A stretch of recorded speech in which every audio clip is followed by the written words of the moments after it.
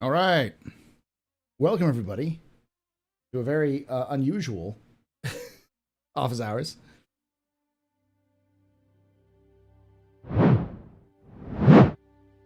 Oh, did I drop you over from the other stream? My name's Paul, Berserker01, Batman Shelley, your humble host and space bartender at the AstroPub, and your space bar at the end of the universe. Sit back, relax, enjoy the show. We gotta go.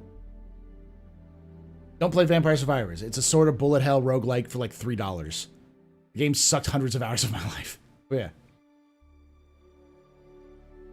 I pay per YouTube Premium just to get rid of annoying ads. Yeah, we were talking about it earlier from my subathon, which is still going on right now. But so the more people subscribe, the longer it's going to go.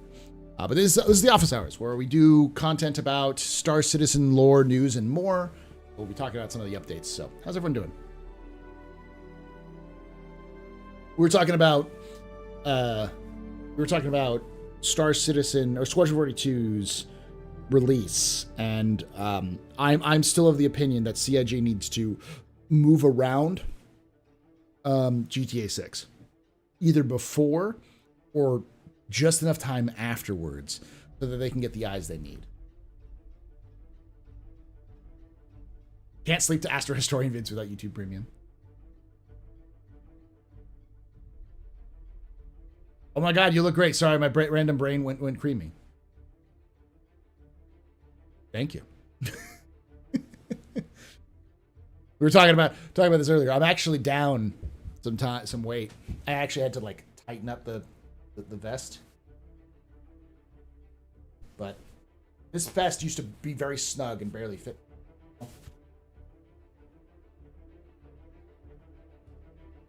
I am down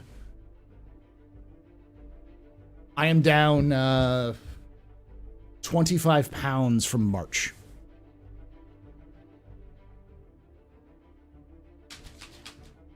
So now I have to dress very dapper. I always dress dapper. You know this. How's everyone from Meg's stream? Hope you have a good time.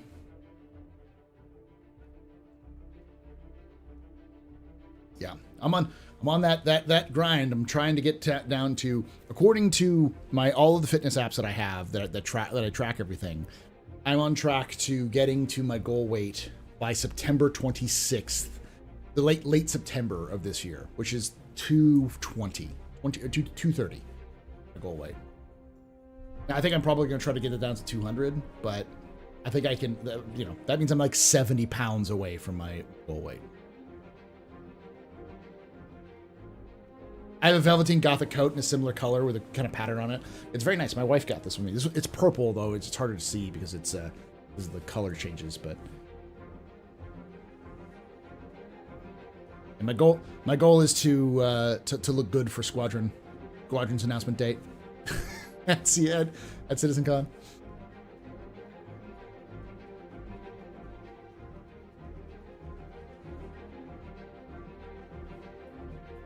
Don't kill yourselves, the doctor. Don't kill yourself. It can be rough. I have experience wearing full like this sort of outfit in like harsh weather conditions. My body is used to it. It can ruin you if you're not prepared for it. What do you think of the missile nerf? After just increasing the amount of missiles on the Firebird, they're saying they don't want us using missiles. What are you talking about? Don't want us to use missiles? Are you talking about the torpedo nerf? I don't think they really nerfed missiles, did they?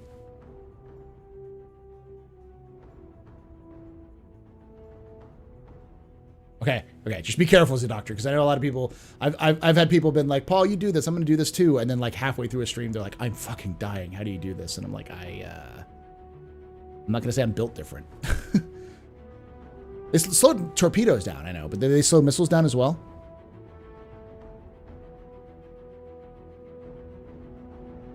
You lost 50 pounds over the last year to be able to fit in your pre-marriage suit? Awesome, brother. Awesome.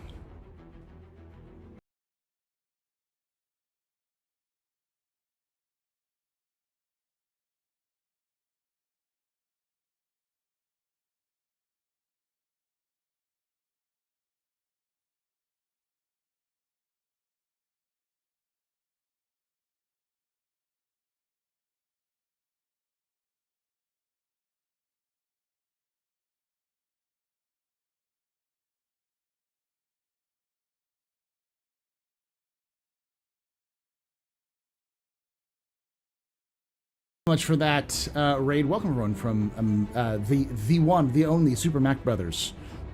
My name is Paul Berserker One and Shelly. Your humble host at the AstroPub, your space bar at the end of the universe. Sit back, relax, enjoy the show. We got a good one for you. Welcome. We're doing an office hours. I gotta add that to that. The title. And then we'll be doing kind of pub and plays a little bit later. But this is sort of a stream where we kind of hang out and talk about the latest news, and we talk a little bit about other stuff as well. How you doing, buddy? We're talking a little bit about the gameplay balance and with missiles. I'm personally okay with them slowing down the speeds of torpedoes, because I think torpedoes need to be targeting on very specific locations. So like size 9s are designed for anti-capital ships. Size 5s are designed for large ships and above. And so having them at different speeds with different yields is good with me. But I know that some people were concerned that having, like, apparently it takes 16 minutes for a torpedo at maximum range to hit a 890, which is kind of insane. A torpedo is 60% warhead and 40% engine and propellant. A missile is 30% warhead and 70% engine and propellant. Yeah. Everyone needs to stop with the knee-jerking to the tests and changes. Things change, and they will change again and again, for sure. And right now, missiles are absolutely insanely good in 3.23.1, like non-PTU. I get freaking destroyed by them all the time from AI.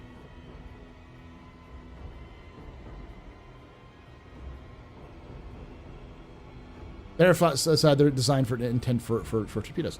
Let's pull this up and let's watch this. Close this down. No. Yes. Get all my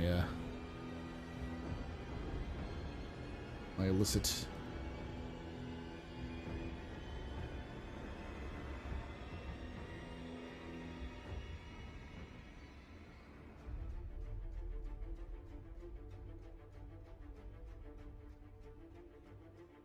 Quick so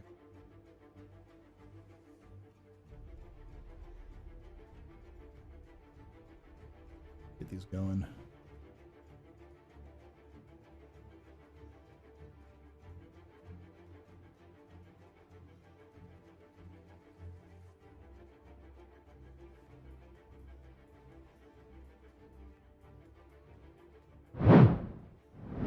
All right, so let's read what's been said.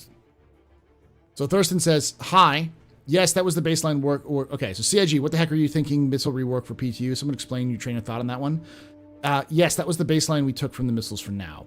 With the size 1 being matching the Python 5, which was a little more than Mach 4, size 2 with the Iris T, roughly Mach 3, and so forth. Having a torpedo behave like an intercontinental rocket seemed a bit overkill. We aimed at the speed to match the current SCM plus boost speeds of the targeted ships they should be for. Like at size 9 torpedoes should be most effective against capital ships. The goal here is to fulfill the fantasy of the classic torpedo gameplay. There's still some work, especially in the signature of missiles and torpedoes, to allow stealth approach, where you do not see the torpedo the moment it fires. Cheers. So, perfect. It's exactly what I was talking about earlier. I was saying for a while that what needs to happen is torpedoes need to be pretty much invisible until the point where you can either activate your PDSs or you kind of know what's going on. The classic torpedo gameplay World War II convoy moves. Yeah, exactly.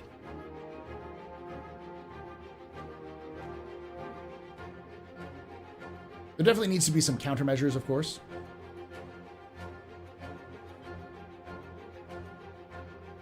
If they nail speeds first, then adjusting damage would be okay with it.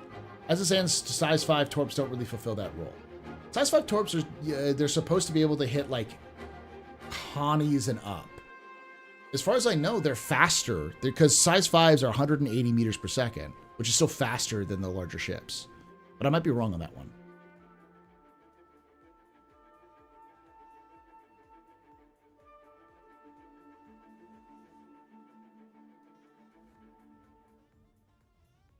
Size 5 torps are crazy at the moment in 3.23.1, right? Yeah, they are.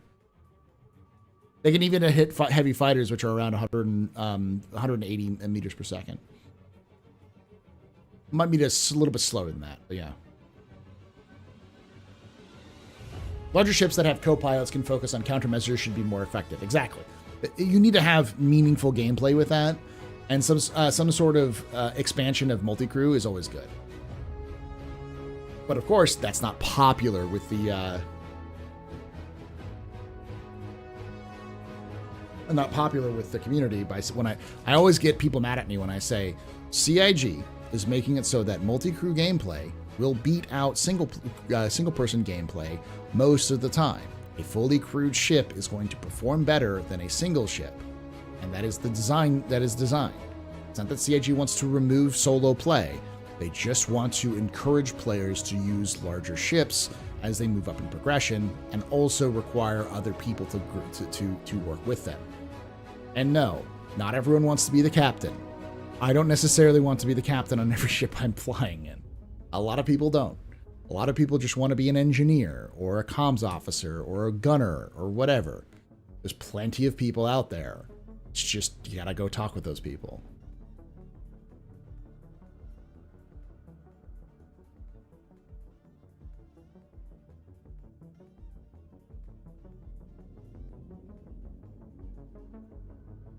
Hell, most org events fight to be the box monkeys. And solo bombers should not be able to take out a capital or large ship. Solo bombers should be able to do some work. Because larger ships means money. To a degree, yes. But also, CIG wants to have players move up, so they want to be able to throw harder and harder challenges at them. Like, they want very high paying out missions to be missions that you can do solo if you're skilled, but require very specific training or timing, very specific skills base, but it's just easier just to get a friend. CIG seems to be shooting right now for the perfect gameplay is between 4 and 5 people.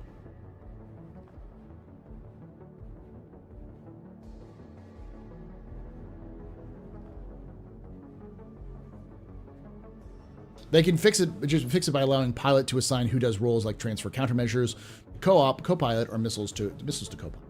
I think just having the ability for other stations to basically do everything but fly the ship is an important part. Also, regarding large ships, random combat will have repercussions. In other words, if you decide to battle, to battle, no one wins. You're going to get hurt no matter what you do. Yeah.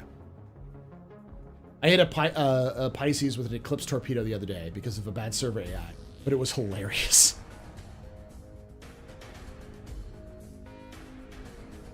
It would make sense to fight over larger resources, or because you're being paid to, so that the money is worth the pain.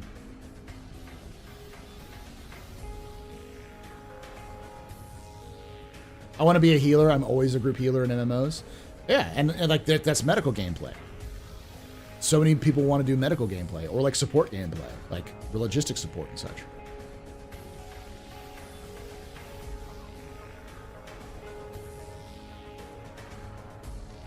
Man, I remember the old forum community getting excited about starcitizen back in 13, talking about flying their fighters, and Jaded Cynic will be back on the bridge of the carrier directing it all, which is okay. I know I'm an old man of the group, but OW and FWIW, I'd rather be flying a stealth bomber, sneaking in those torps in their carrier, on their carrier. Yeah.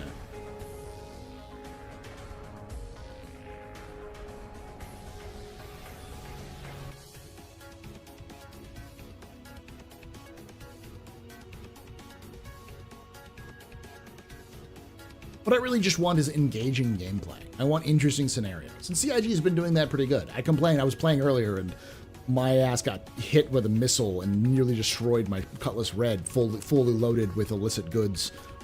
I mean, completely legal medicinal herbal supplements. But I got ambushed by like 3 NPCs, which were there for another bounty target, and I ran. I just ran. And I got messed up. And that's a great sort of event, sort of thing, because I'd only gone there because I'd went somewhere else and I couldn't quite cell there because there was a dude trying to break into abandoned ships there. So there's these little events which are building up in Star Citizen to make it interesting to play. And NPCs add that little spice. They're already doing that, and they'll do that in the future. I was just really mad because I tried to land, and the hangar decided that I was going to land face first. So.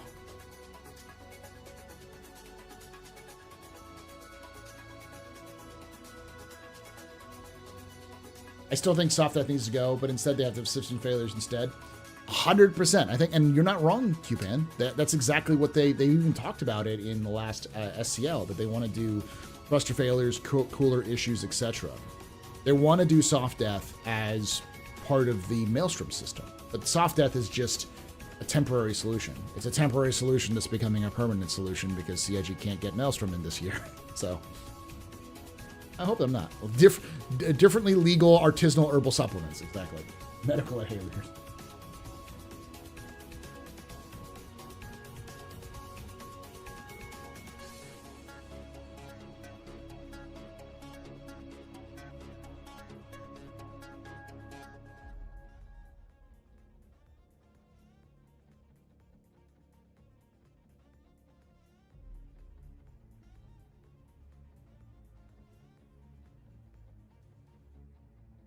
Oh, by the way, for those just to kind of update, we're at 4 hours and 51 minutes left.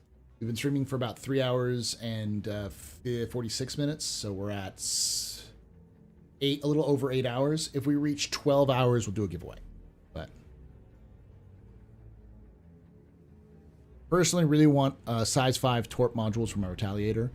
So like smaller torpedoes, maybe that has more, maybe.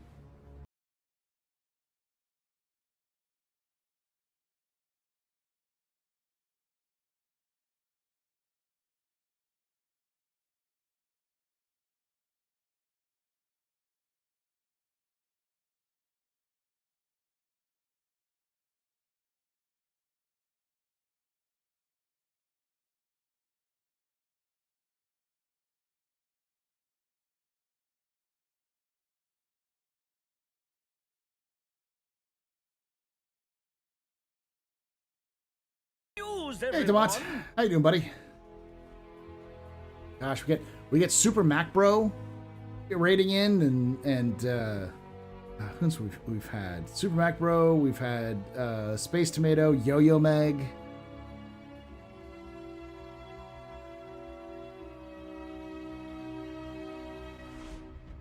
General Desperado. We've had tons of people coming in. Welcome, everybody.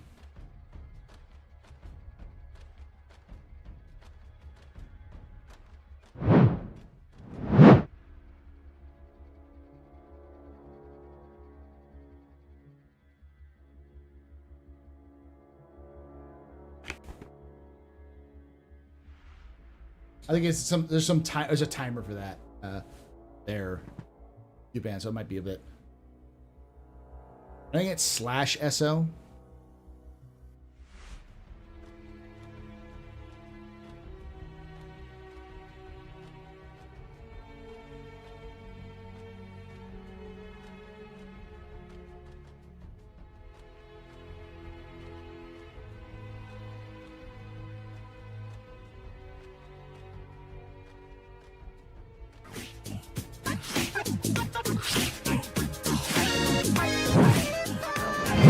Tomato.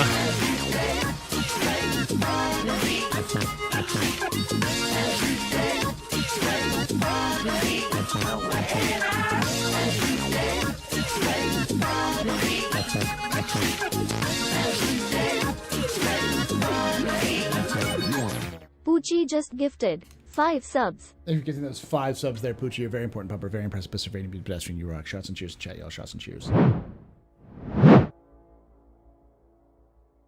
So we're talking a little bit about the missile changes and some of the other changes that have been going on and what's going forward. So I'd love to hear y'all's thoughts on the changes in the missile velocity and speed and torpedoes and stuff like that. Seems to be a lot of changes that CIG is doing in the back end, which is nice. Yeah, they're pretty terrible. I don't mind the slower torpedoes. I think it just needs to get balanced out a little bit. Because, like, I hate Eclipse spam. It's not a fun mechanic. It's not fun for the person using it. It's really, like, vindictive. It's kind of like the Hornet Ghost G break. Like, when you could, like, take, like, 400 Gs in a Hornet Ghost. Made it insanely hard to see it, and you could just kill everybody. The tally cargo, not the missile changes. Oh. And the tally cargo it's more of a kind of allows you to swap out so you can do different roles if you want to. More of like a Swiss Army knife solution. My issue with the street changes is that with how the game is, you might end up hitting your missile yourself. Yeah, that is true. You're playing a video, okay. I'm just glad CIG is testing weapons component stats again. Been boring for so long. I'm glad there's that too. Hopefully it's going to be a summer of that. Of CIG. Because like we might actually get a 3.20, 3.3. But it's just going to be like changes, stat changes and such.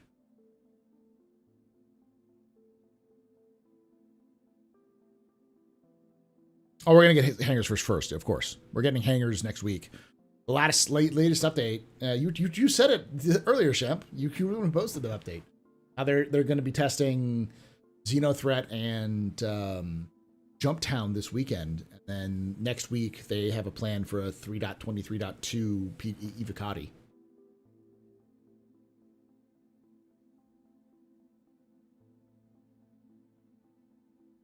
The slower missiles are way too slow. Some were below some ships SCM max.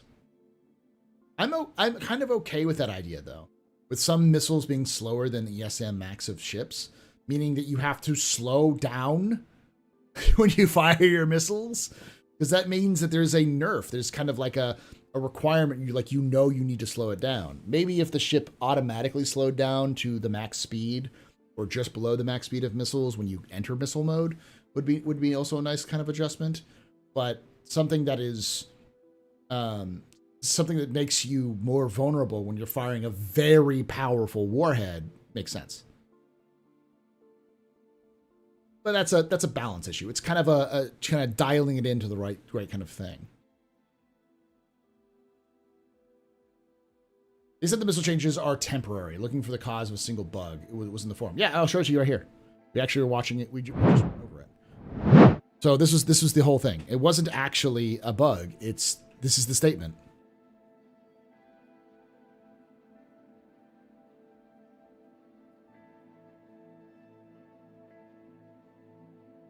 With size 1s being matching the Python 5, which is a little more than Mach 4, size 2 with the Iris T, roughly Mach 3, and so forth. Having torpedo behave like an intercontinental rocket seemed a bit overkill. We aimed the speed to match the current SCM plus boost speeds of the targeted ships they should be for. Like a size 9 torpedo should be most effective against capital ships. The goal here is to fulfill the fantasy of torpedo gameplay. There is still some work to be done with the signature of the missiles and torpedoes to allow a stealth approach, where you don't see the torpedo at the moment it was fired. Not a bug, working as intended. Posted at 11:10 a.m. It is currently 12:26 a.m. my time. So it was posted a little over an hour ago. Bigger the missile, the slower the missile. Bigger the missile kills big ships, slow missile kills small ships. Yeah, that's the change. This change has to do more with engineering than anything else, almost certainly. I honestly wouldn't be surprised.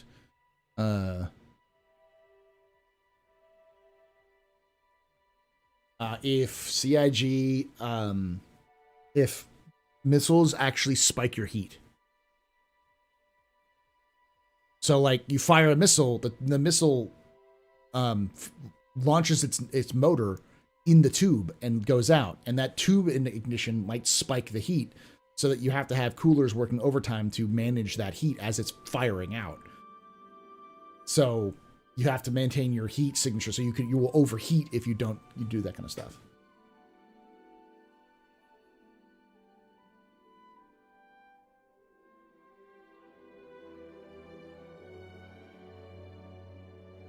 Do you think we'll ever see ICM silo base building, like fire size 20 ICBMs around planets? I don't think so. That's a little overkill. I do think that they want to do orbital strikes, though, so we'll see. Missiles never fully fired in tubes. They have launch charges. Yeah. But I don't know if CIG's missiles have launch charges. Because usually what you do is you like have some sort of explosive bolts or something like that that just kind of pops it out of the tube, and then it fires as it goes out. The problem about that is, does that work in 0G?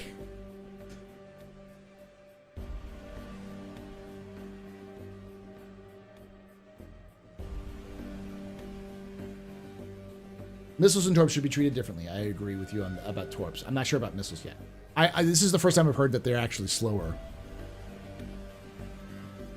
If you look at the missiles ejected in the motors firing game. Okay, that's good. The size 9 torps drop out of the bottom before they fire. Yeah, they just release. They're mimicking actual like missile launch systems that are launched from, let's say, like wingtips and stuff like that. But there's no gravity in space. So it's kind of faux gravity, but yeah.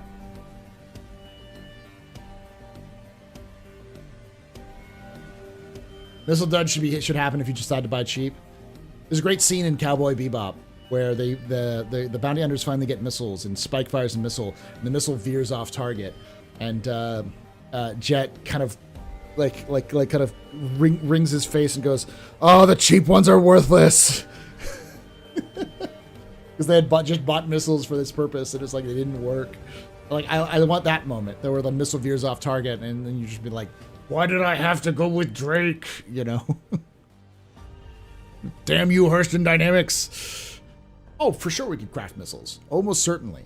That was one of the examples they used with the original industry system, was you would build missiles. I'm just an old-fashioned cowboy.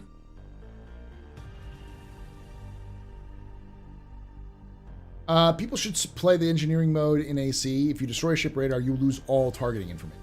Yeah, it is. It's very clear. Me and Tomato are playing it together, and in the PTU. There's a lot of like stuff that happens.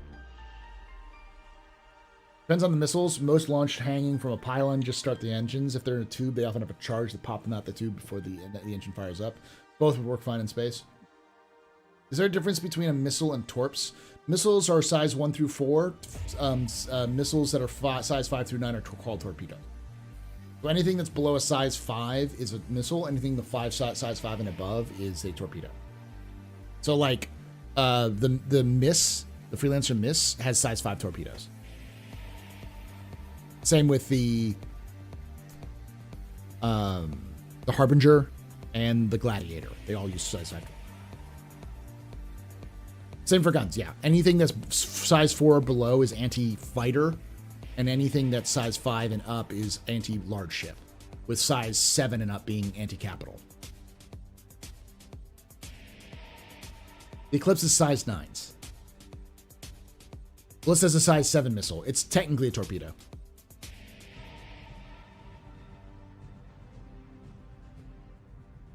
The tubes are size 3? I thought they were size 5s in the tubes. Let me look it up. They're like the reloader ones. Those are pretty big for size 3s.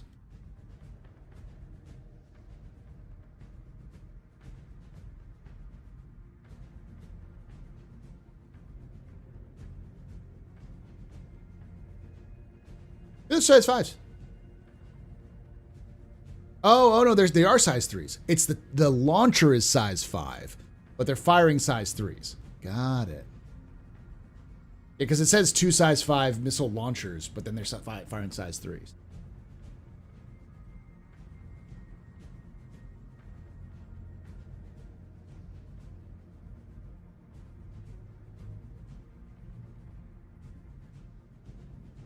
Which would mean that it could possibly put size 5s in those things. Maybe less size 5s, but...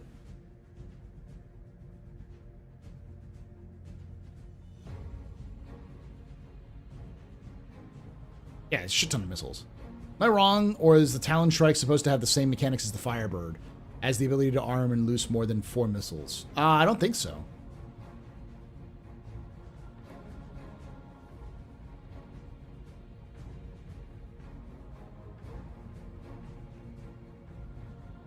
So generally speaking, the rule of thumb is the size of the launcher is the size of the missile. So like, I think, if I remember correctly, a size 5 launcher can hold 1 size 5 missile. or 4, like a size 5 hardpoint, I should say, could hold size 5, one size 5 missile.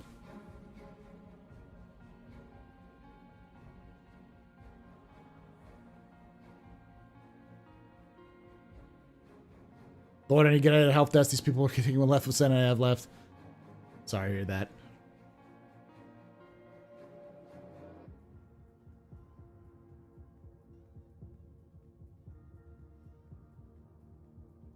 I'm asking for speculation. Size 4 MISC ship, Connie, MSR size. I can see it. That's what's one of the blind spots for MISC, because it sort of has that. It's got the Odyssey. That's a little bit more on the capital size. It's like low capital size. But something between the Odyssey and the Freelancer. Yeah, you can see it. The whole series. The whole C is in that range. The whole B, whole C.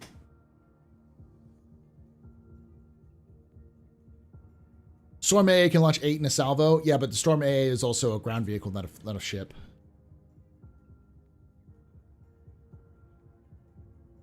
MISC, yeah, but it expands is about the same size as the Freelancer. Same with the whole B. Whole C is is that large size. So I think it's a little bit bigger. There could definitely be a somewhere between the whole C size and the Freelancer. They're listed as size 5, but they have a ton of size 3s. Yeah. 20 size 3s. It also has, because like for instance, they have 4 size 4 missile racks but each of those carries 8 size 3 missiles. Or each of those carries 4 size 3s. Just confirmed, I went to Xenothreat area and has some environmental... Did they ever discuss this before on Jump Point? Like environmental effect? What's the environmental effect, Draco Talon? Is it just slows you down? Starfarer is between Odyssey and the Freelancer. Odyssey's massive, more than Carrick size.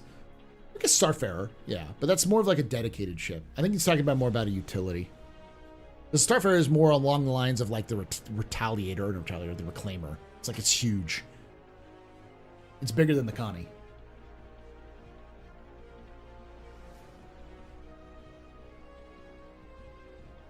The Harbinger torpedo launcher is listed as a size 5 and has 3 size 5 torpedoes. Basically, size 5 and above have different rules. Yeah. It's just a weird rules. Starfarer is a size 5, then a size 4. Yeah, the Starfarer Gemini size 5. Isn't the top size 4s for regular one, though?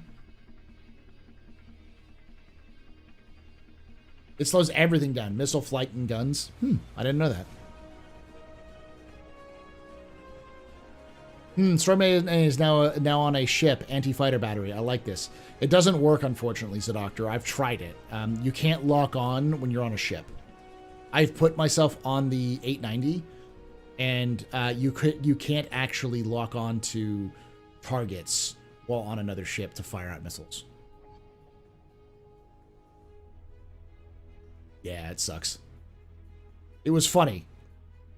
I did it. I was doing it when we were doing the we pulled out the battle jump.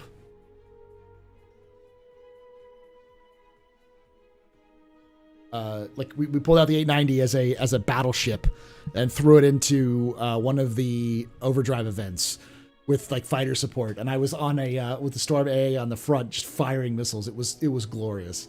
I was playing Rule Britannia as we were flying through.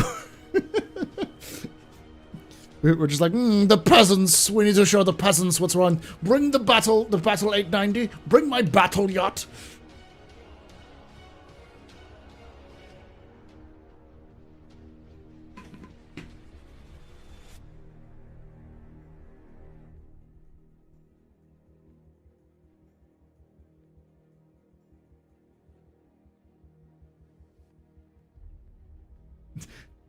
Weld the storms to the Iron Chad hull. Oh. Retrofitting 890 with an Andrus cannon. I say, my good man, get a spot of tea while we dispatch these vagabonds. Quite. The peasants are always revolting this time of year. We must put them in their place.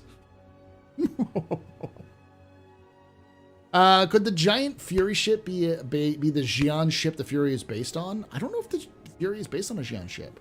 It uses Xi'an engines, but possibly. Meeting out here doing sussy stuff.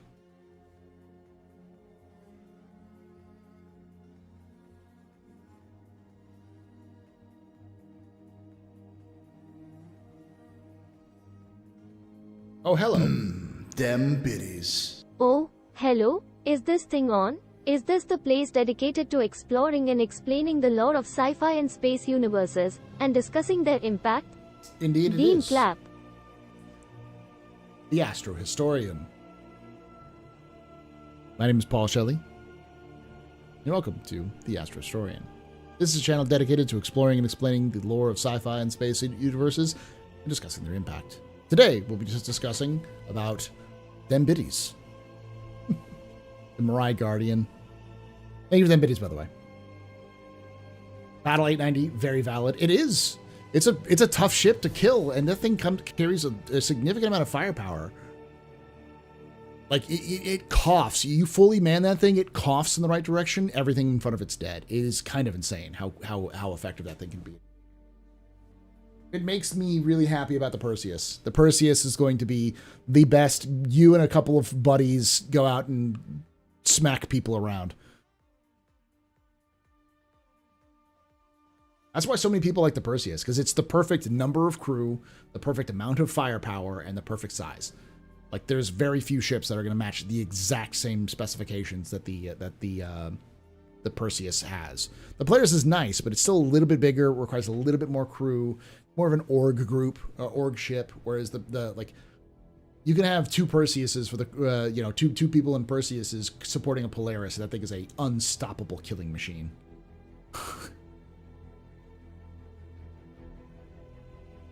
Oh, it's way overpriced. The thing is way more expensive than it should be because it's priced for the hype, similar to like how the Carrack was overpriced.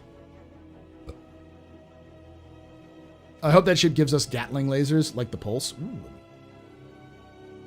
What's the crew requirements in the Perseus? There are 2 gunners, a pilot, and a torpedo operator. So somebody who actually loads torpedoes into the torpedo tubes. Because it's got size 5s. So, and technically there's an anti-fighter, but it's like a Sea-Wiz. It's designed as a torpedo interception and fighter interception kind of thing, but it's also supposed to be automated. So it's slightly automated, but it's a little remote.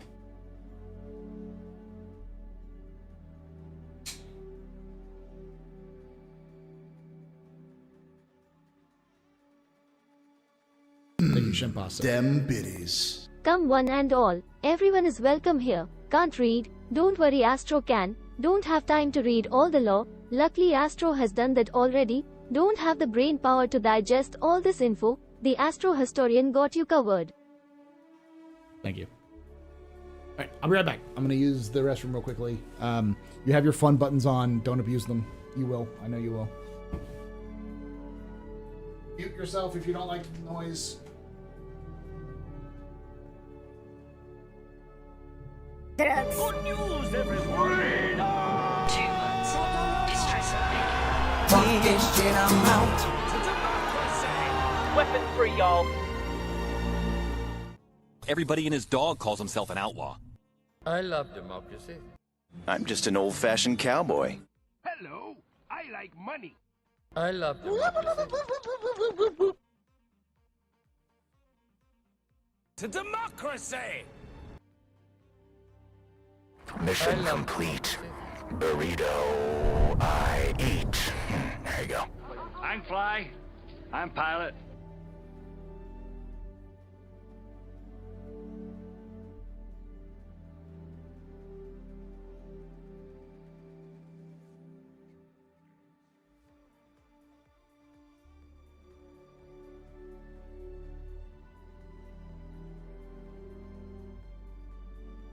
Drugs.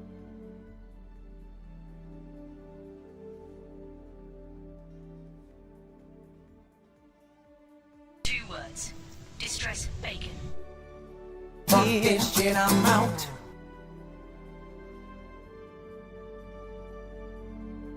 Everybody and his dog calls himself an outlaw. Hello, I like money.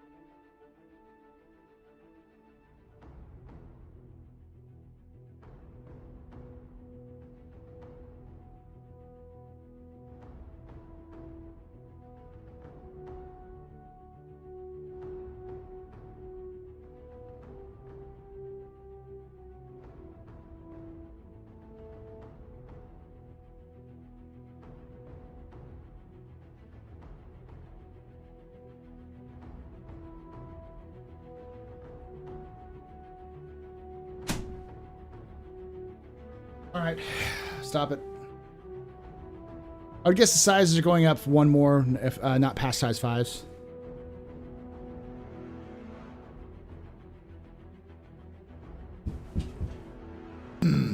Them biddies. I always think of the Polaris as a well thought out expedition thing with combat and security in focus thing, and the Perseus as a Doom soundtrack visualizer Dean Devil. The Perseus is a Doom soundtrack visualizer. Rip and kill until it is done.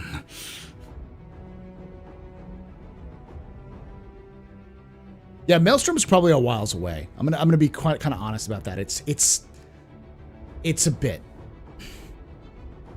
It's gonna be a bit.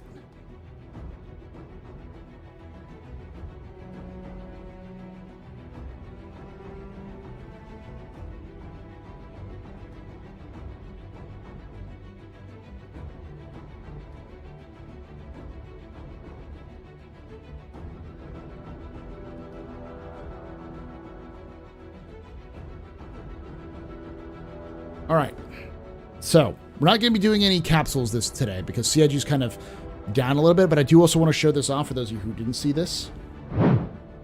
Look at the funding for CIG. So, to give you context, CIG made $7 million in 2012. In 2013, they made 28 million. 2014, they made 32 million, then 35 million, then 36 million, then 34 million in 2017. 2018, they made 37 million. 2019, they made 47 million. 2020, they made 78 million. 2021, they made 86 million. 2022, they made 113 million. 2023, they made 117 million. Up to right now, they're at 46 million. And they're like a hair behind what they were in 2023, which is still, again, behind 2022. And they made up for it a lot in October because of CitizenCon and November because of IAE.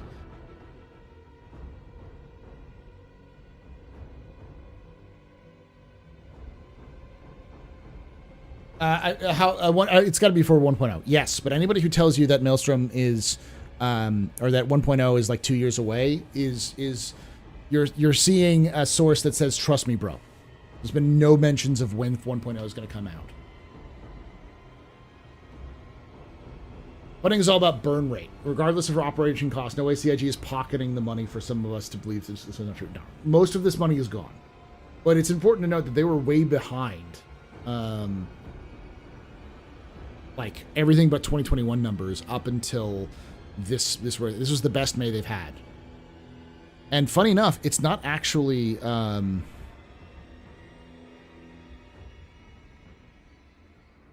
it was all Drake.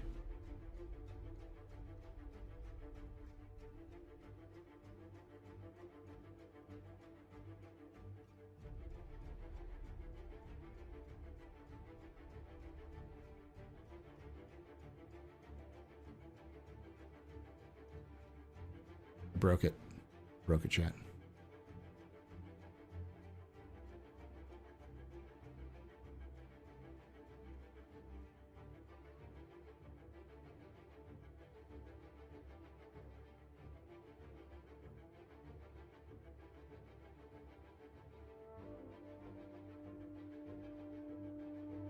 $2 million, almost $3 million during Drake Day.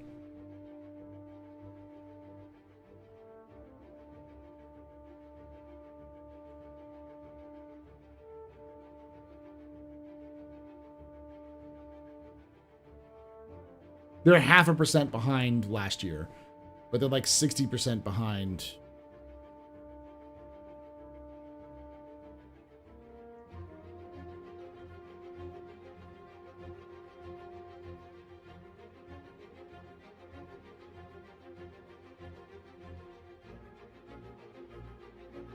Yeah, they're 0.5% behind last year, about $200,000 behind last year.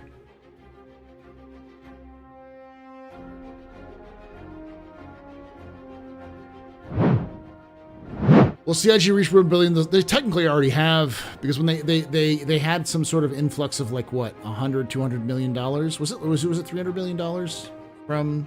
No, it was less than that. It was like 60 million. They had a lot of money that came in from that those outside source. I don't remember exactly what it is. It might be. I don't think they'll reach 100. They won't reach $1 billion. CIG will reach $1 billion when Squad 42 goes out. 68 million? Yeah. So they're at like almost 800 million.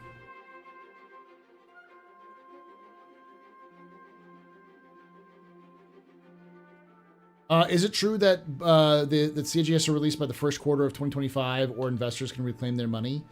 I don't know where you heard that, but if I remember correctly, they had the ability to withdraw this quarter, 2024, and they didn't want to. And remember, their money is 68 million. So yeah, basically what I'm trying to say is Michael Mandela is, as far as I know, no. We actually talked about this in the past at a captain's table. Which was my podcast, and Tree0311 talked about this. So Tree0311 would be a better source than I would. But if I remember correctly, the way it works was that investor money, which is like 68 million. There was a time upon which they could choose to cash out if they wanted to, and they chose not to cash out, as far as we know, because they're still on the board. It's important to remember that the investors into Star Citizen, the ones who are on the board, are personal friends of Chris Roberts and his family, and have been personal friends with Chris Roberts and his family for a while, and they own their own media business. And $68 million just so happens to be about the amount of money I would say is needed for a marketing campaign for a big game, like, I don't know, Squadron 42. It's been noted for years that I don't think it's been open. It's been pretty clear that that $68 million was intended more as a investment into the company because they could see the future of what's going to happen with Squadron 42 and wanted to help out and be on the bottom floor because they're going to get some money from it. But also, they will be able to get CIG to use their marketing firms. So does Star Citizen have no real release date? Not as far as I know.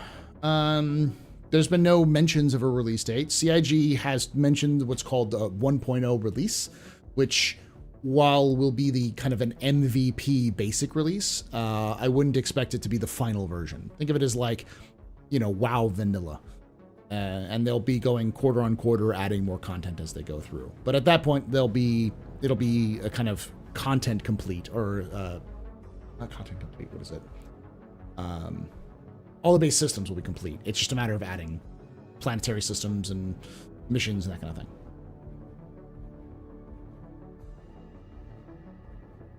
(2015, 2016 was the last one. Yeah, 1.0 is what most people would call beta, but for some reason CIG is insistent on calling it 1.0, and I don't know why, but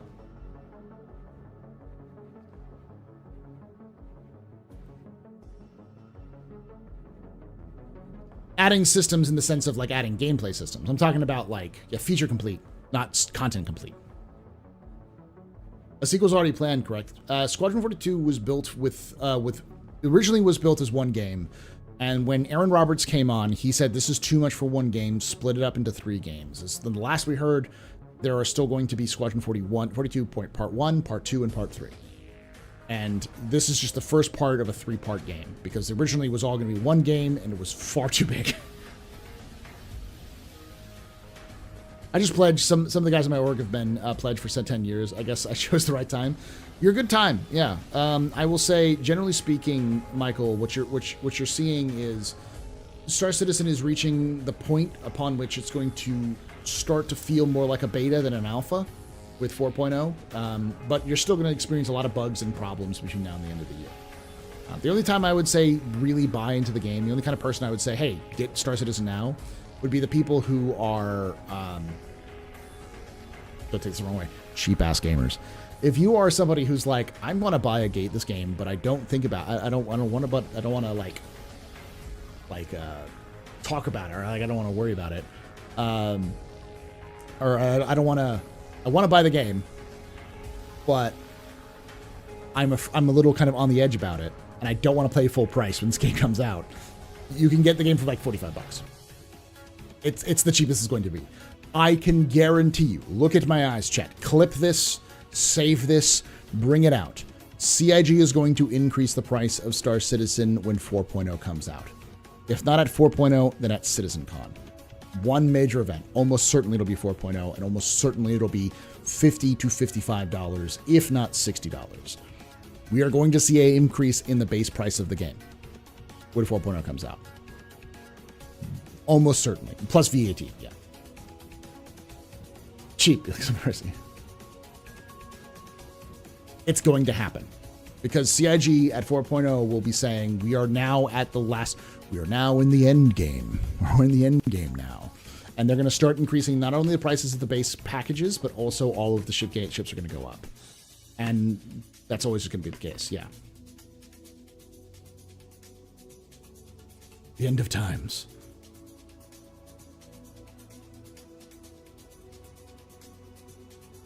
I hope CIG keeps their market price at $60. I think $60 is still a good solid price for a game like Star Citizen. CIG will only do beta balancing, so they'll have alpha that's playable. That's what everything in alpha can be taken away or changed. Still adding to it. Yes. And yeah, in 2015, 2016 was when they said they were going to release it back in the Kickstarter days, and they kind of got pushed away from that.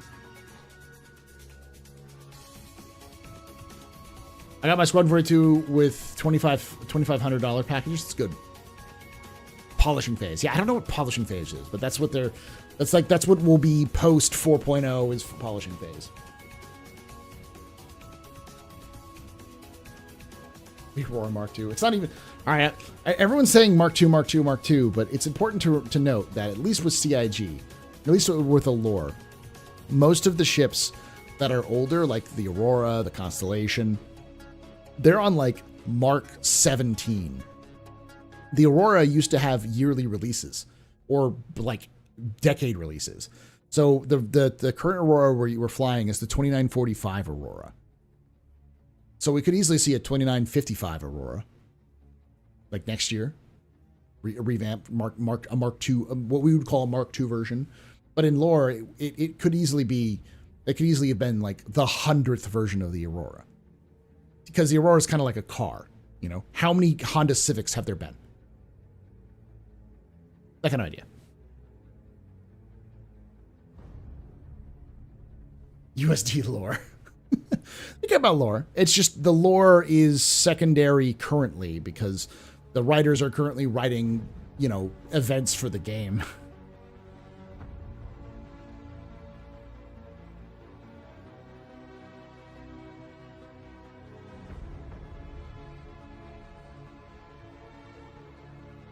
That's one for like $15 added to my Star Citizen account. Yeah. The other thing I'll say is with Squadron 42, I can almost guarantee you that CIG is going to announce Squadron 42's release date, and they'll start selling Squadron 42 again this fall. And my hope is that they will keep it at $60. Not keep it, they will only increase it to $60. So Squadron 42 will be $60 at the announcement date in the fall. And they'll also announce a $90 version, which comes with Star Citizen and Squadron 42. That would be my hope. This is my hope, my hopium. Okay, and then they'll announce a $120 version, which is a physical version of the game. So you get a physical copy of the game, which is just going to be like a USB stick or something like that, and with a copy on it. And you'll get Squadron 42 and Star Citizen.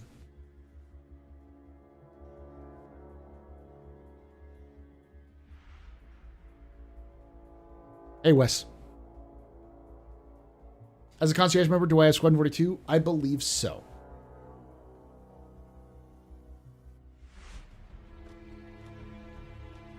Sorry, physical copy? Why? Because CIG already promised people physical copies of the game back in the early Kickstarter days, so they're going to have to make some physical copies anyways. And if they partner with a wider publisher, which has been rumored for a bit, that they're going to be partnering with a larger like distributor, it makes sense. Besides,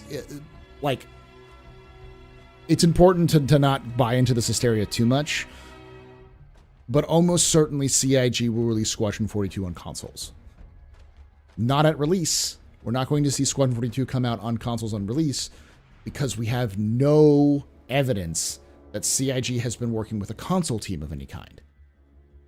There's been no leaks. There's been no internal discussions. So we know, and it's not just a simple, you can just release a game to PC and to consoles. The consoles have a completely different process of QA and verifying. You have to go through a big, long song and dance, and it requires a lot of effort.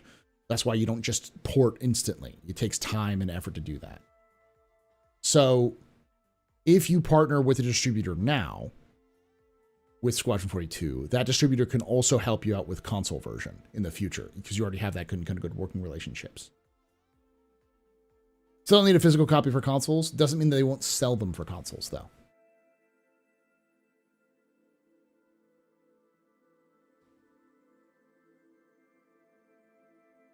I'm not saying there are going to be a ton. It'll be like a limited run. But like I said, it'll be like a special edition.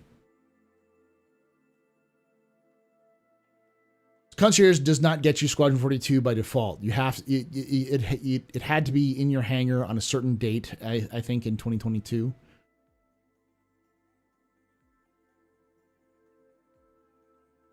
Yes, there's collectors who'd love it. Yes, almost certainly. I don't think it's going to be extensive. I think it'll be minor, but you know. Questions. It seems like CIG is trying to unify gameplay and metrics between Squadron 42 and Star Citizen. Do you think they'll have to abandon that and be different? Eventually they will, but not initially. I think they're going to try to match them because they think Squadron 42 is fun and they want to make sure that it is fun. And so they'll make some tweaks to gameplay. They're in a stage, they call it the polishing stage, and they've been mentioning beta, but they're in that stage where they're still, like, nothing is set in stone for Squadron, so things can still change, but all of the systems are done. So they're not going to be adding, like, scanning into the gameplay because they already have scanning in Squadron.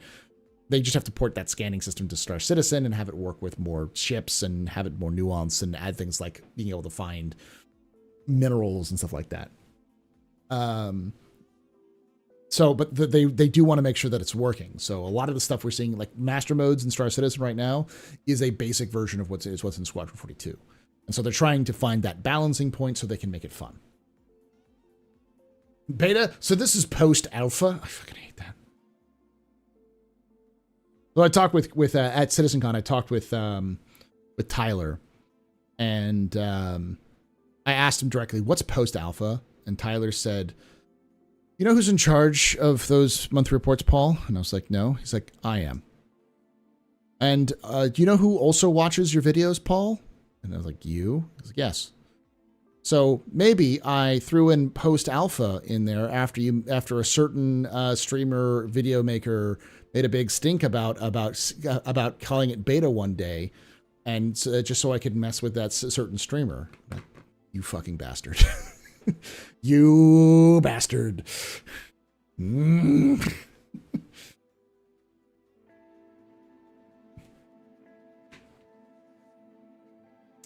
What is sold more the most, Aurora or Mustang starter pack? Aurora, almost certainly.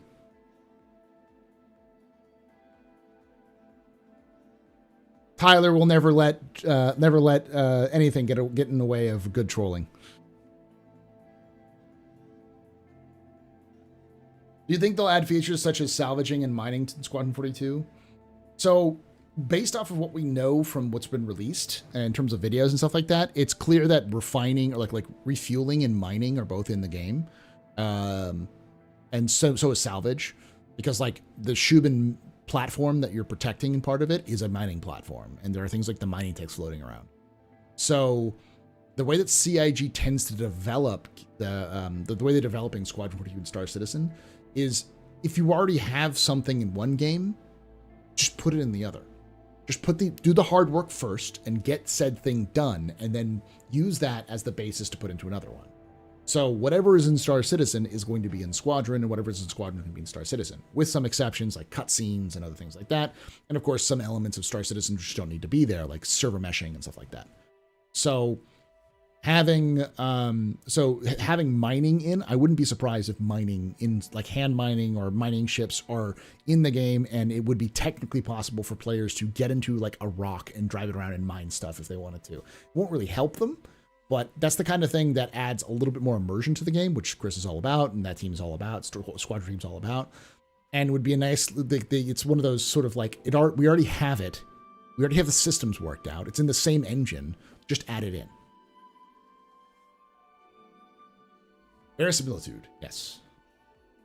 Tank handling was mentioned recently. Do you think there's any chance that they will uninvert release steering so tanks become maneuverable with joysticks? The Nova and Mule are undrivable on ramps. Uninvert reverse steering. Can't you swap the steering manually in controls, Bacon? I don't know about that one. Yeah, I've got 5 copies of Squadron 42. Yeah, it's important to remember, though, that there's a lot of people who came into the game since CIG stopped selling Squadron 42 like 2 years ago. Or last year. Like, they stopped selling Squadron 42 at Invictus last year. It's been a year since we could purchase it. What type of gamer do you think will enjoy Star Citizen? Well, CIG is going for a kind of a wider arc. They're trying to go for a larger kind of audience. And so there's certain types of players which will enjoy different parts of Star Citizen. Life sim players, so players who like The Sims to a degree, like Second Life, that sort of thing. FPS players, because there's a lot of FPS stuff. Survival and crafting players, so people who like Satisfactory, people who like Ark and DayZ, and like Tarkov kind of thing. And then also people who enjoys flight sims. Maybe not DCS necessarily, but like a War Thunder-ish, or a like Elite Dangerous, like Space Sims, that kind of thing. It's definitely not going to be a realistic flight sim, but it's going to be in there. You should be able to invert it, but it's touchy. So there's a lot of different people who would enjoy Star Citizen, and the fun part is that none of those people are part of the same crew. They're all very different people in terms of gaming and stuff, so it's a wide net that they're casting. But of course, also MMO players. Like, you want to have to play with multiplayer.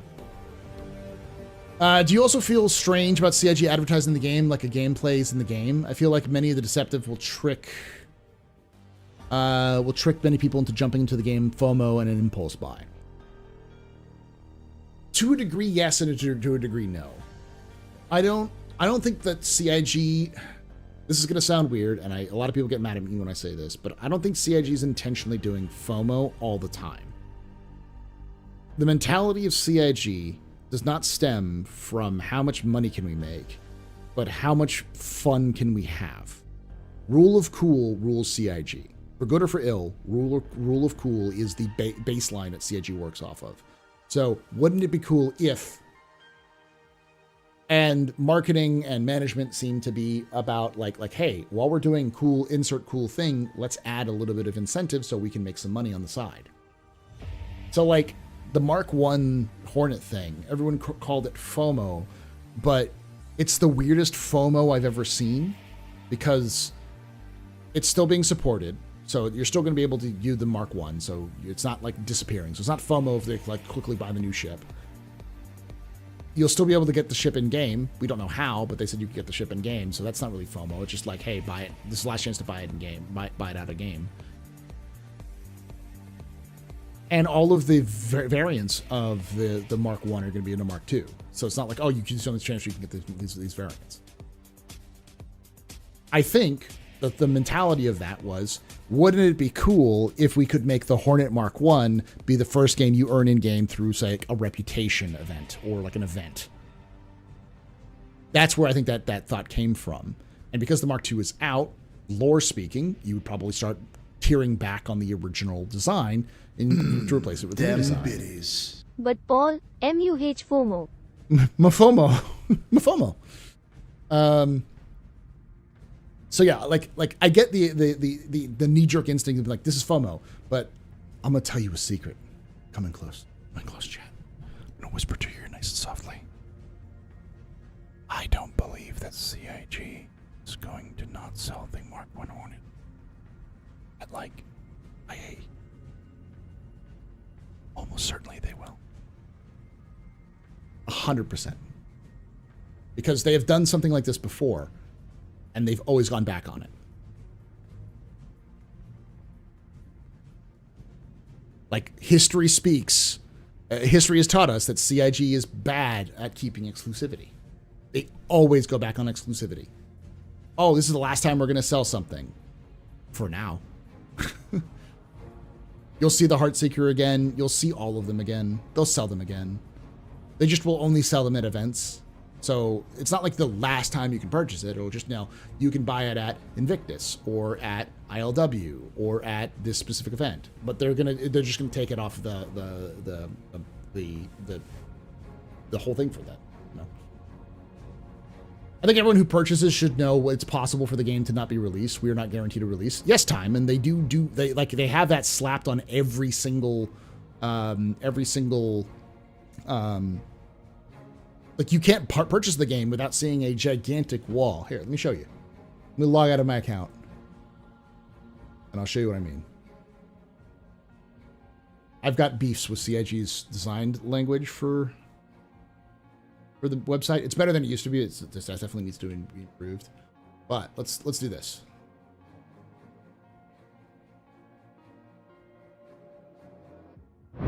So, I go here. Right? I'm brand new. I go to play now. Give me the option, standard of Star Citizen. Okay. Go to buy the game. Oh, I confirm I've read this. Oh, PC requirements. Right here. Okay, cool. I confirm. Then buy the game. Put your account name, passwords, all that kind of stuff. Name an account. Want to stay informed? Agree to the terms of service and privacy policy. And then I think it's when you get to the download the RSI launcher. Let me go back and do this again. Log in again because I have to go back to.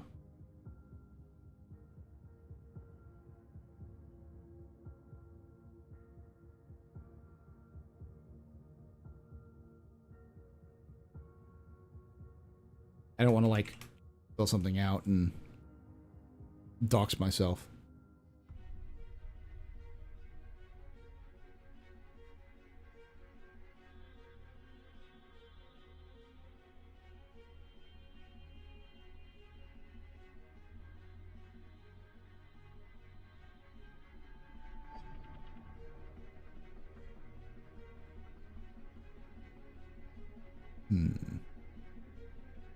All right, let me just go through and there's a stage that I'm missing here. Let me see if to make sure that's the case, because you could be right, Time. Because if I remember correctly, I remember there was a big list of things you have to click before you can purchase it that says, "Hey, this is a game in alpha. It has it's things can change," that sort of thing. Play now. Continue. Confirm.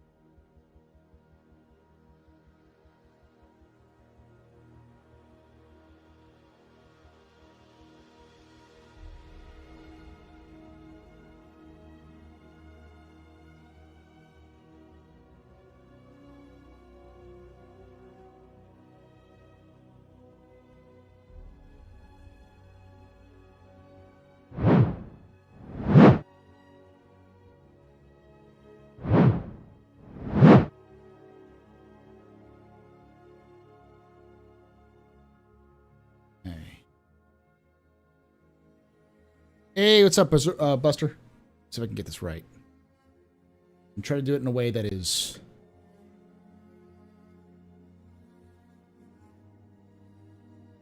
correct.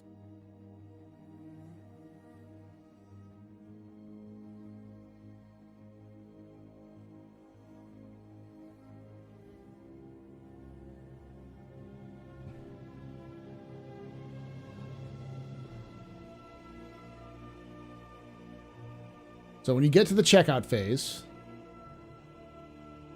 What you see is this. I'm trying not to dox myself. What you see is this.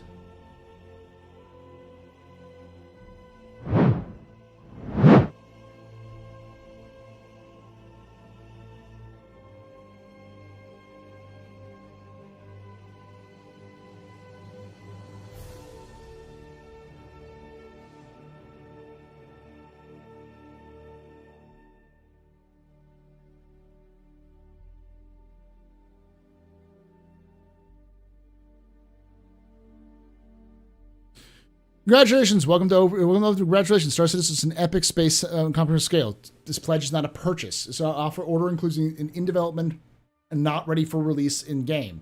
Therefore, you consider a pledge. You will gain access to the unreleased content when it becomes available in game. Until then, you have access to an in-game item similar function. Pledge funds help us finance the development of the game and are subject to 14-day refund policy. Your pledges are final. Pledge grants you the open alpha.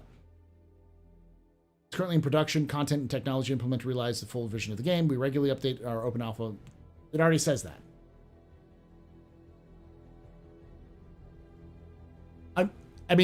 Stop it. You're expecting to.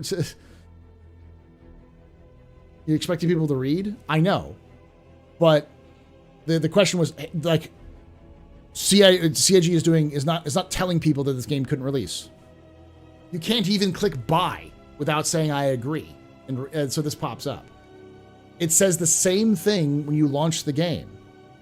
It says the same thing when you download the game. Like you have 3 or 4 screens that say this. So if someone goes, "Well, fuck you, I don't care," then it's their own fucking fault. It's like clicking I agree to terms of service before reading them.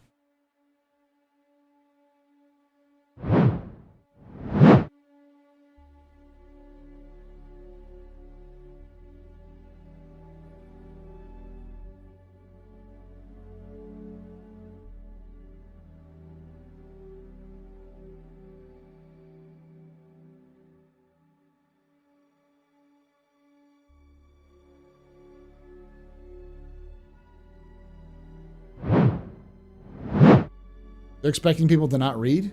CIG is dastardly trying to prevent people from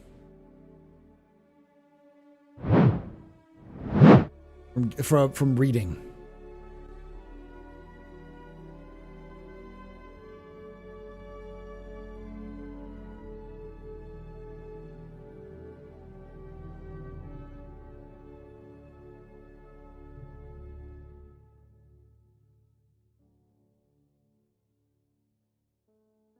Making people read.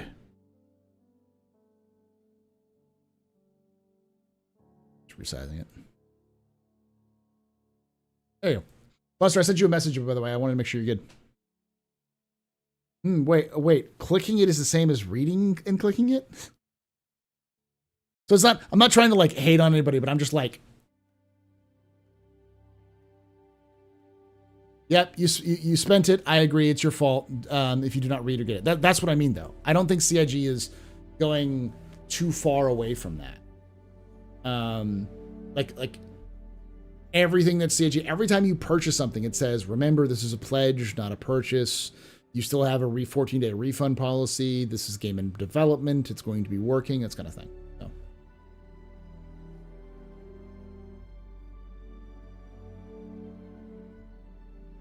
So, like,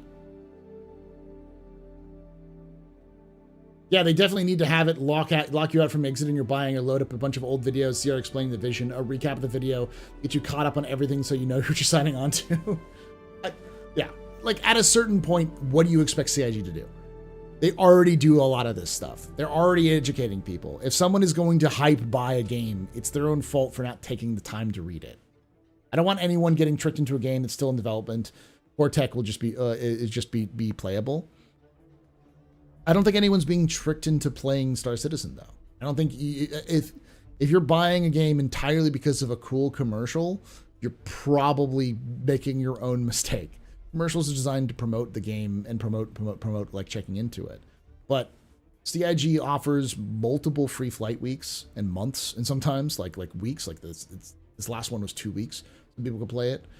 There are a shit ton of resources that CIG makes, let alone that players like myself and other content creators make. Because like you could get the game, play it, you don't like it, you can refund it refund it before 14 days.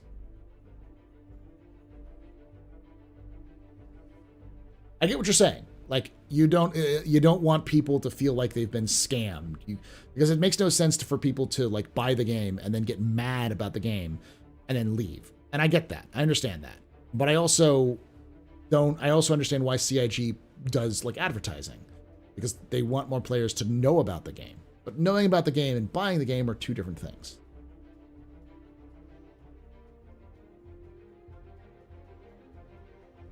Maybe force people to see the game in its entire state before buying anything. You must download and play it for 2 hours before you can purchase anything. Extreme, but a good point. They already have a 14-day refund policy. It says it even when you purchase it. So you can get a refund whenever you want.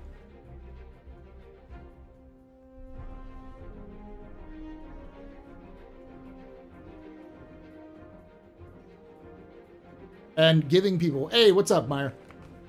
Giving people a 2-hour free trial of Star Citizen is going to end bad. It's going to end badly. What we'll do is people will make a bunch of different accounts and they'll play for 2 hours. And you'll have people who make cheats use that time to be able to get everything they can about the engine and kind of work on that. Yeah, they already have 14 days. In fact, here's a secret. It's more than 14 days. You can get a refund up to like a month afterwards if you're nice to people and you ask politely. You can get 14-day refund on any purchases too. So if you purchased a Iron Chad Assault and you don't like the fact that roof isn't going to be able to open, you can get a refund.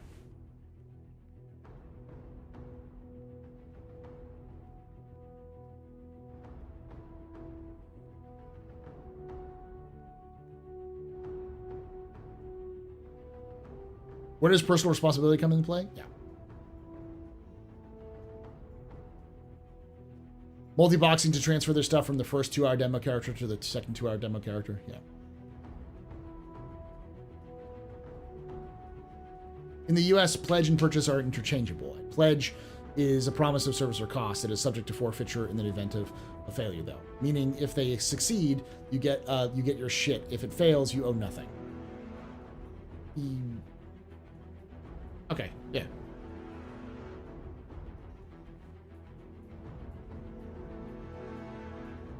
But Star Citizen's beyond just a US product. It's also, they've got offices in the EU and Canada, so.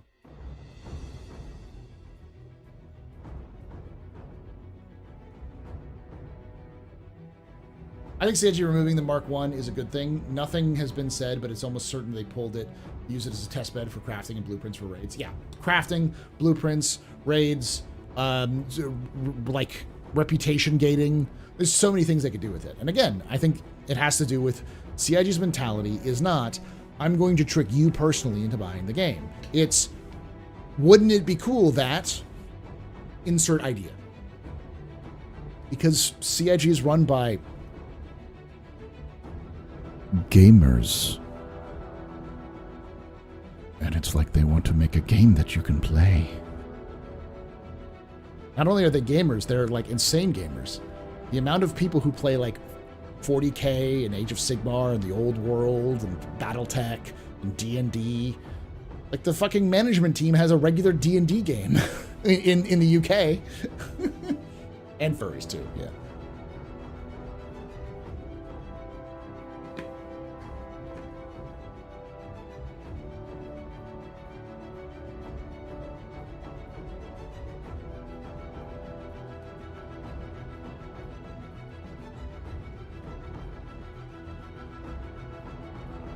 So I understand the concern, but like CIG has gone above and beyond everything they could do to give people an out if they want it.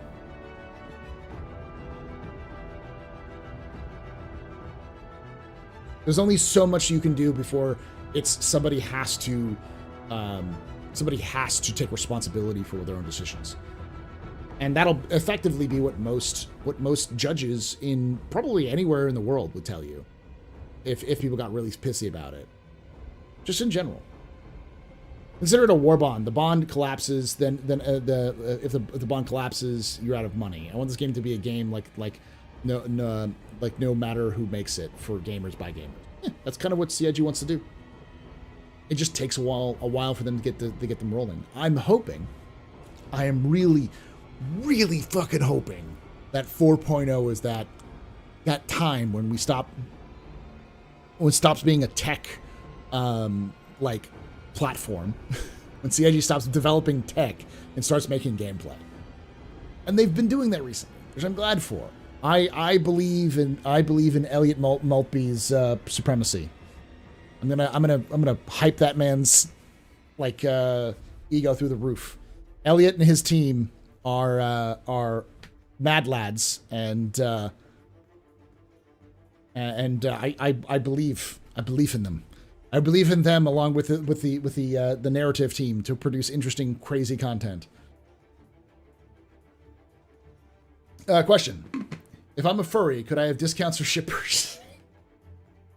Take that up with C Daddy. C Daddy be the person to talk to about that. I think the answer is no.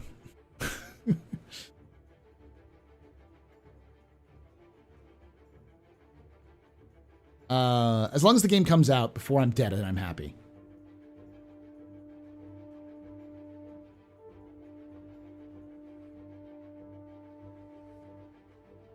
See that he's part of the platform team, I believe. But I could always be wrong. I always forget what their titles are. If they work on the website, so they'd be the ones to talk about purchases and stuff like that. Considering CIG started as 2 people in a basement, well, it was like 10 people in a basement, but yeah.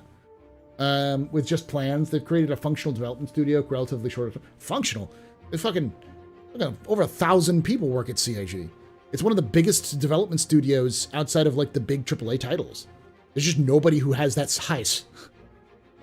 It's absolutely fucking insane how many people work at CIG. It's like, let me put it this way. Let me look up Bethesda Softworks. All right, pretty big game studio.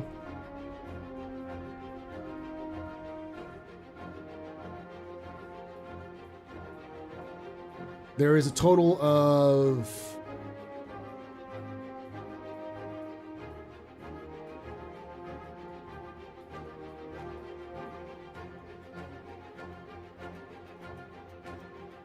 they have 450 employees at Bethesda Softworks.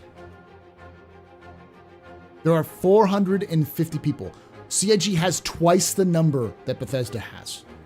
Let's look up DICE.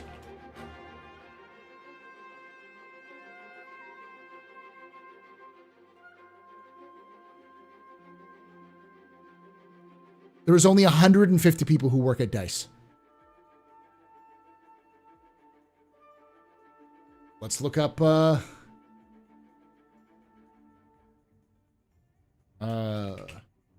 CD Projekt Red.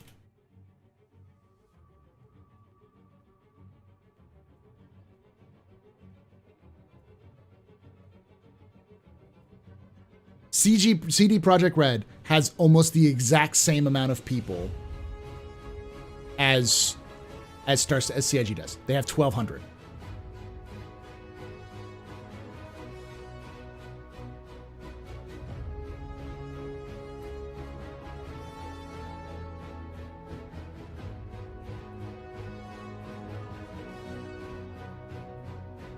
Lyrian has 450. Arrowhead has 100. Yeah, Lyrian. Like, CIG has the same number of employees as CD Projekt fucking Red. And CD Projekt Red only has like 2 studios. Oh yeah, the whole games industry just vomited up a shit ton of employees. But like I really do want to emphasize how insane it is how many people work at CIG. It is a nuts amount. So it's CIG went from 10 people in a basement to 1,200 employees over the matter of 12 years. That is an insane growth over that amount of time. So that's why whenever I hear people complain, whenever I hear people like non-Star Citizen fans go like $700 million, what a scam. It's like all of that money went into building 4 studios and buying a 5th. That's all going into fucking people. That's going into people, and in a time period when game developers are when games are absolutely vomiting employees out, in terms of volume numbers. Thank you for that mental image, by the way, Jin. CIG is basically a jobs program, which is insane.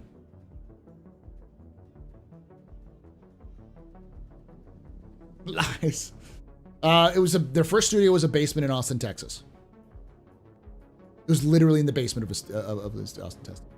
All for yachts. And wager Sony Arrowhead team supported Arrowhead wasn't 900. It's a shame Bethesda didn't have Fallout 5 ready to take advantage of the hype from the new show. Yeah. CIG aren't exclusively development, though. You do have marketing platform, etc., where DICE and Bethesda, I guess, I would guess have EA and Microsoft bodies to call on. Bethesda and DICE do have more than, they do have support staff. All of those companies, especially Bethesda, has support staff. And CIG is still like 75 to 80% developers. Same with CD Projekt Red. Ionic.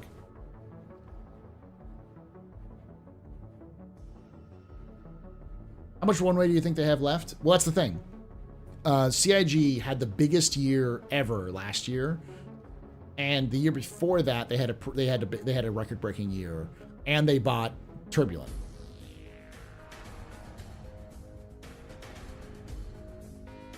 And the year, they bought Turbulent last year. The year before that, they bought. They had their biggest year before this year, and they built 2 brand new studios that they moved into, and CIG had cleared about $5 million, like 2 to 5 or something like that. Because we see their financial reports. They're usually 2 years behind, but we see their financial reports at the beginning of every year.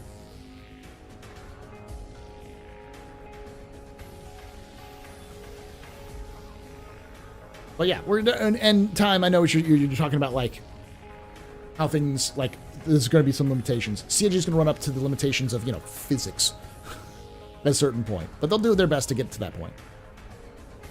Oh, they show their financials? Yeah, let me show you. Cloud Imperium Games financials. All right. So if you go to their Cloud Imperium Games, here we go. If you go to Cloud Imperium Games, so this is their company website. Stay up to date. You can go to their latest, and it'll tell you about all the news. So this is the financials for 2022.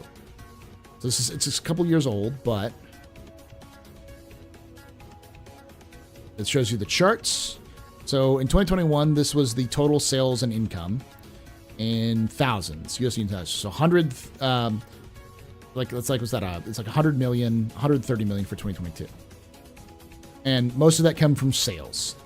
Only about 5 million in pledges, and other revenue like partnerships and other things is about 11 million. And it talks about all these sorts of things, trading costs, and then they also have investments. So how much money they spent in salaries, publishing, marketing, and then they even have headcount analysis.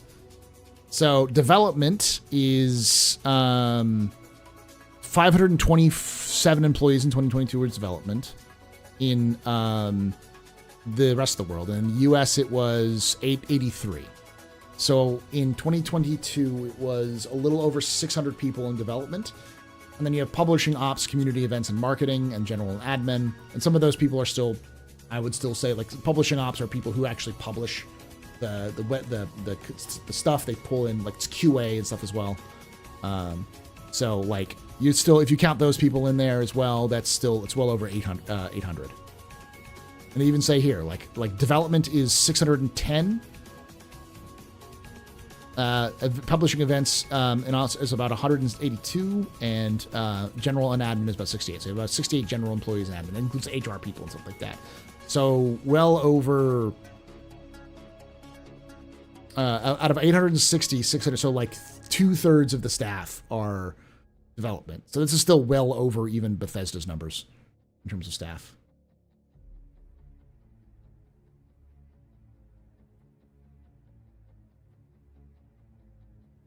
So if you're interested in this shit like I am, I will post this in the chat. Check it out. It's neat. I like looking at these things because it helps us it gives you a good idea of what's going on behind the scenes. This was posted on January 2nd, 2024. So we'll get the 2023 financial reports on January 2025. So.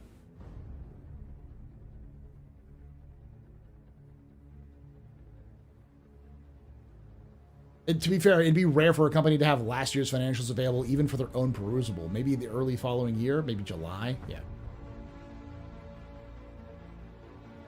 People say that financials are a scam. Yeah, if they are, then you should report them to the UK's auditing office. Like what's the name of it in the UK? For those in the UK, there's like a specific like their version of the IRS, or like there's got to be some regulatory body out there for deals with that sort of thing. But yeah, you have to, by law, you have to post your financials if you have a company in the UK, which is why they started posting them.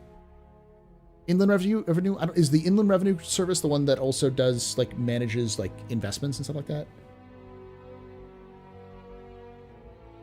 They have been reported. They found the report to be false. Okay, so there we go. So people have already tried to troll troll it, and and the government of the United Kingdom told them to go fuck themselves. Her Majesty's, or be His Majesty's Financial Service. Outland Revenue, I think is what it's called. I don't know.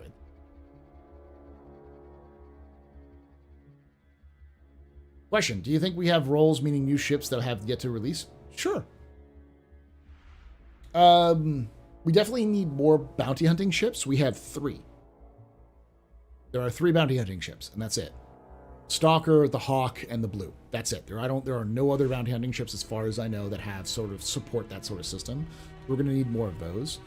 We're going to need science ships. We're going to need more we only have the Pioneer. We'll need more crafting ships. Trade ships.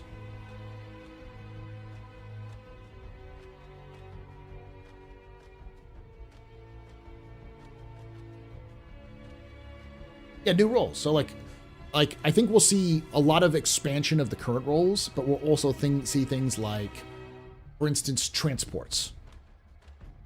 Like vehicle transports. We have the Liberator, but I mean like longer term stuff.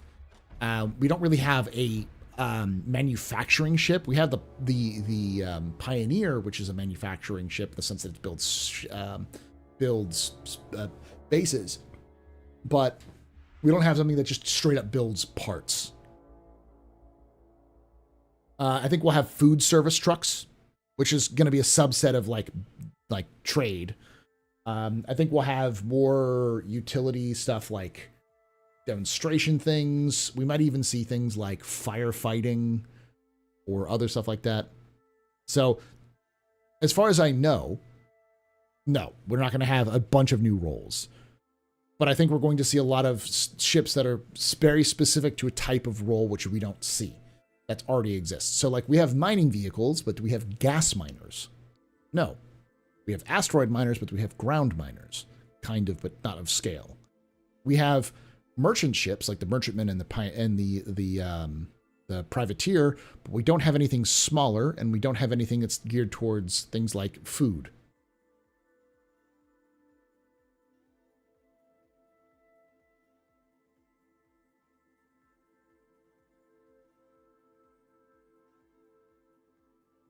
Financial Reporting Council? Okay. A lot of councils in the UK. We need a large-scale ground miner like the Elephant from Halo 3. Yeah. We'll have things like firefighting spaceships. Are you talking about spaceships that fight fires on planets? Yeah. So on planets or on stations. Like I think we could see something like a rescue ship. Because we don't really have a rescue ship. We have we have an ambulance, but seeing something that's like a combination of a Legionnaire with like firefighting equipment or rescue equipment on board, or things like rescuing people who are trapped in downed ships. Something that's like a salvage ship and a boarding ship and a hospital ship, or like an ambulance all in one. Does that make sense? Gladiator in lore, it has a firefighting module, which the bay can swap out. But we don't know if that'll happen. When do I get to be the janitor?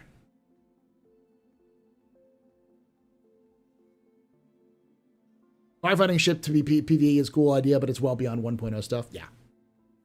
The question was like, what roles do you see? And like any new roles? And I'd like that, like a search and rescue ship that's just dedicated to like actually helping derelict ships, like ships that are completely done. Hello, with the arrival of first animals, can we envision breeding gameplay in the future? Kinky? Probably. That's down the ways, though. Sounds like something Drake would sell as a rescue ship. Go rescue all that cargo. I could see it as an Argo ship, for instance. That'd be a good Argo vessel. Like the Argo Mercy.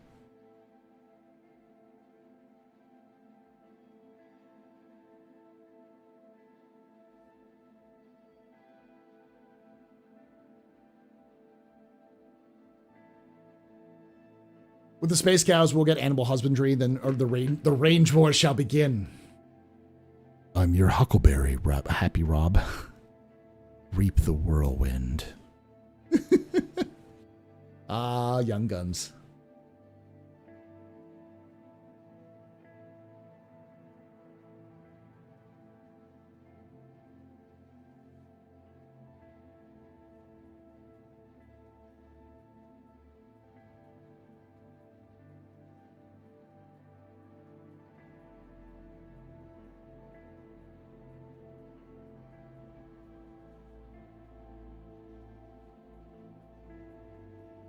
Galaxy, Apollo, Triage, Vanguards. Any more internal modular ships that could be done now? Internal modular. I mean, because you could definitely have like the MPUV. I don't see them doing a ton of, not this year at least. I don't see them doing a ton of more modular ships. I do see them start. I wouldn't be surprised if CAG did modular ships, one modular ship a year starting next year. Like I could see them doing a straight to flyable modular ship that is designed around that sort of the kind of thing I just talked about, like a rescue ship. A ship that is a boarding ship, but can also be swapped out. It can also have its boarding like pods swapped out from for carrying troops to medical bay or fire suppression systems and that kind of stuff. Yeah, MPUVs and external. I know what you're doing.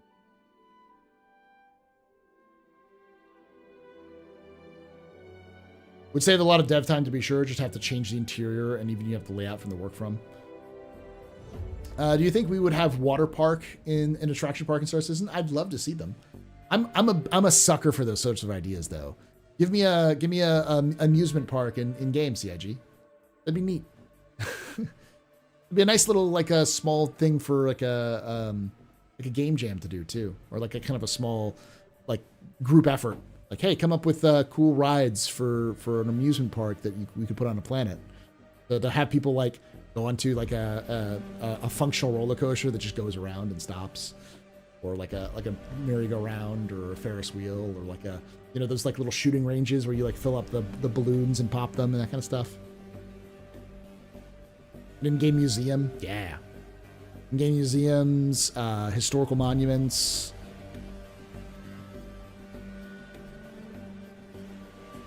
Carnivals, because the advantage is if you do something like carnival rides and attractions, you can use them everywhere. You can reuse them for other places and put them in things like events. So like if you have like, I don't know, IAE, you can have like a carnival outside of the IAE, and so people can go like bring their kids, that kind of thing. Small shooting kiosk to get a Pico, yeah. The first is the next great theme park ride. That's all stuff that you wouldn't see CIG do until like they get the basics in. Like they need to get all of the basics in before they get that stuff in. But I'm a sucker for those kind of things. I think that adds a lot to the universe.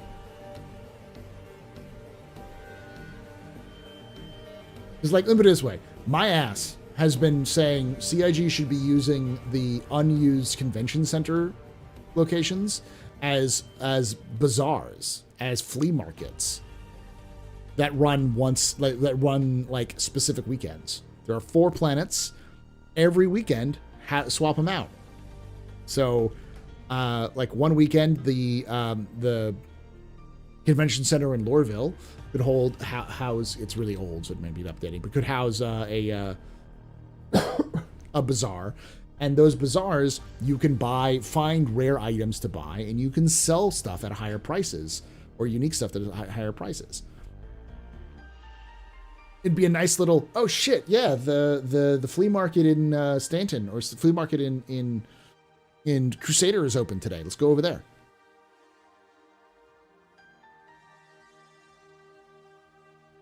Carnivals are being sponsored by Drake. Notice how dangerous they'd be.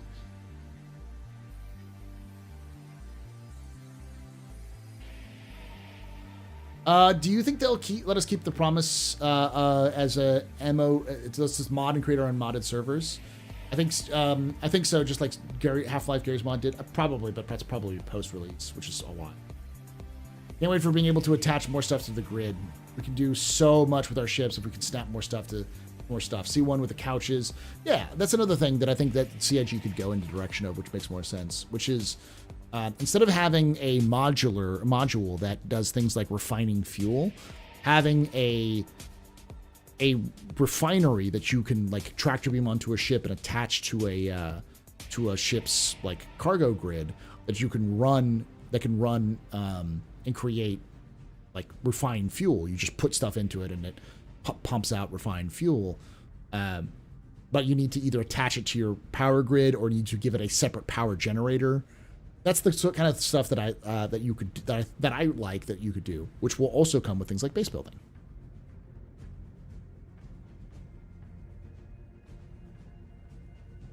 I think we're in a very excited for CIG development, and I'm happy to be part of it. See where it goes in the future. Yeah. Thinking of opium. Kitchens and Drake ships should be spontaneous. Oh, that's the other thing. Cooking. Cooking is one of those features that I think CIG will actually add at some point, but probably not until like 1.0 or beyond. Do you think small-scale manufacturing would have the ability to print ship components or hull pieces? Yes. 1000% yes. You need the right components, though. Grilled copians, anyone? All right, I'm gonna go get some more water, and I'm gonna go fill up my go-go juice so it's a little bit better. But we'll be going for a little bit longer. I don't like the idea of private servers. Private servers would just be something that's not connected to Star Citizen's backend. So it would be something that players would have to host on their own, or they'd have to pay CIG for it. I'll be very honest. I think players will get to private servers before CIG does, because when Squadron 42 comes out, unless there's significant ability to protect them, which I don't, the CIG has already proven that they don't have the resources to do this. So there's people who have already modded Star Citizen with the whole color changing of color your skin sort of thing. I think we're going to see Squadron 42 release, and players take Squadron 42 and then reverse engineer it into a playable Star Citizen client. So you can have like a small number of people for like a planet system. Not like a bunch of different planet system, but like one planetary system. Do you think we'll be able to drug people's foods, leave out drugged meal for pirates to eat? Maybe. It'd be funny, but I don't know, maybe. Scan your food first. All right, I'll be right back.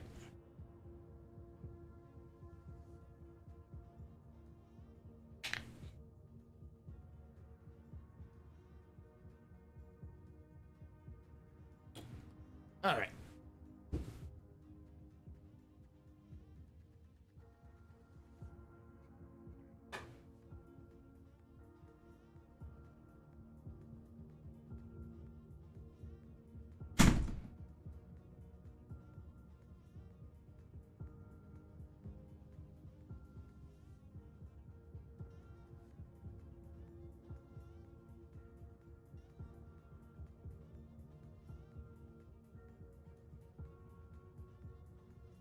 Weapons free, y'all.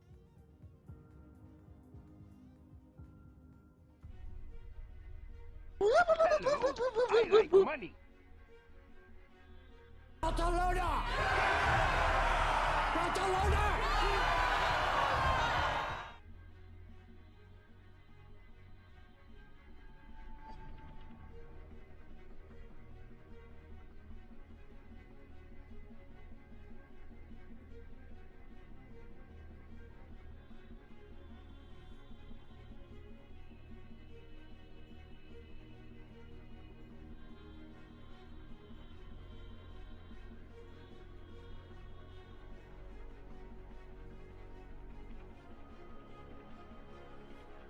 Two words. Distress bacon.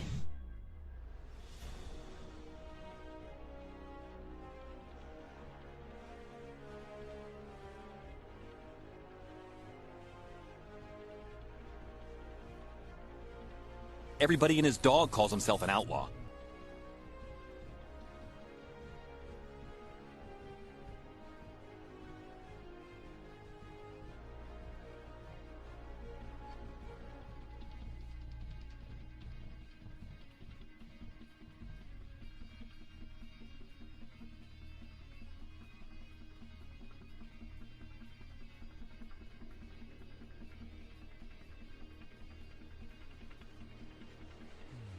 Drugs.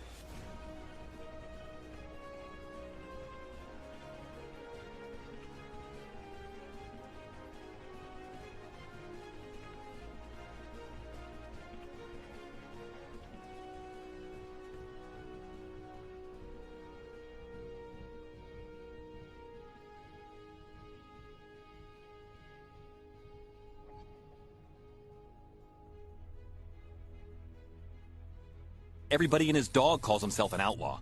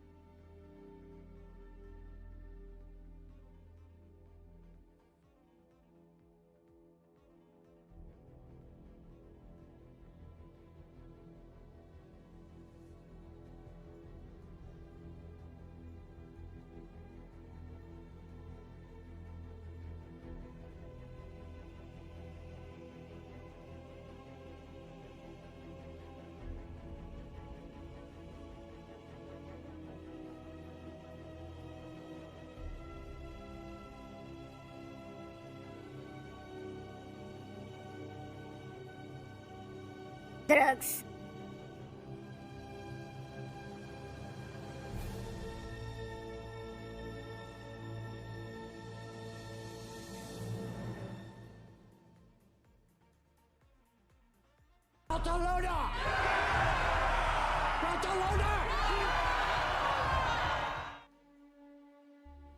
Good news, everyone. 2 words. Distress bacon.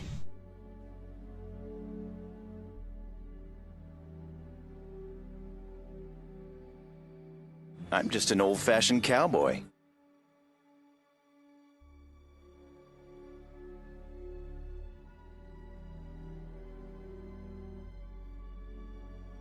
I love democracy.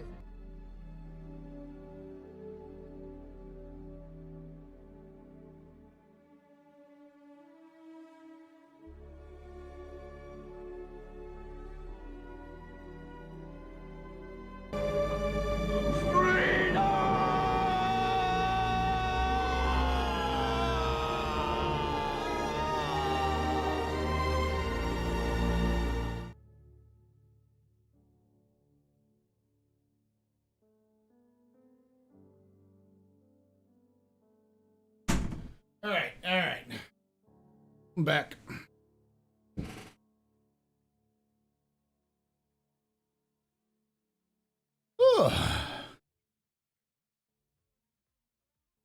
So basically, somebody recreated the Star Wars Religion Star Citizen articles. Probably.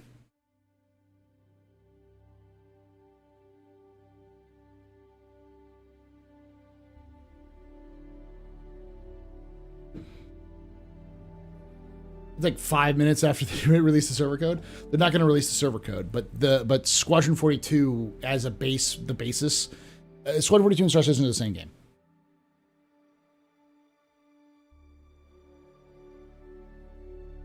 By the way, in Fallout 76, you can launch a private server, official servers, for up to 8 people if you have a subscription, which is $13 a month. Yeah, I can see CIG doing stuff like that as well, but I don't see them doing it right away. I think players will figure out how to reverse engineer and crack it well before everybody else.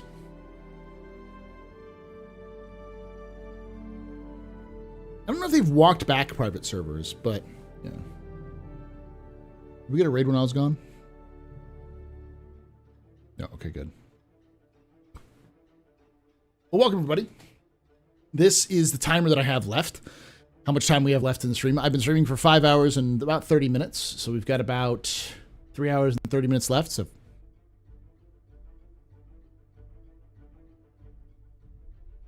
about 9 hours-ish, almost about 9 hours. If we reach 12 hours on that time, because that time can go up when you subscribe. If you subscribe, if you donate, or if you do bits. If you're on YouTube, if you do the tip, exclamation point tip in chat, we'll give that. Hey, Griffin. Those will all go up, and it'll all go up in time. So that's what this pubathon is. And for those, if people have asked, what are you raising money for? Partially, it's just to run the pub. It's expensive to run the pub. I pay my editor about $800 a month, and then for their partial part of the time, and then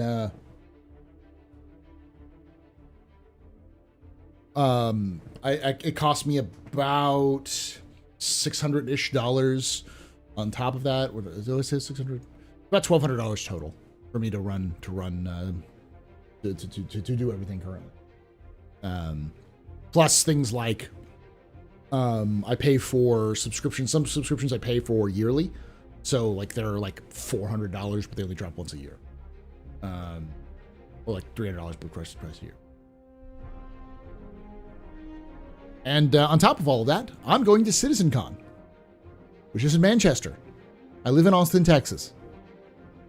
I've already paid for everything. Everything's been paid for. I have a hotel. I have a flight. My passport is processing. I have a ticket to CitizenCon. I have all of those things set aside. But that was like $4,000, $3,000. But also I need things like food, incidentals, other things like that as well. So.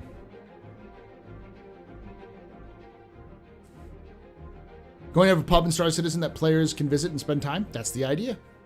When it's possible.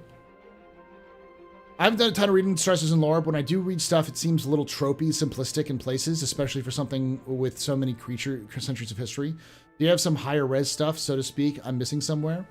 A lot of it comes down to the complete picture of things. So, for instance, Star Citizen, to give you an idea, the end of the Meser era is very complicated. So, at the beginning of the 30th or the 28th century, 2700s, there was a power divide. The Messers, who were the people in power, like the family that was in power, kind of like a totalitarian government, over the course of about 300 years, from 2548 to about 2790, about 300 years. And whenever you say that, people go, "Oh, one person can't." It's like, they can't. No, they don't, because there was large groups of people who backed the Messers. It was more of this was the central figurehead, but they had a lot of other people who helped them out, which they mention a lot. Often family members or relatives of people that they married and that kind of stuff. But at the beginning of the 28th century, there was a power struggle between, I believe, Ileana Messer and another Messer. I think it was like her cousin. And she eventually was dethroned, and he took over, but he was like a child. He was like 8 at the time. And the reason why he took over is because the people who backed him were more powerful. He eventually went absolutely mad, refused to do anything about the fall of Virgil, and like there's a bunch of shit that he did which was awful. The people like he was insane. And so they eventually ousted him and replaced him with Ulysses Messer. Ulysses Messer was a spineless asshole. He had no real thoughts. He was easy to control. And he thought the best way of improving morale in the Empire was mega architecture. So he built all these gigantic projects to try to appease the masses, including a giant stadium in Croshaw. And he went to this opening of this stadium and didn't know that his son and his daughter had planned a coup against him. His daughter had taken people who were anti-Messer and then kind of trained them with special forces to act as like her own personal terrorist group, which she then did by blowing up the stadium that they had just built in a bombing. And while that happened as a distraction, it stopped the caravan with all of the imperator's like personal guards, and then was surrounded by loyalists to Linton, his son, Ulysses' son, who was who had managed to gather forces from the military. But the process was messy. The local governor, the Messer governor, had forced people to attend the opening of the stadium. So there were lots of people in the stadium or around the stadium when it was opening, because they were basically told, you do this or you go to jail, or we kill you, or you just disappear. And so people just obeyed what they were supposed to do. And when the military surrounded the Ulysses' convoy and attacked him, they didn't care. They were shooting at a convoy, and they were just people all along this like parade route. They were just massacred in the process. And one of the people who's got hurt was a man by the name of Auguste Dunlop. His father and mother were both in the stadium when it happened. He was part of this kind of like, sort of private school, kind of like a prestigious elementary school. And he was actually at the parade when it happened. He saw the explosion. He saw the caravan being attacked and managed to survive, but his mother died and his father was gravely injured. Linton took over and was a complete idiot. Was just a stuck-up, awful, spoiled child, effectively. And it's very, that whole kind of, it sounds tropey, but a lot of that is actually pulled from real history. where like you see, say, like a dictator who takes over a country, or like they are very, very charismatic, or they have some elements to them that are very good. You can look at it in reality, like today. What's his name? Venezuelan leader. Not the current one, the previous one. I'm blanking on his name. But he took over after an attempted coup, in fact. He took over Venezuela because of his appeal to the masses. Hugo Chavez, thank you.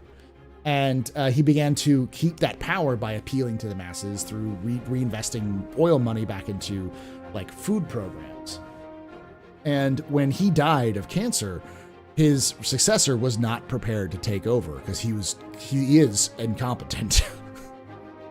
And that has caused a lot of the problems that happen right now. And that's typically what happens. You can see this in North Korea, where like Kim Il-sung was a renowned revolutionary and was mostly okay. And then his son, Kim Jong-il, was a little bit more of an idiot. And then the current one is kind of an idiot. And they have to be more ruthless and evil in order to keep power because so many of the people around them think they're weak. So they have to prove themselves by being violent. And as a result, Linton Mezzer is an idiot. He takes over power because he thinks Ulysses is spending too much of their money and he wants to use it himself. They discover a planet that's filled with Stone Age civilization, like alien species. He proudly proclaims that we will become gods. We will raise this civilization up to become spacefaring civilizations. We will enlighten them. But then he got bored and decided to turn the planet into condominiums for his rich friends, genociding an entire people in the process. Everyone who was part of the project to study these new species protested and then got thrown into jail. So those scientists, who a lot of them were the founders of the Rayari Corporation,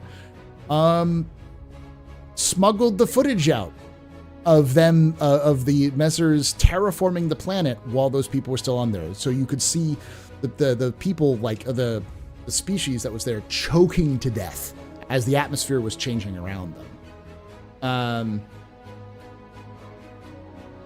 And this got spread around. In the meanwhile, like I even skipped over another part. When Ulysses, the useless idiot, or the dumb useful idiot, he let one of his, I think his uncle, run a system in Magnus. We're in the Magnus system. And while this was happening, a corporation was using slave labor. Well, not slave labor, child labor. Became legal. So these kids who were mostly orphans were being forced into working in factories. But they were getting, they got a home to live in, and they got a meal, and they got education, 2 hours every week. And then they were working 14-hour shifts. 10-year-olds. And one day, a 10-year-old named Anthony Tanaka was in this factory working.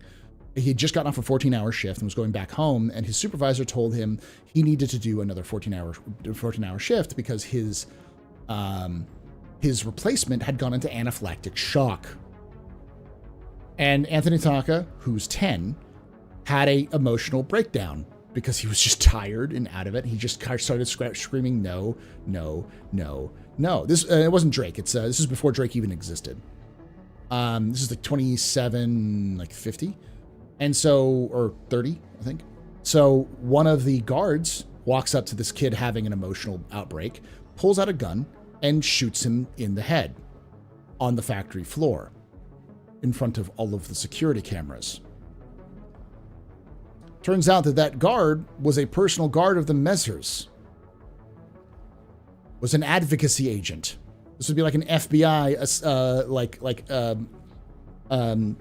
assassinating, a child in China. Yeah. This footage got brought out, and it got spread all over the empire.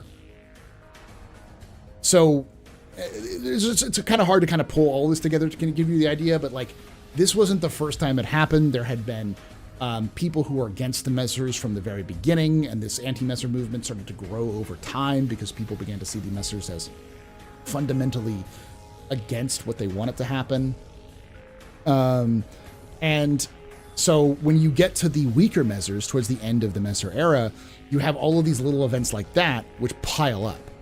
And as it piles up, eventually you reach a point where, like I said, the terraformation, I can't remember the name of the planet, but Garen 2. The massacre of Garen 2 is captured and is then broadcast throughout the Empire. Now, how did it get broadcast throughout the Empire? Well, that's the thing. The people who got the footage were known as the Tide. The Tide were the remnants of Fiona Messer, Linton Messer's sister, her little band of pet terrorists.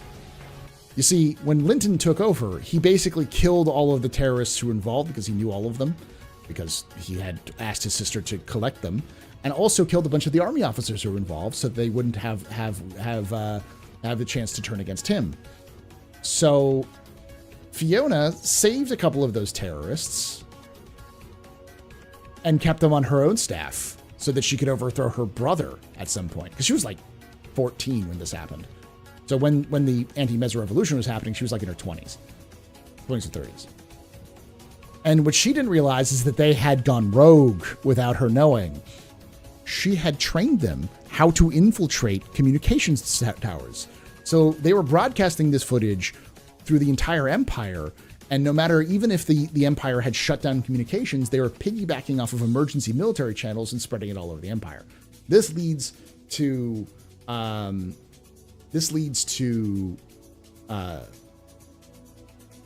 like protests.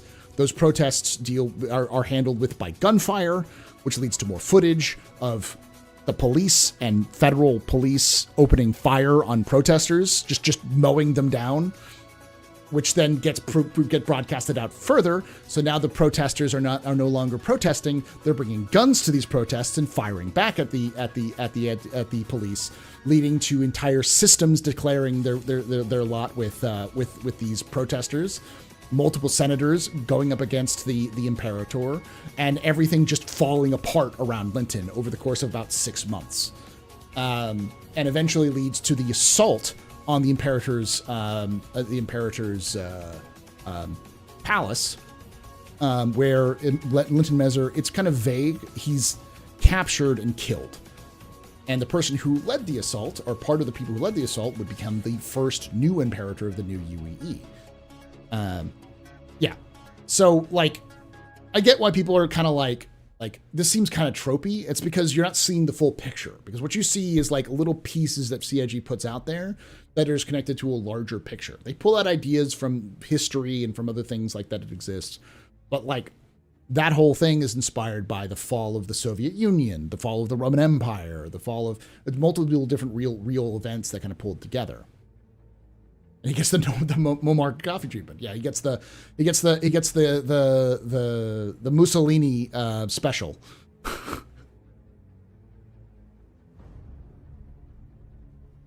And I think CIG does a bad job of putting those pieces together in game, because people just don't have the ability to piece those together. There's no complete history of the Messers out there that you can read. You have to pull in like a handful of things here and there. El Duque suspension, yeah. But see, to go even beyond that, just because the Messer Revolution happened doesn't mean that everything was sunshine and roses. They wanted to reform the Empire. They wanted to turn the Empire from the UEE to what was known as the Democratic Stellar Union. Go back to the original ideals of the United Planets of Earth, but expand it, become more of a democratic nation rather than a kind of like the kind of pseudo-republic they had. But the people who had joined the revolution, many of the people who joined the revolution were still believers in the UEE and still wanted to control power. They just thought that the Messers had gone off the fucking deep end. So they manipulated the business leaders and other people to begin to believe, to make the people believe that if they went through with this big change, they would cause an economic collapse, which caused more protests, and protests started getting violent between the people who wanted a more democratic UEE and those who wanted to keep the old systems but just a few reforms. This is the reason why the UEE is still called the UEE, because even though the revolution happened, it was more to get rid of the messers, not to get rid of the UEE. The UEE is not a good place. The UEE is an awful hellhole unless you're a citizen. And how do you get a citizen? You have to put your body on the line and possibly get shanked through it with a giant spear by a 10-foot tall armored alien that can live in vacuum. And you know what's even worse? If you don't do enough service during your time in the military, you don't get citizenship. They get to decide if you are the right stuff for citizens. So maybe if you're maybe a little too critical of the UEE, maybe they don't want to give you citizenship because you have to go before a board to get your citizenship.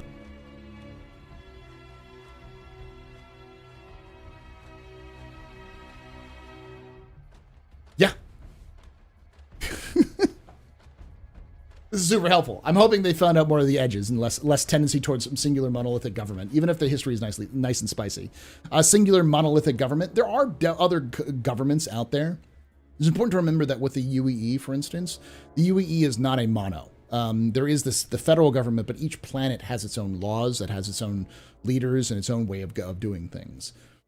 And there are, of course, outliers like Nyx, like Spider, like Pyro.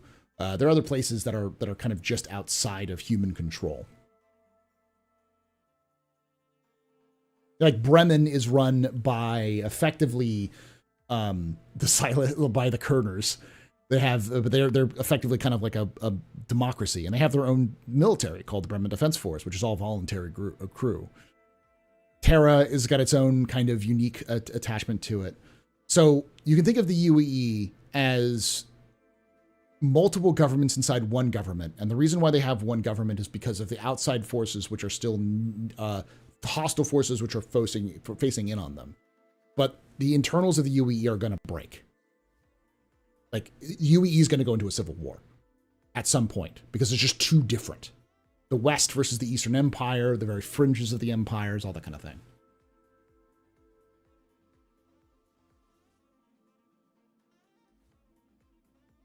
So the pirates are the good guys. All the pirates are based off of rebels. The original pirates of Star Citizen were anti-unification rebels. They were the anti-unification forces that tried to prevent the formation of the UNE, failed, and then had to flee to the exteriors. So if you notice, most of the pirates, my favorite exchange that we know of right now is in that Squadron 42 video where Mark Hamill says, "This is the UE Navy, stand down." And the guy responds with, "Fuck off, the coil is ours." Basically like, I don't give a fuck about your authority. Fuck your authority. I have a gun. Fight me. Which is like very much the how pirates and outlaw groups are. They're really rebel groups that also happen to like money.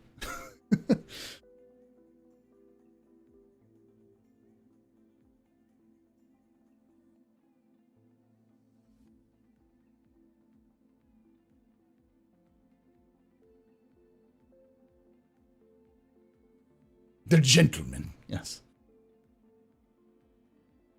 Once we settled well into 1.0, I would love a major government upheaval. Imagine the content lore-wise for all the combat ships we have, factions. Exactly. And there's a lot of internal factions inside the UPE already that exist. We're going to have a lot of upheaval, and CIG has talked about the idea that eventually we will have a split between the Western and Eastern empires, because Terra is Byzantium, it's Constantinople, and Earth is Rome. The original idea was the idea of the end of the Roman Empire. So with the alien empires being kind of acting as like different groups, like the Banu are kind of like the Arabian sort of groups, like the Bedouins. You've got the Xi'an act as like the Persians or the Chinese, like the Han dynasty, and the Tavaran act as like the North Africans, like the Carthaginians. Sort of are there, and also kind of like as like the Gauls, the kind of like the exteriors, and the Vandal are obviously the Vandals, the Germanic peoples coming in from outside. It's loosely based off of Space Rome, but it's kind of evolved by that. Who's in Pyro? Humans. I don't. The analogy falls apart when you look at the kind of the tiny parts, but yeah, Pyro is more of a lawless place that no one wants to go to because no one cares about it.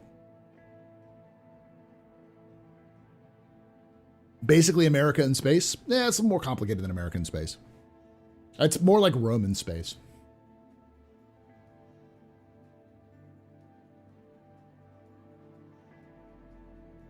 In terms of like a federal government, sort of like America, the sense that you have like each planet has its own powers. But America is not really a good analogy because the federal government has a lot more power in the U.S. than the UEE does. Because the UEE just doesn't give a shit. As long as people pay their taxes, they don't give a shit.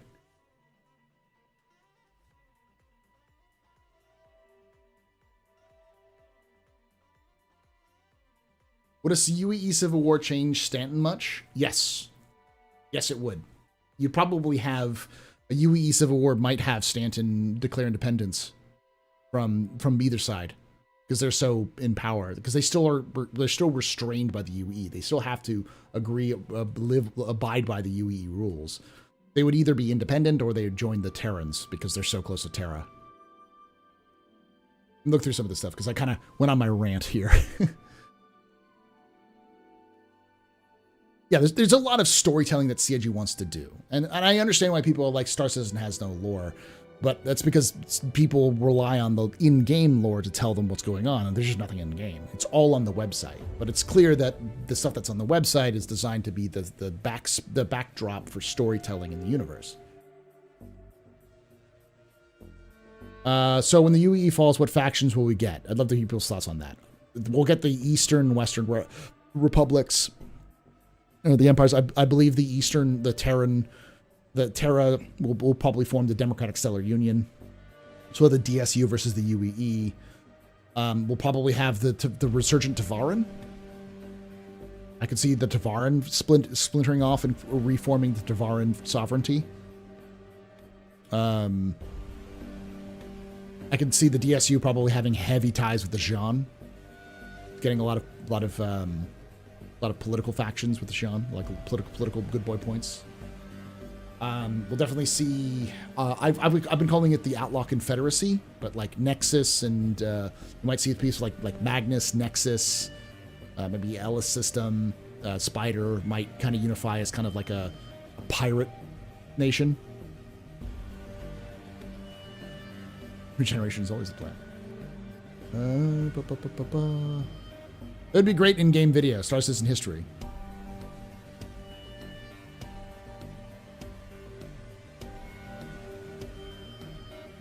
This is how the Charon Civil War starts, too. Yeah, Charon Civil War starts because at the end of the revolution, Charon says, go fuck yourself, and decides to leave the UEE, and it's caused a massive internal conflict.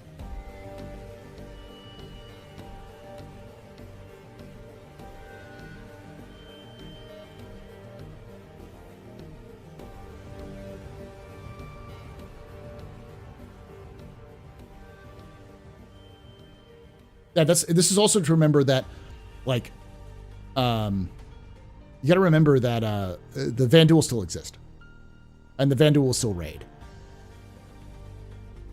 Will there be Star Citizen source books or novels? We don't know. I'd hope to. I'd love for it. I'd love to see like a source book or some sort of like in-depth breakdown of the universe of Star Citizen. But I don't think we're going to get any of that until they have more finalized ideas about things like quantum, how it functions, things like jump points and how they function, how they work, and things like the different systems and how they look. Because like right now, every system in the game is subject to change. Now, I don't think we're going to see major changes. The themes of the systems will remain, but we might see some stuff changed and added here and there. I need some pretty pictures to help me absorb the walls of text. I agree with that. Yeah, I get that.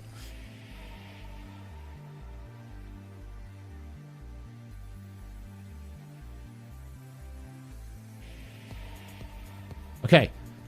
Yeah, I know what you're all saying. Y'all do know I make a complete history of Star Citizen lore series. I have up to episode 4 is done. All of them are on. I released episode 4 like 2 days ago. You can go watch all of this history, like, in a video format that I made. I'm not done yet. It's going to be 20 fucking episodes, but, you know, it's on YouTube. Yeah. Vasted.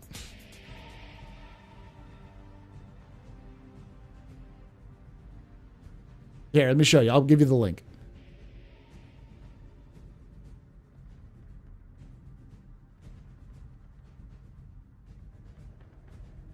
I do a series called The Astro Historian. I don't just do Star Citizen lore, but I do other things. Like I'll be doing Titanfall's lore, and I'll be doing some BattleTech lore and Armored Core lore.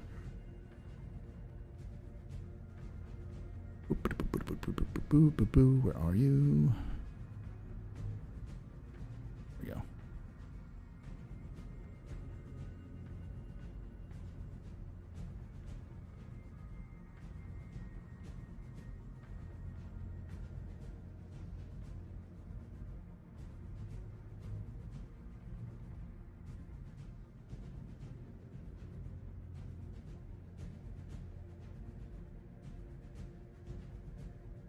Okay, here you go. This is the first theory while working last night. 100% recommend after hearing the fourth part first. There's a lot of, like, I talk about, referred back to things that happened in previous parts there as well.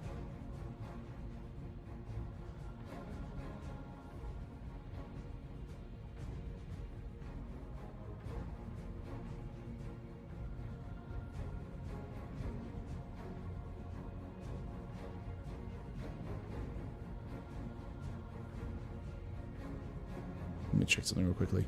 I thought something was hidden. I was like, oh, why is it hidden? But I don't know why it's hidden.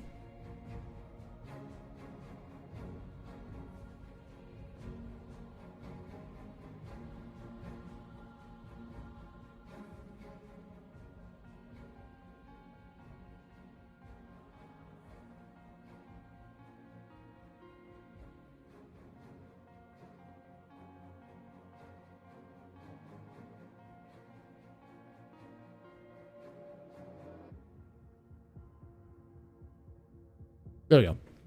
Fixed it now. I don't know what was deleted. There you go. Should be fixed now. There you go. Would a movie or TV series with the actors of Squadron 42 be possible? Maybe. Well, let's get Squadron 42 out before we get to that point. I want to deep dive into Star Citizen so much. I don't have any brain space for anything else. That's where my space alter ego belongs. I get it. I understand that idea. Each of those episodes is going to be 40 minutes too. So it's like 13 hours of lore. It'll be a 13, and I'll put it into a single 13-hour episode. In fact, I'm going to do this summer, I'm going to go in and attach a bunch of them, put a bunch of them together.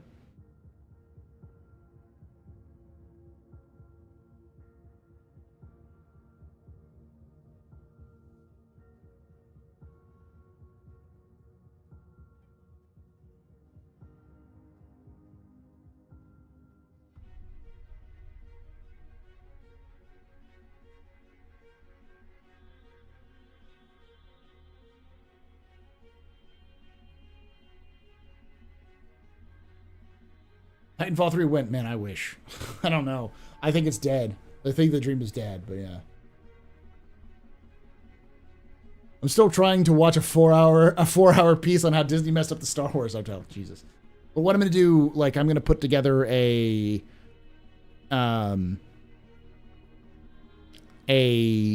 part 1 through 5 or part 1 through 4 as one video and call it the colonial age, the age of exploration and colonization. So that's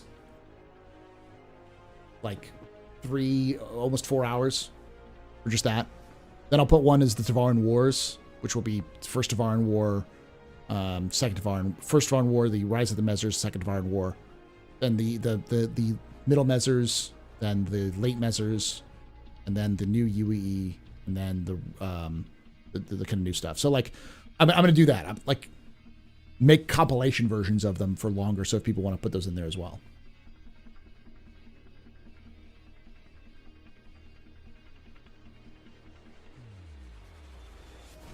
I think once CIG has farming, they can sell space tractors. You know they will. You know they'll we will pledge for them, of course.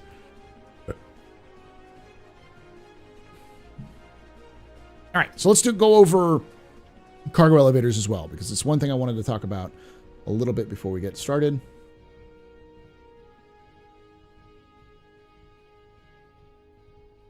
I also got to reach out to Loken real quick.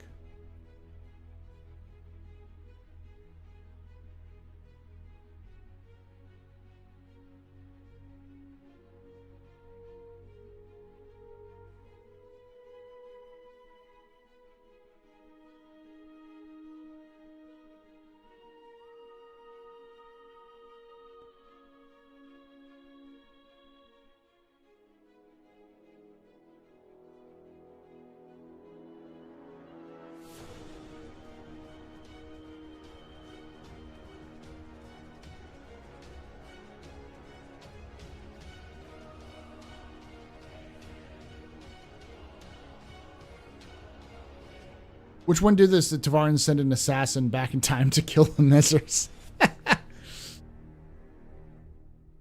I'm still nervously happy that we're getting private hangars at some time. So, oh, yeah. That's I was going to show you all that. That's what I was going to do. Let's take a look at it. Again, I'm not doing capsules for today because we just don't have a lot of stuff to do. Roadmap. So we had a roadmap update.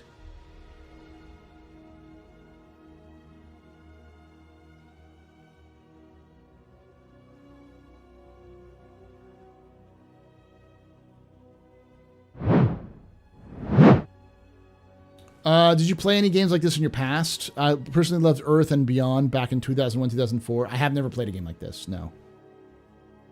1 minute ago, a new 3.23a build is now open for all backers in the PTU channel. Goal is to run Jumptown. We are focusing on 3.23.1a this weekend with the possibility of 3.23.2 early next week with Evocati version. Okay, nice. I've heard good things about Earth and Beyond. All right. Notable changes for May 29th, 2024. Release view. The following cards have been added for release. The MPVU Tractor, the Ursa Medevac, and the Aegis Saber Firebird. And these were been toggled as committed for Alpha 3.23.2. Item banks. Adding item banks kiosks persistent universe, allowing players to retrieve and store FPS items at multiple locations. Freight elevators, implementation of systems and content for players to physically load and unload cargo to and from their ships by conveying cargo to and from hangars, landing pads, garages, and docking collars. New missions, cargo hauling. Making use of the freight elevators feature, this mission type will give players hauling large quantities of cargo to earn both the AUEC and reputation. And personal and instance hangars, creating a new tech that creates an instance of player's hangar to allow for uninterrupted management of cargo, inventory, and vehicles. Personal hangars are now found on the player's home location and allow for customization and organizations of the hangar's interior.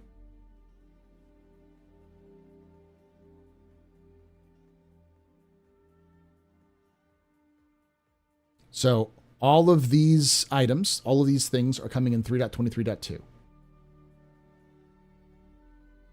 And they're coming as early as next week for Evocati. I imagine they're going to do a faster Evocati process than normal because they want to get this out before the end of June.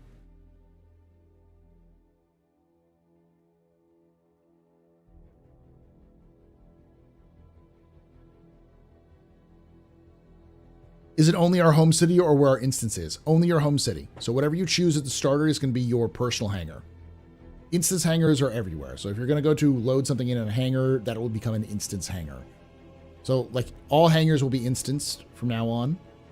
And your personal hangar will be the one that you can modify and put in that kind of stuff. But you I believe only, we'll have to see this, but I believe only your home hangar will be where your ships are. So if you want to pull a ship out, you have to go to your home location, pull that ship out, and then transport it somewhere else. No more magical no more magical transportation of your ships from one place to another.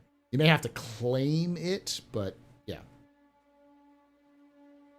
You may be able to claim it and have it show up at another hangar, but that means you have to have the time waiting. So, like the bank in Stormwind, yeah. Big space Roomba to keep personal hangar clean. They're probably going to increase claim time by then. Probably, yes. They already have, didn't they? With this patch? Now, we're also, it's not listed in here, but almost certainly this is also going to include a bunch of new customization features. So things you can purchase for real cash and for stuff that you can purchase for in-game for. They've talked about a couch, which will be available. If you looked at some of the PTU, you could actually remove posters from the walls in your hab. They actually had that. It was a system they had been testing for a while. So they kind of work like wall scrolls where you put like this little tube you put on and then it kind of unrolls when you put it on something. So imagine that's going to be there as well. They have a lot of cool stuff they want to add for like hangar flares for your personal hangar. Yeah, it's the furniture patch.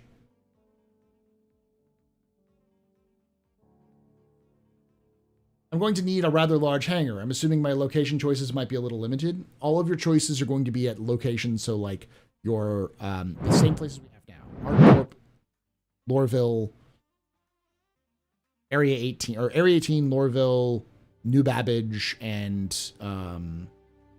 Orison. Those are the places you could be. Just the cities. So, no, you won't be able to set your permanent hangar to be a space station. You will have to go back down to the city to retrieve your ships. It is what it is.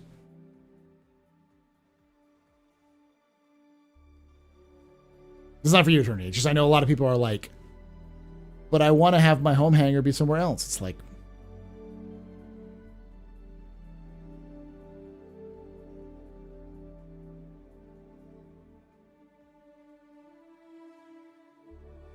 yes, our personal hangars will get based off of our largest ship.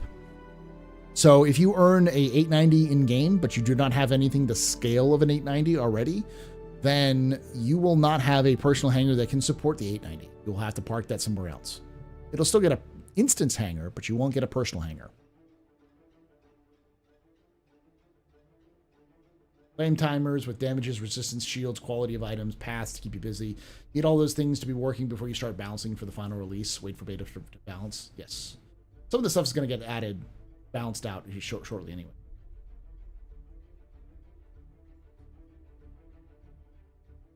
Can I get my book back? Everything I know about dogfighting I learned from my fish tank. If it's if it's in your personal hangar, I think you can probably put it in there.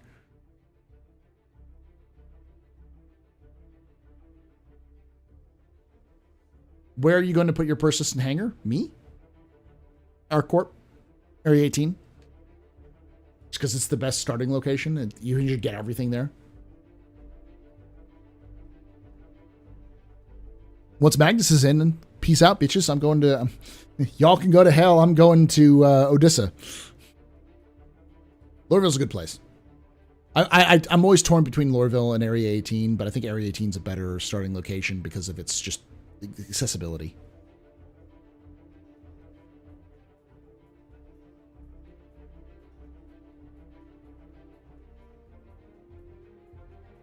After visiting Squadron 42, we should get a t-shirt that says, my cousin fought at Vega, and all I got is this t-shirt.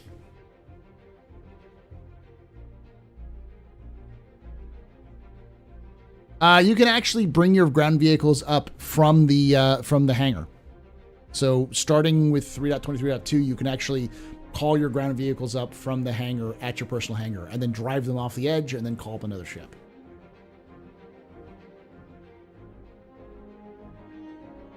So if you've got like a huge hangar because you have a big ship, and you call up like an Aurora, you could technically fly the Aurora off, park it on just outside the elevator, then call up another ship. And that Aurora will stay in your personal hangar at that location as long as you have it there.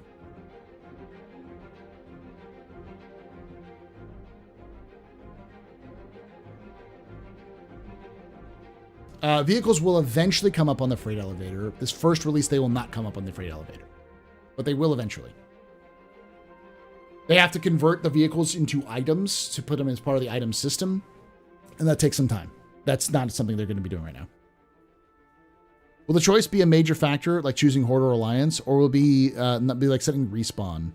How much will it matter? In terms of what? The hangar choice?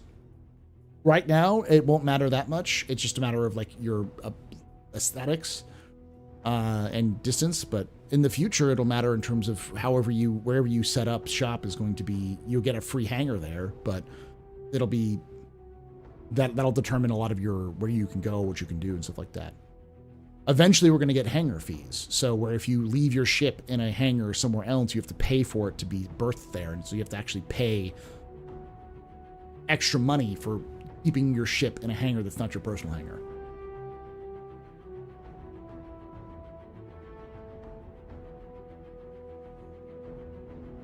Love the aesthetic of Lorville. It's got a very Necromunda feel. Yeah, a very hive city.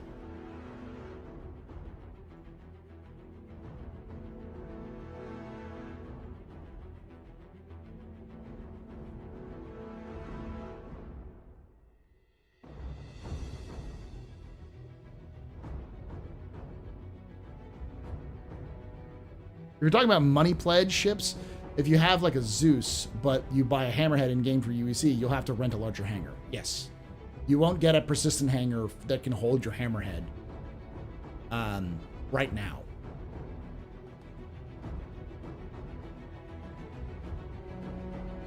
I welcome the nickel and diming end stage of capitalism in the game. Give me the money sinks.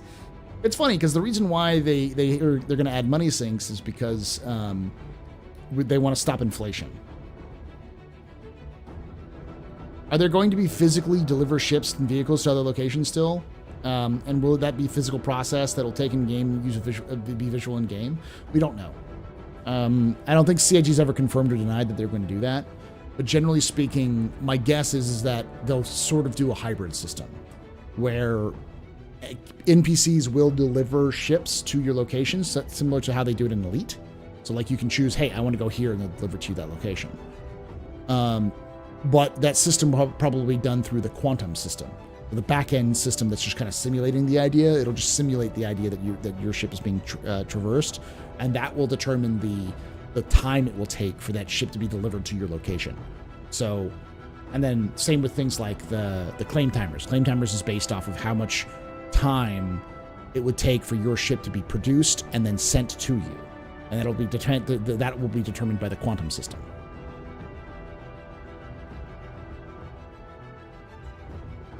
Lots of simulation liberators, or Krakens, or whole C's, or D's, or E's. Because I think like the whole E can carry like up to a freelancer in terms of size, or just flying it. You know, they're just going to fly your Polaris from its location to wherever it's being stored to your location. So if someone's Kraken blows up, it may take weeks to get back, depending on the in-game simulation. Right now, they're basing it off of just kind of times that they think are fair, but in the future, it'll be based off of the background sim. So some ships, larger ships, will take a longer time versus smaller ships. And CIG will tweak it to make it so it's less or more painful depending where you are.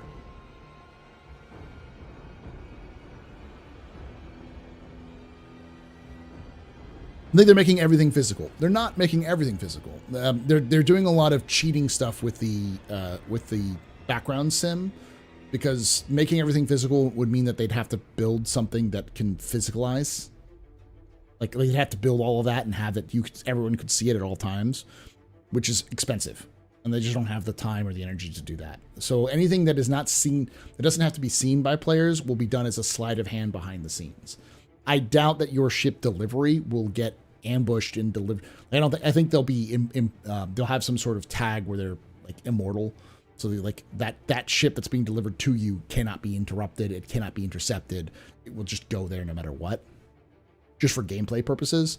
But they'll still have the timers of like building it, putting it to a location, sending it out, that kind of stuff. Oh, Private Division is being shuttered?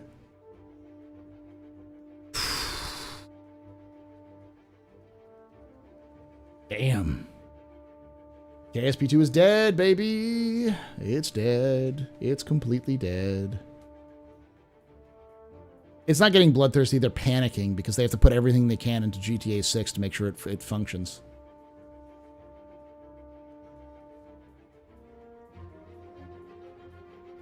KSP2 was dead when they announced that they were closing the company. They're shuttering the company that built it. It also server intensive to physicalize deliveries of spaceships, etc. Yeah. like I said, Elite does this already. It's pretty simple. It's not too difficult. Elite just does kind of like a timer. And I do think that they'll do something like that, like Elite's deliveries, where like you can just say, I want my ship here. And I think the way that Elite systems work, if I recall correctly, is it takes into account how far you are away from your ship and then calculates up time and money for that. So like the further you are, the longer it'll take for it to get to you, but it'll also cost you more money to ship it. Though it might be free. I don't remember if it's free or not. I believe it costs money. There's definitely some like disincentive to do it unless you have the money for it. And I think Star Citizen will have a similar system, but I also think that when it comes to the destruction stuff, they're going to still go off of the background sim, because that means that if you have your Aurora, you could get an Aurora in a couple of hours, because there's just probably hundreds of them in a lot somewhere, thousands of them, millions of them all over the universe. But a Kraken is going to be a little bit rarer. There may be only a dozen of them at any time. So if a dozen people lose their Krakens, it might take a couple of days to a week to get your new Kraken.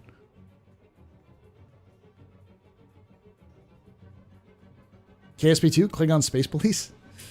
Kerbal Space Program. I started streaming Kerbal Space Program. My first game I streamed was Kerbal Space Program. Well, technically it was Xenothreat, but, you know.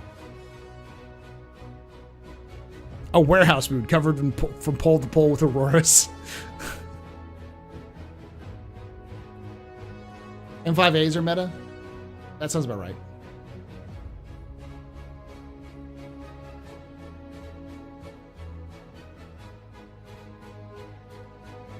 So we got about an hour and 10 minutes left before we move over to our pub and plays. So, ooh yeah, Arma 2 OA. I love the Daisy mod. I'm an original Bean Bandit myself, so remember those days.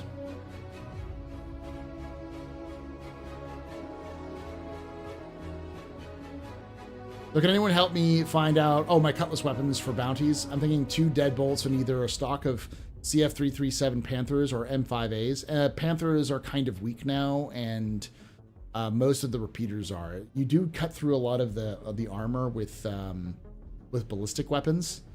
Ballistic weapons might be a good option, but definitely M5As are pretty good. I was 8 years old when I found out I can run Star Citizen at 4K with a new Vulkan plus DLSS settings. I showed it off today. Like, I had a lot of frustrating problems early on today when I was playing the game, and it was just so many problems going on. And it was all like small bugs, which were just like not caught during cleanup sort of stuff, little minor stuff, but it just added up to like a frustrating experience. And I was like, this is incredibly frustrating. But on the upside, turned on my my R display info 100 FPS. Just walking around inside my Cutlass, 100 FPS. Opened the door to the Cutlass when I was on Daymar. It dropped to 80, then went back up to 100 FPS. It's like fucking, like 100 FPS at what is it? 1440p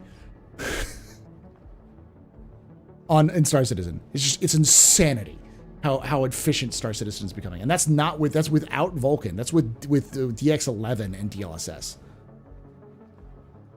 It would drop down to like 60 in space, and it's like 30 or 40 in landing zones, and then like stations. But yeah, I've heard people be like, I get 5 FPS with my 3080. It's like, you haven't played the game in 5 years, have you?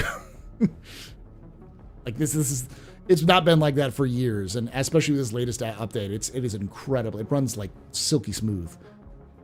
Are you interested in Space Marine 2 when it comes out this September? Brother, yes.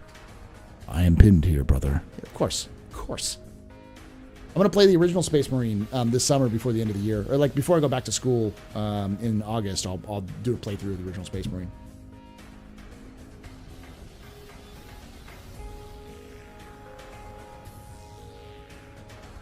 I also, my Go XLR Mini is coming today. So I just have to get some cords, and I should be up and running next week. And I gotta fiddle with it so I can get a good Space Marine voice.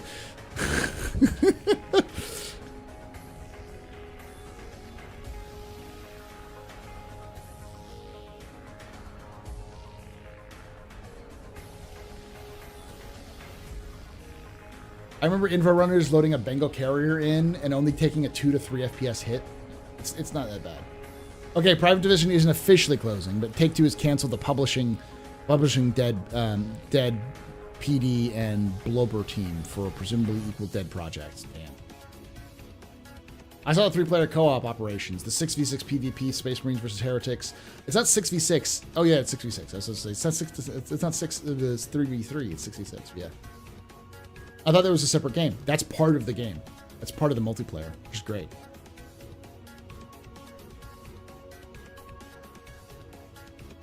I get 100 FPS with a 3060, 12 gigabytes, and 65 in landing zones at 1440p. This game is far more CPU intensive than GPU. Yeah. I have a 2070 Super. And I have 32 gigabytes of RAM, DDR4 RAM, and then I also have an SSD and 11700K i7 11700K. So I've got a pretty beefy CPU, but it's still like a middle high-end CPU.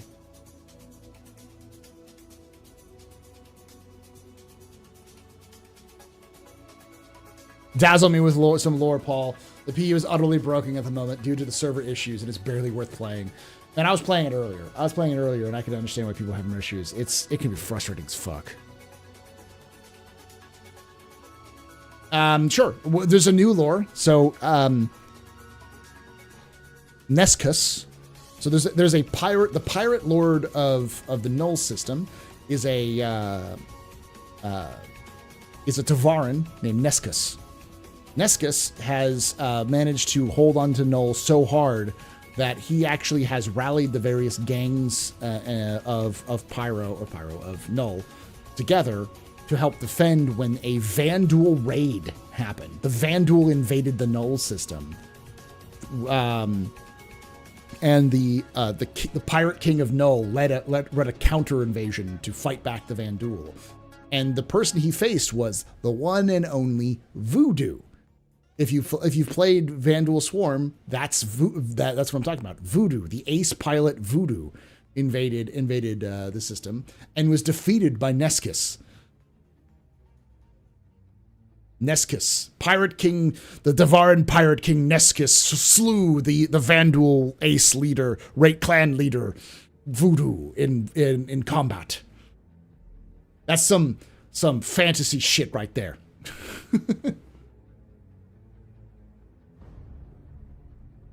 Which is one of the reasons why the UEE doesn't fuck with Null. Because it's got a ridiculously good organization and is led by a very competent leader who leads his empire, his mini empire, out of the downed UEE carrier, the UES Olympus.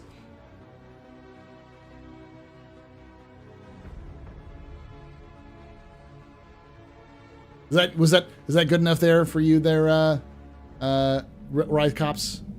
You can take away my space. 20 memberships? You can take Holy fuck. You can even take away my space. We just found that out, by the way, this Wednesday. But you can never, ever take away my space game.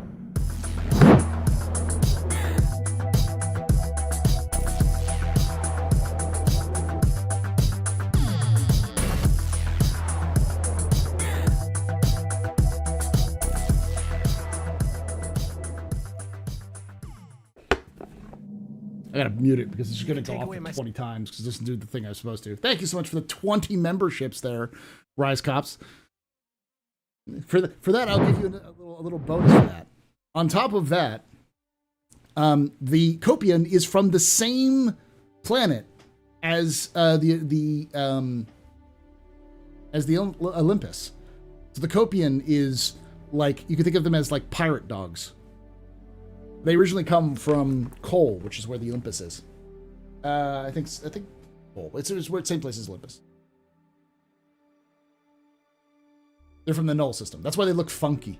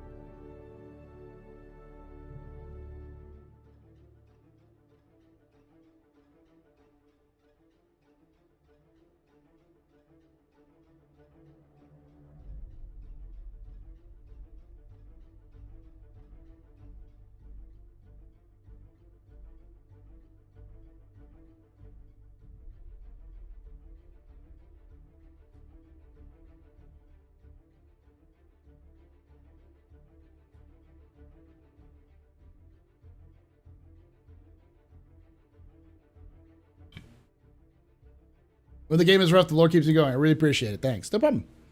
Thank you for all that. You didn't have to do that.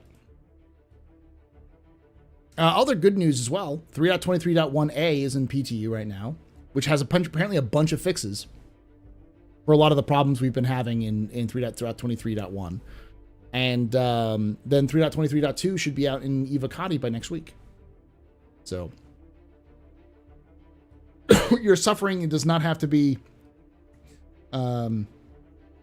is not will not be lasting long.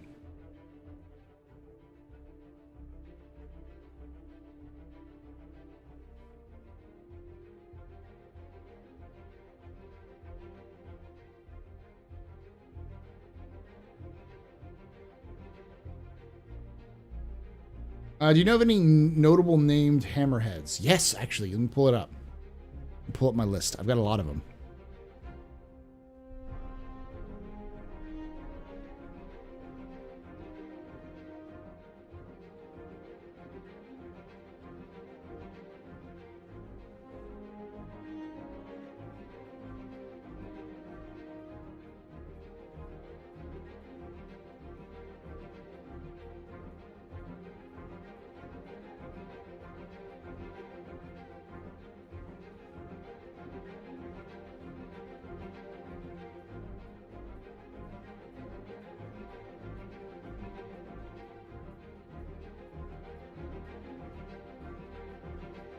Hammerhead cargo variant? I mean, it already has cargo space.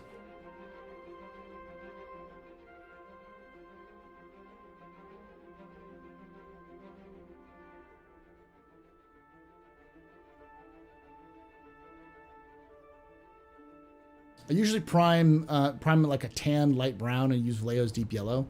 But I learned about this thing where you undercoat yellow with pink. It's supposed to give it a better yellow, and I want to try that out.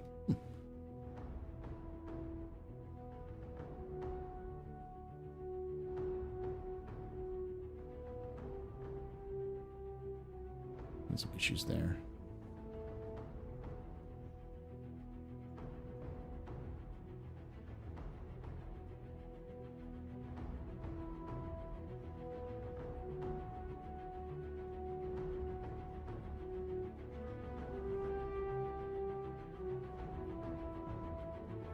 I just don't paint yellow. I've gotten pretty good at orc colors. I'll do this real quickly just because I've been meaning to do it anyways.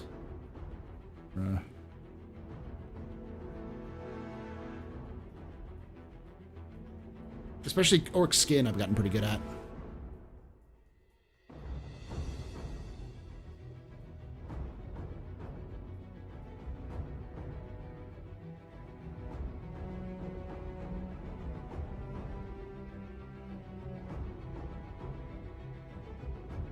Weirdly enough, I found like skin tones and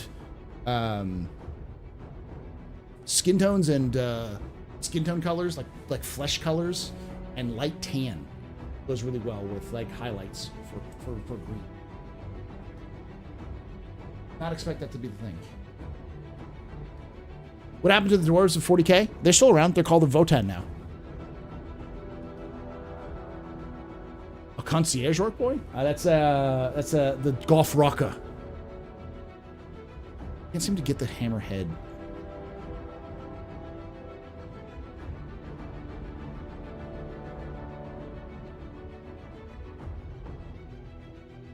Found it. Perfect.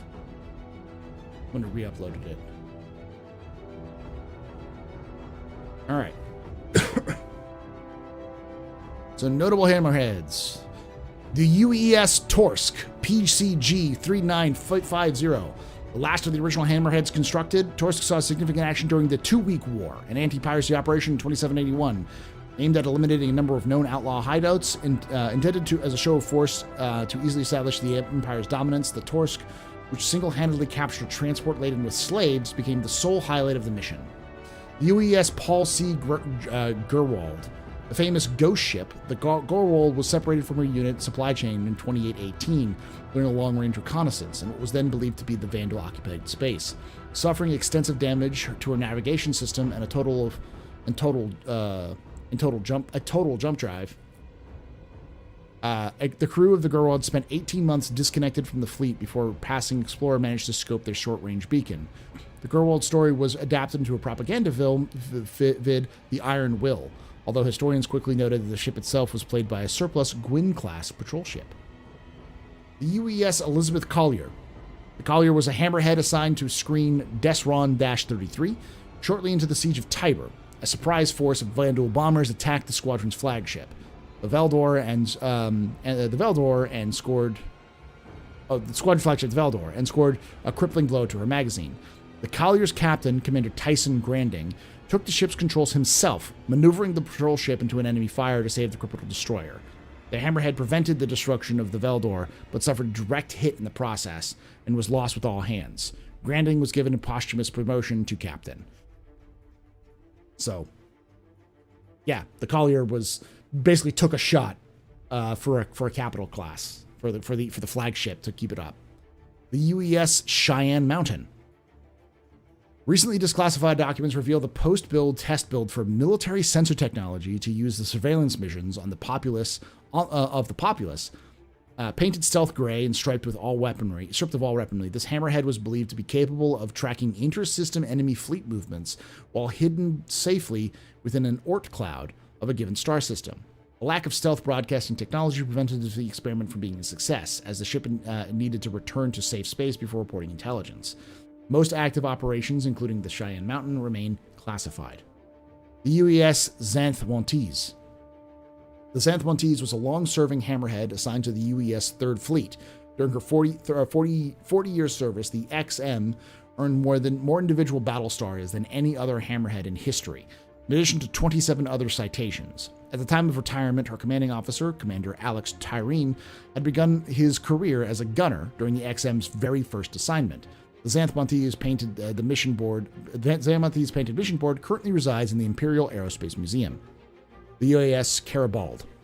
One of the few remaining Flight 3 hammerheads still in service, the Caribald is part of the United Empire's Ready Reserve moored on MacArthur. While her engines are kept unpowered, she is reserve crew available who can bring her and the rest of her squadron to full readiness in 12 hours in the event of a major conflict. Caribald was last activated during the infamous Jenk Galleon incident in 2943 that briefly threatened to lead to a more involved conflict with the Xi'an over the capture of a supposed spy. That's an entire different story where the UE Senate sent a spy, sent an envoy who's a former criminal deep into Xi'an space to go try to make contact with the Mithok, and got caught instantly. One person from Squadron 88 survived. A single pilot did.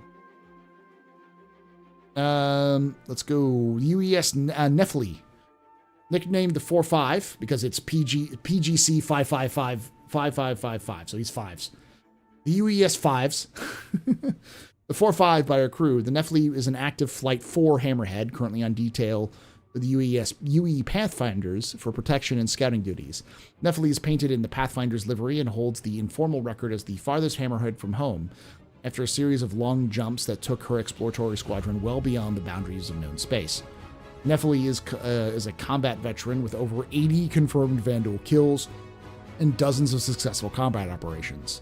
The UES Enyo, PCG 6109. The Enyo is an active-duty hammerhead currently attached to the home squadron, moored at Earth, where it has been used to ferry diplomats to fleet functions and naval reviews.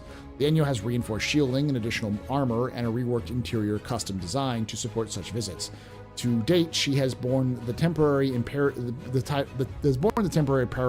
1 call sign 4 times. Externally, Enyo appears to be identical to any other service hammerhead. But yeah, you said there's any notable hammerheads. There are like 9.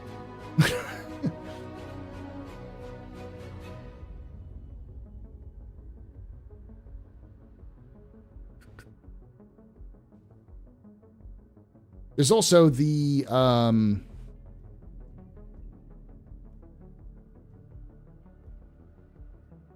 Twilight Assessor, a Navy surplus Flight 2A ship which was converted into a high-risk observation platform for tourists. The Twilight Assessor retained her mil-spec shielding, but converted all turrets to reinforced observation domes, allowing paying customers to experience an up-close and personal with the nebula, gas giants, solar flares, and other dangerous stellar phenomena.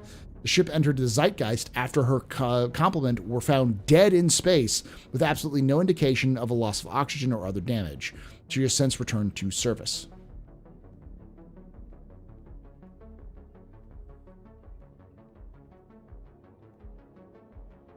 The UE Navy has begun pairing Polaris and Hammerhead crews, with two ships balancing their strengths against one another's weaknesses in a fire team capable of both strong offense from the Polaris and proper defense, the Hammerhead. Aegis began early jump tunnel development of the theoretical Flight 5s, though there are no naval contracts in place and is unlikely to see service in the next decade. With almost 2 centuries of continuous development and improvement, there's no easy way for a single entry to recognize every notable example. On a whole, Hammerhead class has distinguished career, having completed thousands of successful operations and destroyed countless enemy spacecraft. We have chosen to highlight 8 distinct Hammerheads from across the design history on the following pages representing the ship's storied history. I feel it's important that by no means this is an exhaustive list. For more thorough operational history for individual Hammerhead spacecraft, we recommend James Hasburn's Forged with Honor, the Hammerhead at War. For further details on the ship's technical development, spacecraft designer Case H. Laring's memoirs, Forging Ahead. Which, again, the Hammerhead was also designed, helped designed by J. Harris Arnold, the founder of Anvil. Cassie H. Larbing. A note on spacecraft naming. The military chose to name the initial wave of Hammerheads after sea life from around the Empire. The Flight 2s and Flight 2A examples were named after recently deceased senators. The Flight 3 ships, mountains, and Flight 4 ships were water-related deities. The whole numbers began with PCG 3748 for the original UES Hammerhead, and tended to increase over time, but generally not indicative of the total number of Hammerheads constructed. Historical numbers are occasionally repeated, and occasionally blocks were left unused when ships had their construction contracts canceled. The Navy's Office of Public Affairs can provide an unclassified registry of UE issue Hammerheads produced that maintains records of all spacemen who served aboard them. Aegis Dynamics does not respond to outside inquiries about military design histories.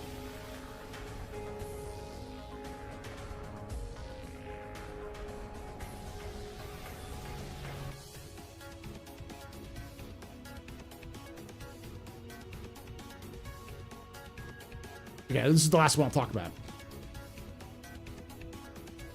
No battle group leaves port without at least one Hammerhead included, and they are frequently assigned to station keeping and long-range patrol duties.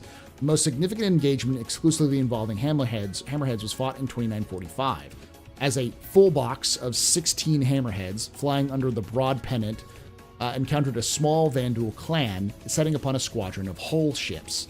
The ensuing battle defied tactical norms, with the group's admiral expertly keeping his ships in formation to train firepower upon the enemy destroyers. 3 ships were lost and a 4th damaged beyond repair, but the group managed to rescue the endangered convoy and even destroy a Vandal destroyer. 16 Hammerheads versus multiple destroyers. And they managed to fight off and destroy one and fight off the other with a loss of only 4.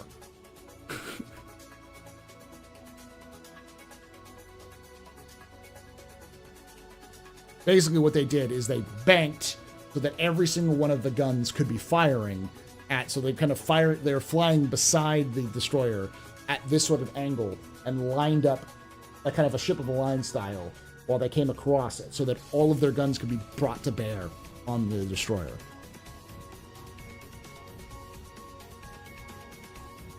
I'm thoroughly awed by Star Citizen's level of world building. Your knowledge is truly prolific. I'm literally reading just off of the brochure. This was the brochure, by the way. This is what we used to get with brochures. We used to get shit like this. A full fucking Whitley's Guide article on the entire history of the Hammerhead. So I saw someone earlier who said we don't get lore anymore. We just get like money, USD lore. This is what they mean. Like this shit. This is what we fucking got. This is nuts. This is from 2017 too. I get the reason why they don't do that anymore because that's a lot of work. And it makes sense to the writers to actually write in-game lore, but, you know. Is there nearly as much for the Perseus lore? Yeah. The Perseus has its own article in Jump Point, so it's got its own Witless Guide article as well.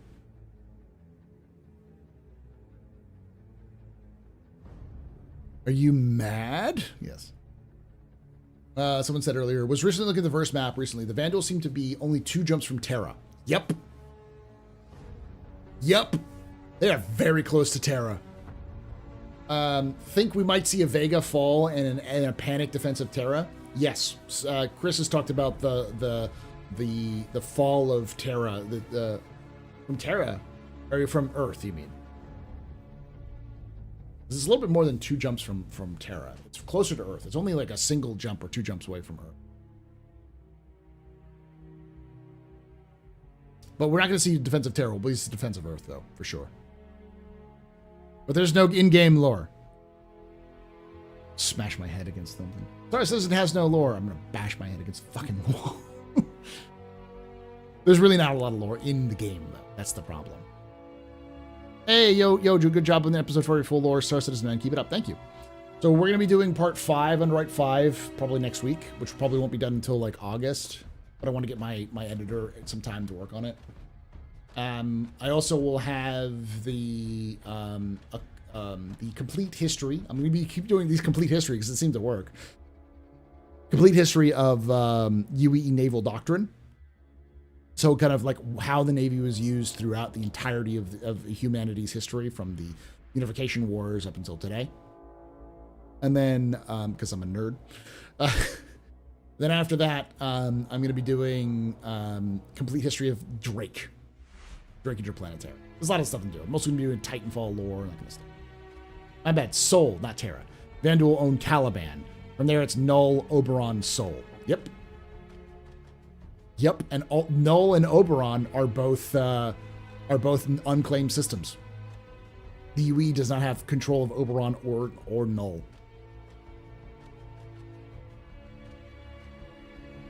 I said no in-game lore.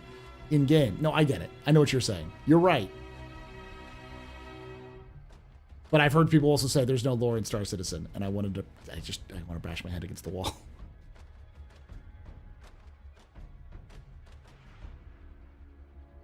Drake lore would be awesome. Yeah.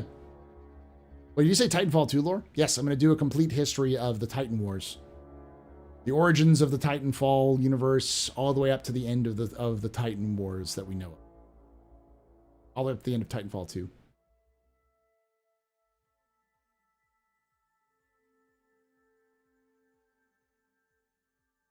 And I'm also, while I do that, I'm also going to do a special live stream where I'm going to play the original Titanfall 2 campaign on hardest difficulty and raise money for charity. That'll be happening sometime in June, probably late June.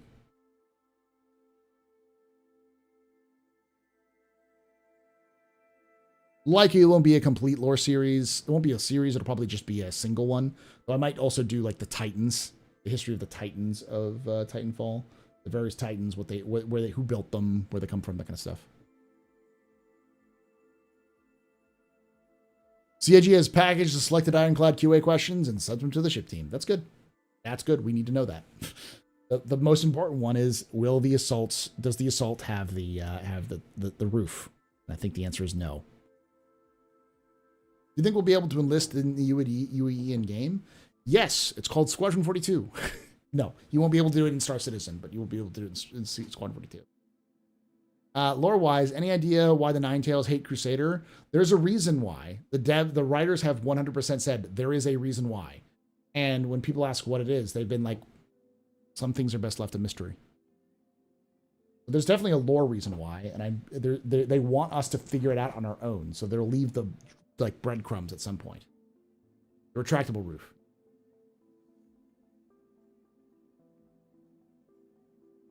I heard about orphans once. I heard something about orphans once. We're the orphans. So, Ninetales come from a violent group of assassins out of the Terra system, but they've kind of been everywhere. They just sort of set up shop in Stanton. We don't know why they specifically hate Crusaders so much, though.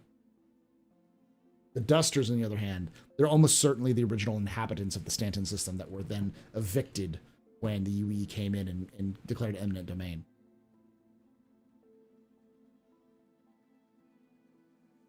Do I think the Ironclad will be released in 2025? No. Let's walk you down this primrose path here. We've got the Polaris, which will release in IAE. I think the Polaris will probably be mostly done like by 4.0. So August, September. But I don't think they're going to release it until IAE. So once they get that done, that team is then going to move on, or they'll have new teams shift over to the next part, which will be the Perseus. Or no, the Galaxy. I believe the Galaxy is next. So the Galaxy will then take a lot of the parts from the Polaris and put that in there. That should take about 6 to 8 months. So that team will work for 6 to 8 months. So let's just say September is when they start. So October, November, December, January, February, March. So that means the Galaxy will come out sometime around Q1 of next year. At the earliest, probably more like Q2. After that is the Perseus, which is another 6 months. So that'll be coming out at around Q3, Q4 of next year. Once that's out, then it's then we might see they might pause and do the Ironclad at that point, or they'll move on to the Astra, which will then take another 6 to 8 months, which it will be a minimum of 2026, if not 2027, before we see the Ironclad.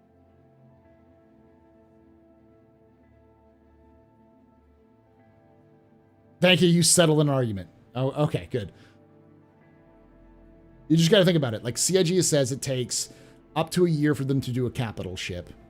The Galaxy and the Perseus are not capital ships; they're smaller ships. So it should take them at most 8 months. So like I said, 6 to 8 months. So those two back to back will take over a year.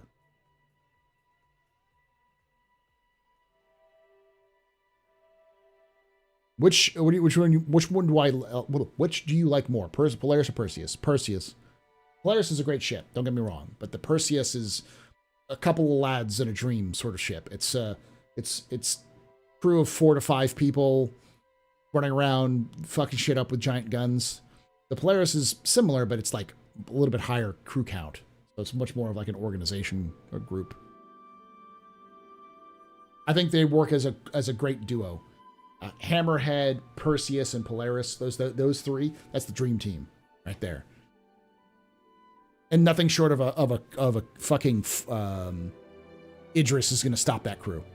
You need a big crew, you need some big guns to take down a crew of those three. And that's like 20 people right there. Which sounds like a lot, but in a game where that's trying to push as many people as possible into an instance, like upwards of 800 possibly, that's not a lot for a huge amount of firepower.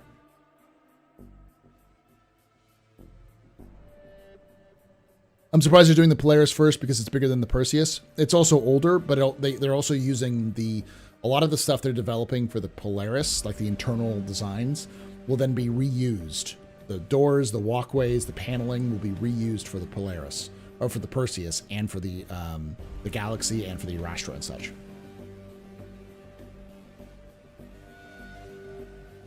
Three people running around killing stuff using big guns. You mean the Redeemer? Get out. Get out. We don't talk about that thing in here. No, I'm just joking. The Redeemer it's not going to be as good as the Perseus.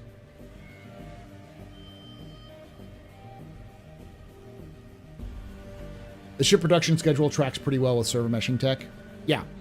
Like we're going to see the Polaris out after the first version of server meshing is out.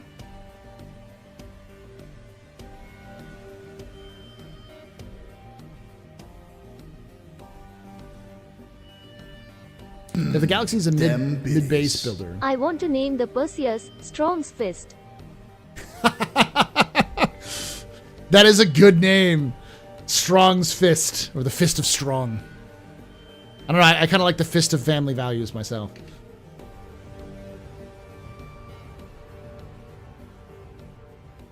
I do wonder if they're going to do Mark II route of most ships. They will, but I don't think it'll be. I think people are panicking too early because they'll do the Mark II versions once they get the first versions into gold standard. Like, we're not going to get a Mark II Polaris. That's just way too much work. It's done. It's out. There's no reason to go back and do Mark II. But like a Freelancer or the Mustang or the Aurora or the Avenger or the Gladius or the Connie, like those things all I could definitely see like part 2 versions of. Yeah, they're still going to work on the gold passable ships. I just don't think they're going to go into extensive detail for updating.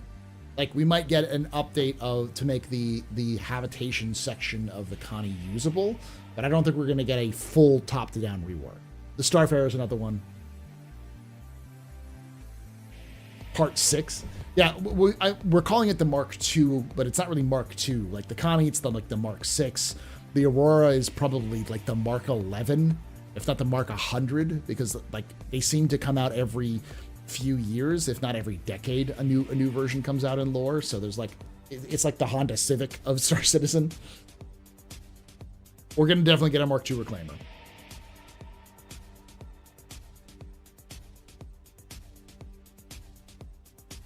The Hornet Mark II itself is about a decade old, so it's not their current philosophy. Nowadays, they're more likely to revamp a ship without any in-lore justification. Well, the thing is if they revamp a ship, then they don't get to sell that ship again. And they will want to sell that ship again.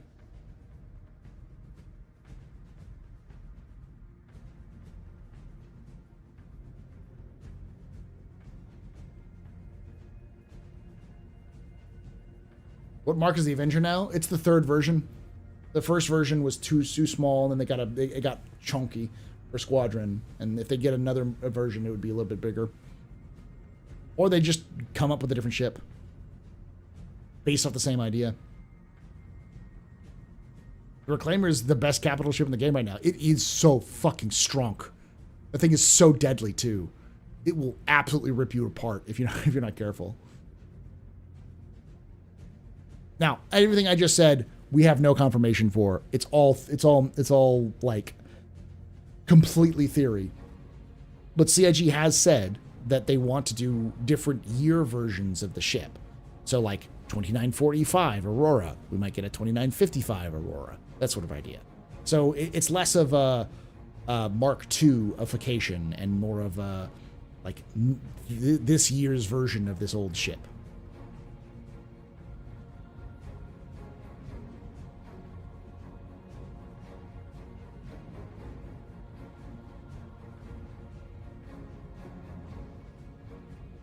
So we've got about 2 hours left.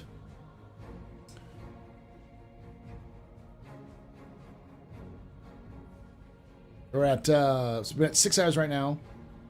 So plus, and we were 7 hours almost. So like 5 minutes from 7 hours. So that will be 7 hours. Then yeah, we're at 9 hours. The more you donate and submit, or submit to the pub. Donate and do bits and that kind of stuff, and or gift subs like that. The higher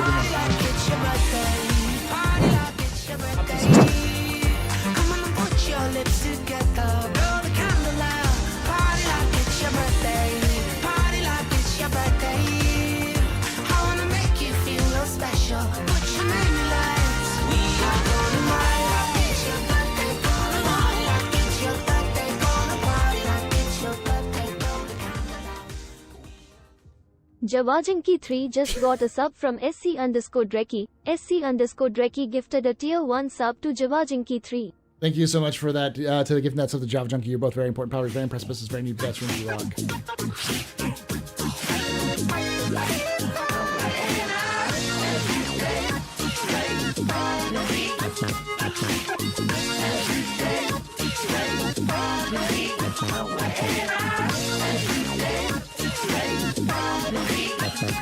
Pasta. most generous of pastas. Shempasta just gifted 10 subs. Thank you for getting those 10 subs there. You are a very important pupper, very impressive, very new pedestrian. All you rock. Shots and cheers in chat, y'all. Shots and cheers. Boatloads of dope. I still love that name. Way to show off, Shem. But as you can see, now we're at 2 hours and 30 minutes. So we're going to be at least 9.5 hours, or close to 9.5 hours now. We reach 12 hours, we'll do a giveaway. But we're going to be wrapping this up here in about 30 minutes, and then we'll have about minimum of 2 hours where we're going to be playing Sea of Thieves with Loken. And if we go beyond that, if this goes beyond that, then we will do, we'll go back and play some Star Citizen. Xenothreat is the most powerful outlaw in the group in the game, funded by powerful politicians, but I could be wrong. I would say it's a toss-up. There's definitely indications that the guy I mentioned earlier, Neskus, the Tavaran pirate lord, he's pretty fucking powerful because he basically can rally the entirety of all of the pirate factions of Null together against the Van Duel and win. That's an insane, that's nuts. That's a lot of power and influence. The council that runs Spider in the Cathcart system, they probably are up there in terms of power because they've got a lot of influence and power as well. And that's probably the biggest ones. Xenothreat would probably be another one up there, and the most influential, powerful faction that we have and don't have in the game is known as the Oratoni Group. The Oratoni Group is a syndicate, or Oratoni Syndicate. They're like a Yakuza. They're like a legitimate business that also does crime on the side. They're very like East Asian sort of syndicate style mafia. And they're everywhere. All over the place. Like every system has an Oratoni Syndicate branch in it. So like Neskus and his pirate lord, the pirate lord Neskus and his domain is powerful.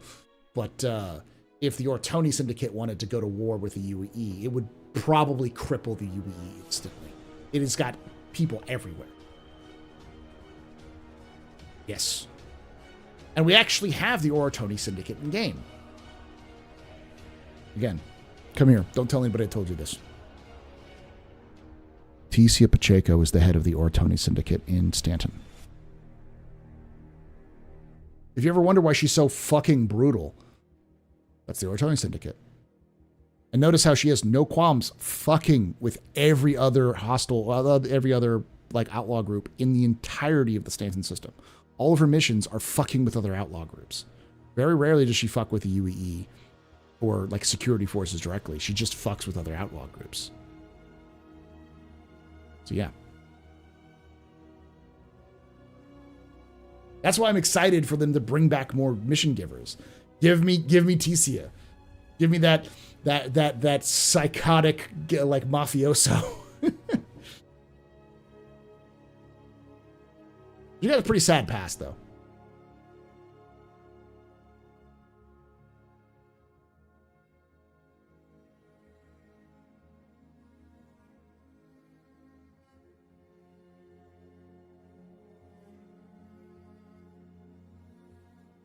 I'm just really hoping that once we get over this hump of 4.0, the CIG can actually start giving us some good narrative.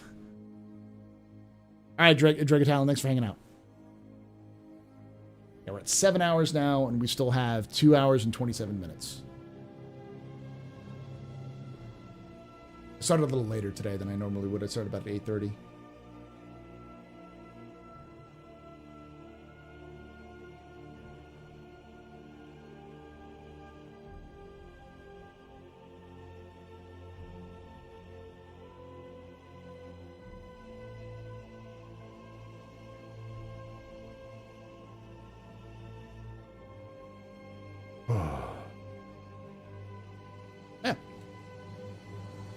There's a lot of lore and world building. CIG's done a lot of world building. It's just now they have to capitalize on this world building. They need to really lean into it.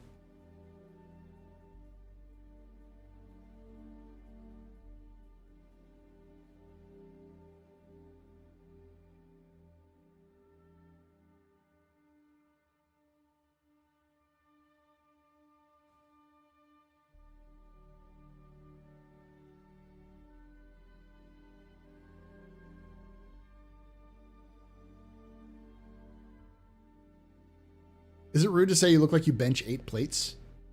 I have no idea what that means, so I don't know. Does that mean I look weak? Does that mean I look strong? I don't know. I don't bench much. I am working on it. I have these just sitting in my office, so whenever I'm like rendering or something like that, or I'm like kind of reading something online, I'll sit here and do this. Break my mouse. Each plate is about 45 pounds. I guess so. I'm a big dude. Most of my background is German and Nordic. So I'm 6 foot tall, broad shoulders, you know. And I'm losing weight now, so you're Viking guy. I'm more British than the British, which means I'm everything but English.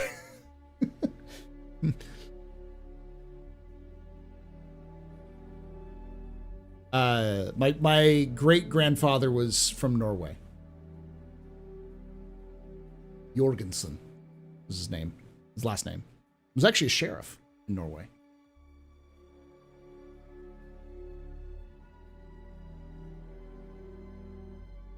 We actually have my mom has his, he had an award that he had before he emigrated to the U.S.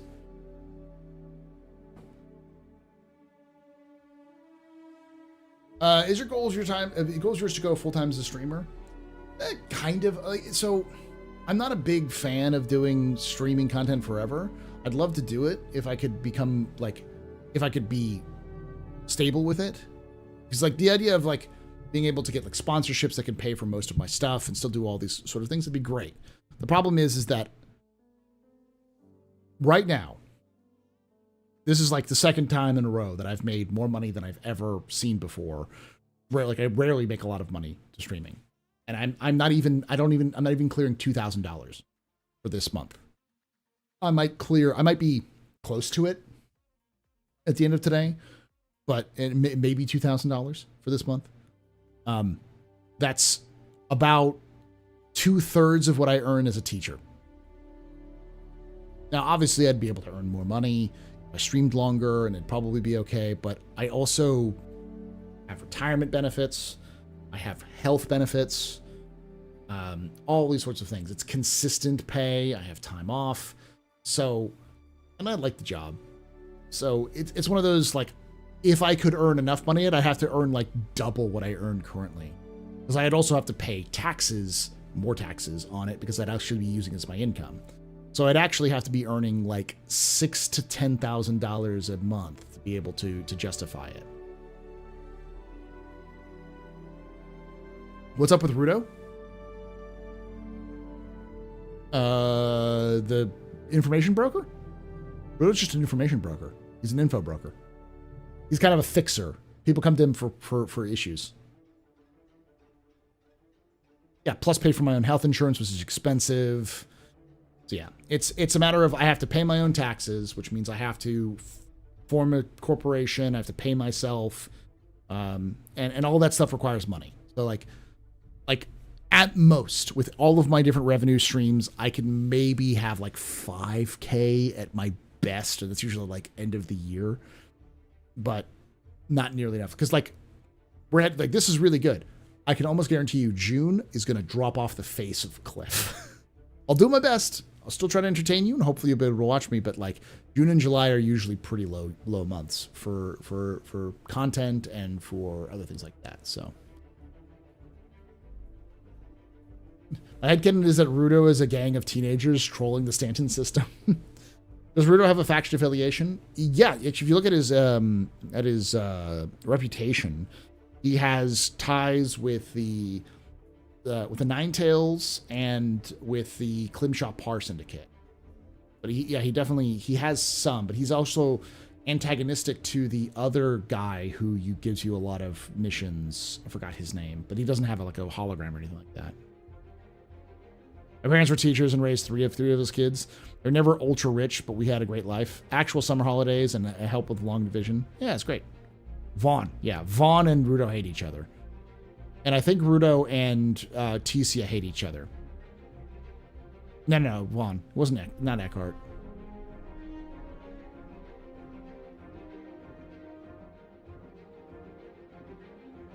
He's sort of kind of a wild card.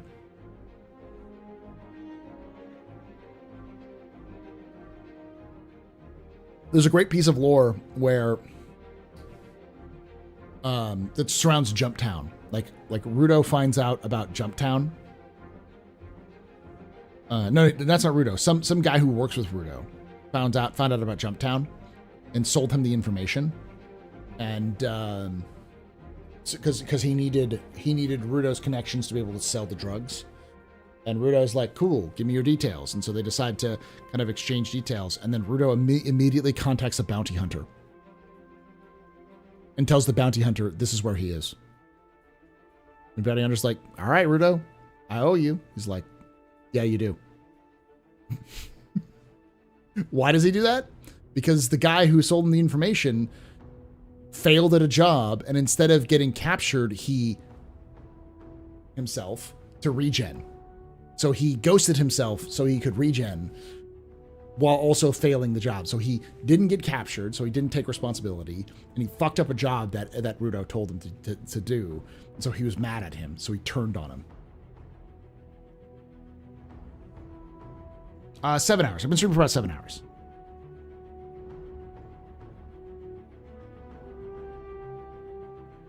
So you hit your 12-hour giveaway, huh? Well, a little bit more than that. We've got about, I've been 7 hours, and we've got about, so that's 9 hours and 19 minutes. A little closer to 9 hours and 30 minutes.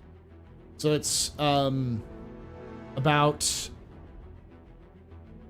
2.5 hours until the 12-hour giveaway.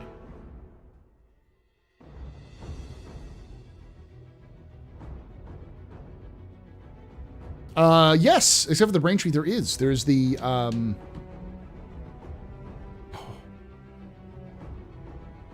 integrity?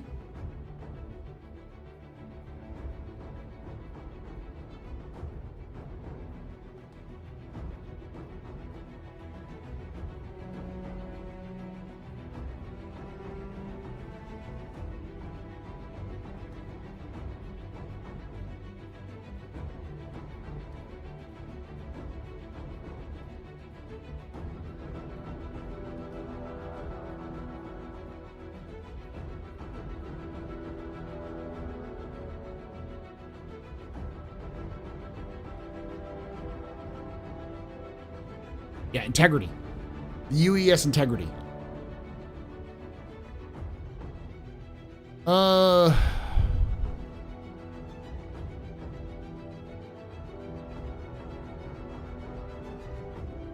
It's a modern ship. In fact, we know the integrity exists because it's in Squadron 42. During the Battle of Vega scene, when Bishop is giving his speech, you have the Hollow Globe. One of the ships in the Hollow Globe is labeled the UES Integrity. And we know because the Integrity was part of a propaganda film called Integrity and Honor. It was a 45-minute long UEE recruiting film released in 2935. It was intended to spur naval enlistment and improve the public's understanding and opinion of the military's role in the conflict with the Van Duel. It was filmed aboard the UES Integrity during a 2932-33 leg patrol, with additional scenes staged aboard the cruiser after the completion of its tour, and others generated from archival gun camera footage.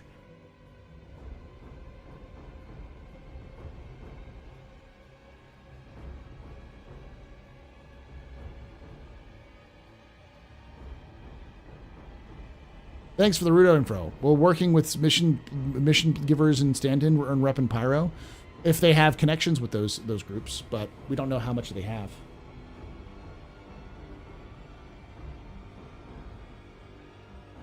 So we have an idea of what battle cruisers and cruisers are because we saw them in the Squadron 42. If you remember those like weird ships that look like tiny Bengals, they look like they were built off the Bengal platform, those are cruisers. As CIG talked about a quest system of sorts, there's two different types of missions. There's the mission giver missions and the missions. So the missions are going to be dynamically generated via the mission system, which will be connected to the dynamic economy. And then there are individual bespoke missions, which are done, story missions, which are done with mission givers. The way they are going to work is you have a mission giver who you go to the mission giver, you talk with them, you go off and do their mission, and then you get a bunch of other missions that kind of fill out their list, which are kind of like, you can think of them as like radiant missions from like quests from like Bethesda games. And then once you've earned enough reputation with them, they will call you back, and you have another sort of one-on-one with them where you can talk with them. It's kind of like a cutscene, almost like a dialogue scene. And once you've kind of talked with them, they'll give you another mission, which will be a bespoke mission you go and do. And then there will be kind of dynamically generated missions for them based off a pool of what they have, to another point until you reach their max affinity. And then once you've reached their max affinity, they'll send you off to another person that they know, so you can work there if you want to, or you can do missions for them.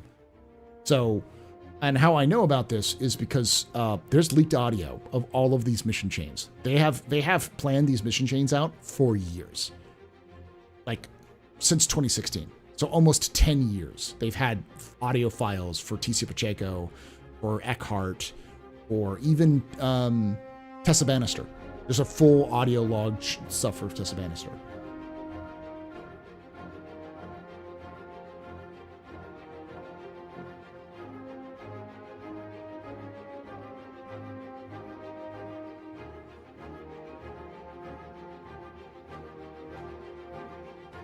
Where did you find this? The Integrity of the Galactopedia. I had heard about it through Jail. Jail mentioned it because Jail's obsessed with tracking the little details in lore, which is cool. Check out their Jail's YouTube. And Jail mentioned this, and so I kind of remembered the name, but it's in Squad 42's video as well. Is there much in the political parties of UE? Yes, there are three. There's the Centralists, the Universalists, and the Transitionalists. So the Centralists are like the old guard. They're the old money. You could think of them as like the Lords in the House of Lords. They're super, super conservative. They're very Earth-centric. They're kind of like the Mezerites, like that decided to turn code on the Mezers, but they still have a lot of the same beliefs. So they're very conservative, very old school, humanity first sort of thing. Distrust the Xenos. Then you have the Universalists, and the Universalists are kind of like the moderate party. They are not necessarily anti-Xenos, that they're not necessarily pro-Xenos, but like the one Tavaran senator that they have is that we have in the UE is a Universalist, and most of the Imperators have been Universalists. They're kind of like the midway. They believe that the government should regulate businesses, but they also think that there's a kind of a hybrid system of like making sure that businesses, hands off the businesses, let the business do what they need to do. But if they act out, to regulate them, to step in and regulate them and maintain them. They believe that they should be the ones who kind of craft and guide the UE forward. That the government has a place, but it should be light touch, like puppet strings behind the strings. And then the Transitionalists are just straight up anti-UE. They want to move the capital to Terra. They want to like abolish the citizenship system, expand the number of people who can vote, to bring more alien species in. They want to fucking like stop the war with the Vanduul, reduce military spending, that kind of stuff.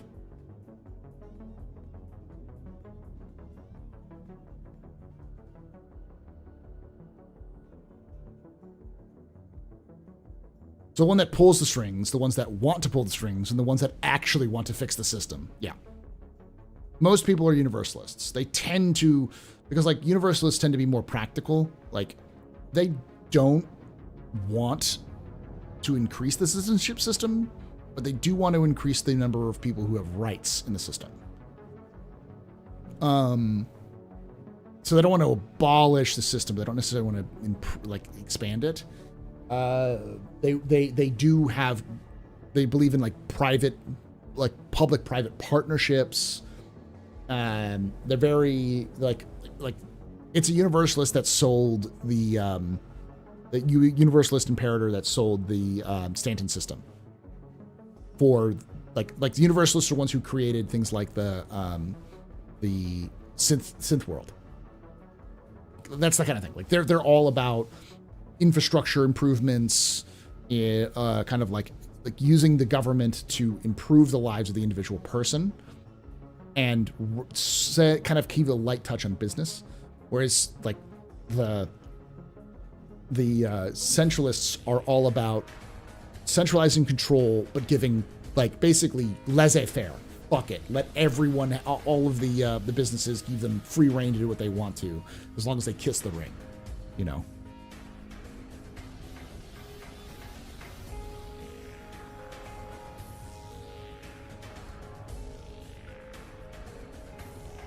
How do criminals keep their citizenship? Some of them don't. You can get your citizenship revoked if you're a criminal. Remember, citizenship is not, you don't gain citizenship in the UEE through natural means. You have to earn it, which means you have to do a service for the UEE, and you have to go before the citizenship board, who will then grant you citizenship. But they will review your actions and what you did and decide if that's actually enough or not.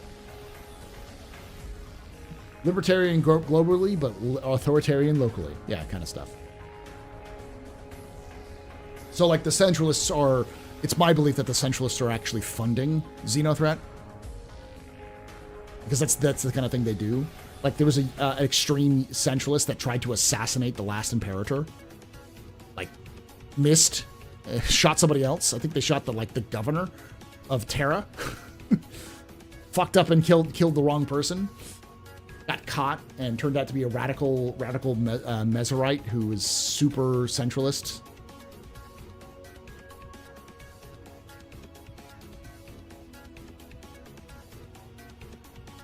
You can think of it as like the centralists are right of center, universalists are center, and the transitionists are left of center. But they're all central. They're all kind of general center-ish politics. There are other parties, but these are the three main parties.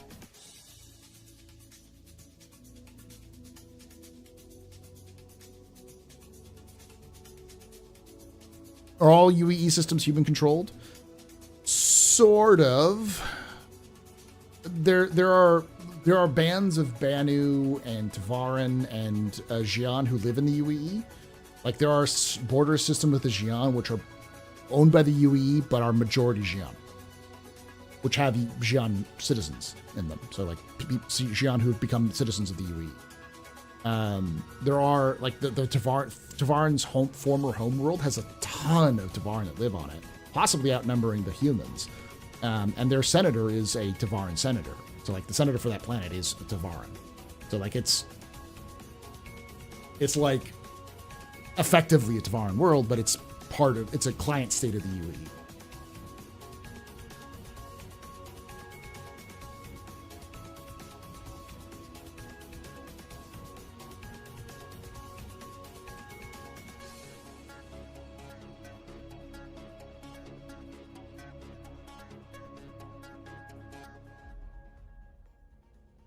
But technically, the UEE isn't like, it's human dominated, but it's not exclusively human.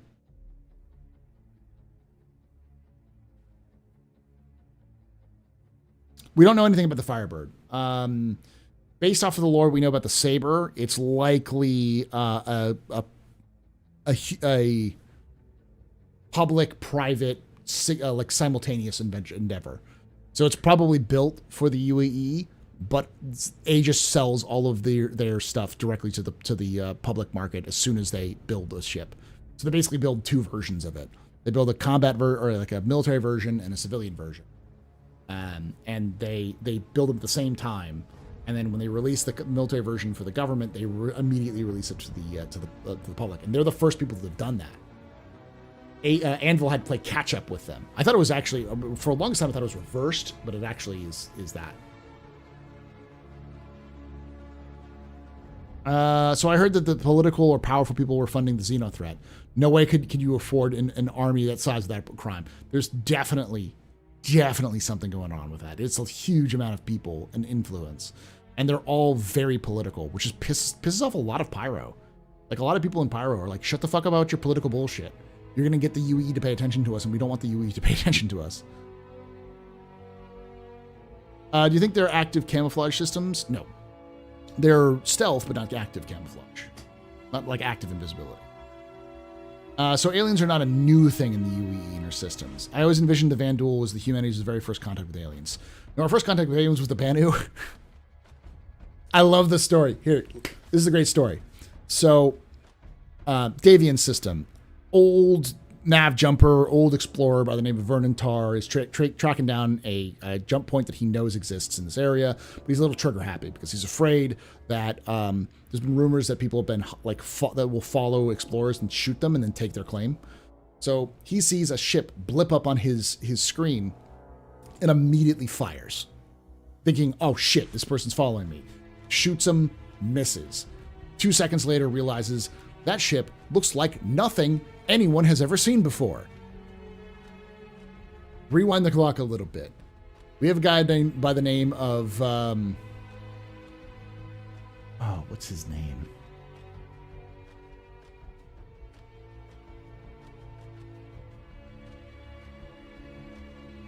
I want to say Benny, but that's the wrong name.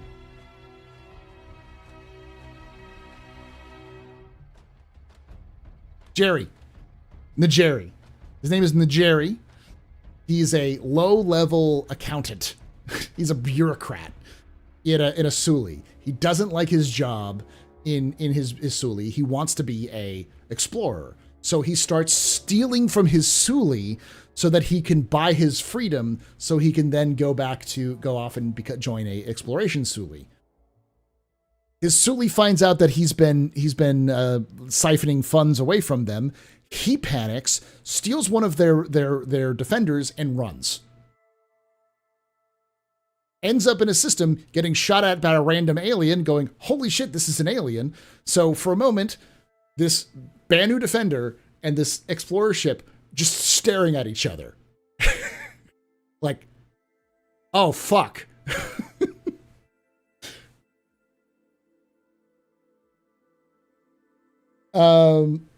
And like immediately Vernon Tar calls up the UNE at the time. It's like, I think there's an alien in front of me. The fleet shows up, takes Jerry into custody, began to try to talk with him. He tries to tell them his name, and everyone calls him Jerry. So he just says, "My name is Jerry now. Hi, I am Jerry." They're negotiating and talking with him. At one point, he's in an observation kind of booth, and they give him a bunch of food. They just lay out an entire plate of every kind of food they have, including rations and everything, like on plates. And Jerry ate the whole fucking all of the food. And some of them he didn't even take the wrappers off. It's like that scene in Futurama where they go back in time and they capture Zoidberg and there's like a buffet and Zoidberg's like, "Oh, a buffet! Oh, but I don't have my wallet." And the general's like, it's free." And he goes, "Brrr," and then just eats the whole table. That's what Jerry does. Jerry just eats the whole thing. And that's how we figured out that the Banu don't have, like, they can eat fucking anything. They're like garbage disposals.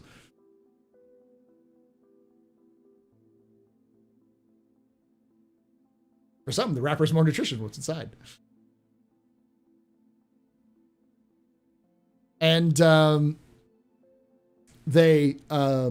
eventually the people chasing Jerry show up because he was a fucking wanted criminal.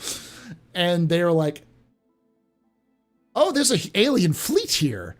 And so Jerry's Suli and the UNE talk, they negotiate a trade deal. And Jerry gets let off for basically leading them to a new trading partner. Like, "Yeah, it's okay. We're not mad at you. You're fine." He goes back to his job, hates his job, tries to get a job as a translator and interpreter, fails because he's not very good at UE Common, and other people are much better at him. So he slinks back to Davian, and in Davian, he's a fucking superstar. Everyone wants to meet the first Banu to meet a human. So he goes around, gives lectures and speeches about about who he was, and talks about Bennu culture and all that stuff to the rest of humanity, and becomes a rock star.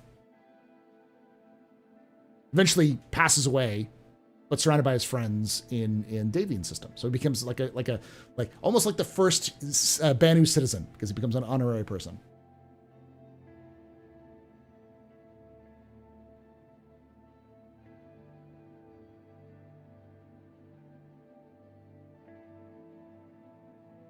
Oh yeah, we'll kind of pass forward a little bit. The second contact was with the Xi'an. Humans went off to go terraform a planet before they actually did any scans, because this company called Gaia Planetary Services there was like a gold rush. Like everyone was trying to get terraformed planets before anybody else could. So they got a sweet deal on a location of a new system. They go into the system. They start setting up the terraforming equipment. As they're setting up the terraforming equipment, they suddenly get surrounded by strange creatures and taken captive. And one gets sent back to go talk with the company, and the company's like, "Oh fuck, this is an alien species. Oh fuck, we are so fucked. We are hyper fucked. Oh, what the fuck do we do? We'll just negotiate with them. We'll just negotiate with them personally. That'll be fine. Then we don't have to deal with the government breathing down our necks." Doesn't work. Have to tell the government. Government's like, "What the fuck did you people do? You tried to terraform an inhabited world with people already living there. You didn't even do fucking sensor sweeps. What the actual fuck?" So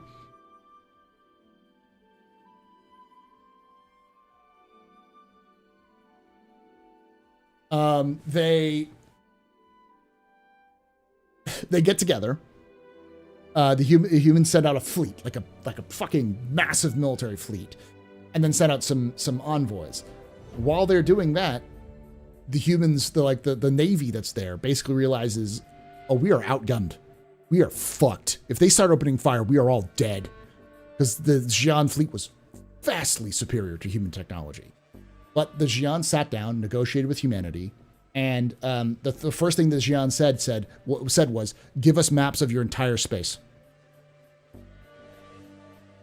And the UE was like, UND was like, "Oh," or UP at times like, "No, we're not giving you the locations of all of the jump points and where to go." And the Xi'an were like, "Cool, we still have your people." And that's like the first thing the Xi'an said. It was like, "Why the fuck do you need maps of all of our locations?" And eventually we gave it up in order to get those people back. But instantly, humanity was like, "We're going to go to war with the Xi'an. Holy fuck, we are hyper fucked." So we started panic building a military. And in the middle of this panic, some dumb idiot who was just an amateur explorer finds a jump point, goes through the jump point, and finds a full-blown civilization on the other side. Decides, "Gee, what should I do? I'll fire a fucking probe at this civilized world." And then the probe was intercepted and destroyed, and he realized, maybe I shouldn't have fired an object at a spacefaring civilization's homeworld, and pieced out, told the UNE or UPE what was going on. Turns out those people were the Tavaran. And the Tavaran were in the middle of a population collapse, and they were having struggles, and like resources were being short, and because they didn't have terraformation technology. So they suddenly have a unified enemy they can fight, because they're a martial society, and they invade the UPE. Thus starts the First Tavaran War. That's the first war that humans fight against, and it is brutal.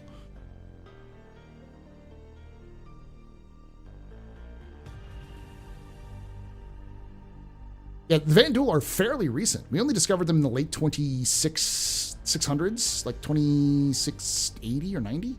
No, it's 2670 or 660, yeah. This man is so good at peace. We just kind of tripped on ourselves ass backwards going through the universe is what happened. Idiots are really important to progress, it seems.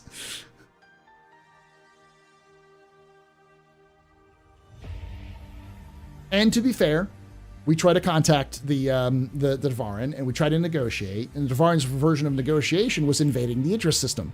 So, yeah, it didn't go very well. But we were not prepared for fighting the Tavaran, and we got our ass kicked. The only thing that saved us was the fact that basically every able-bodied human being in the entirety of the UPE volunteered to fight, which is a fighting force of billions of humans, like probably close to anywhere between 1 and 10 billion humans at arms. That's a lot of fucking just manpower to mobilize. It was so much that we were using civilian ships that we just strapped guns to for most of our fleet. But you know, it turns out that you throw 1 billion people at another force, eventually you're going to get through.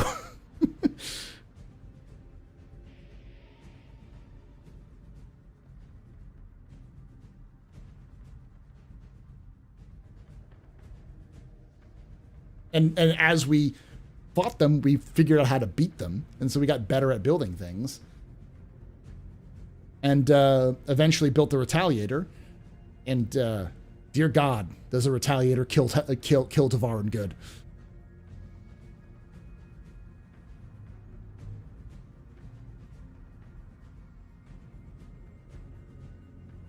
Eventually, we liberated Idris IV after losing the battle. One dude named Ivar Messer, who was a captain, who was the last person in line after a bunch of other people died, got everything together, ordered round the clock, like effectively point blank airstrikes on their own position to stop the Tavaran's waves, and then ordered Marines, Special Forces Marines, to go behind enemy lines and take out their planetary defense systems, and that saved like the invasion. So Ivar Messer basically single-handedly rallied the remaining human forces and drove back the Tavaran and eventually liberated Idris IV. He became the hero. Idris IV became instantly promoted to colonel. And was then put in charge of most of the invasion forces against the Tavaran main homeworld, and personally led the invasion of the Tavaran homeworld, where he became general afterwards. And then eventually, after the war, became promoted to a high general position, which is the head of the military, and then organized effectively a coup to take over the government.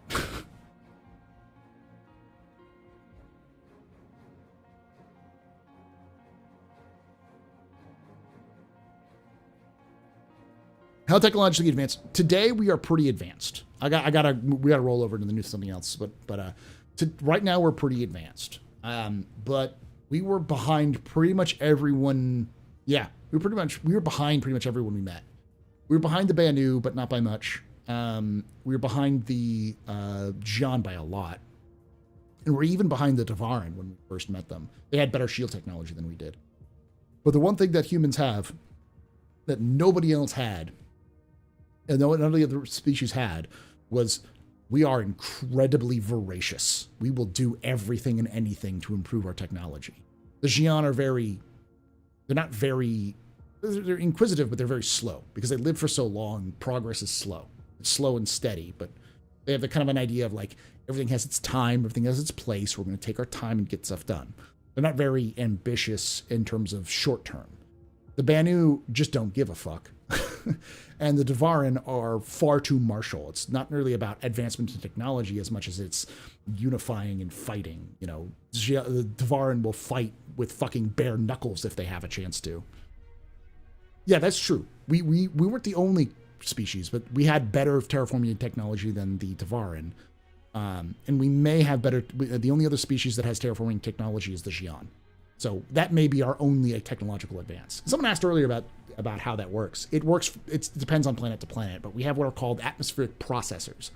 Atmos processors can take in atmosphere and then convert it using onboard gases and other things they get to other things. But it takes a long time. Sometimes it involves those giant space lasers that we've seen that kind of like drill to the core or drill out ice marks.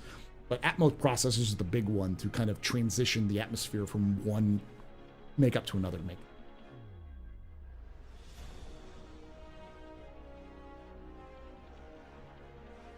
Compared to Bishop 1, yeah. Someone else asked, well, I asked this before. Yeah, the cutting edge fighter in the UPEN, the Tavaran, was Stiletto. So the stiletto was described as a weaponized tube. That's literally what's described. It's a tube. And I think the way to describe it is, you know the Dragon capsule? You know, like modern space capsules that work in like the Soyuz and the Dragon capsule. The stiletto was that. It was that with 50 cal strapped to it. We were fighting because it used chemical rockets to maneuver. We were fighting the Talon with a fucking Dragon capsule with 50 cal strapped to it. No shit, we got our ass kicked. Native gases, processors, nitrogen, oxygen, and O2. Yeah, CO2.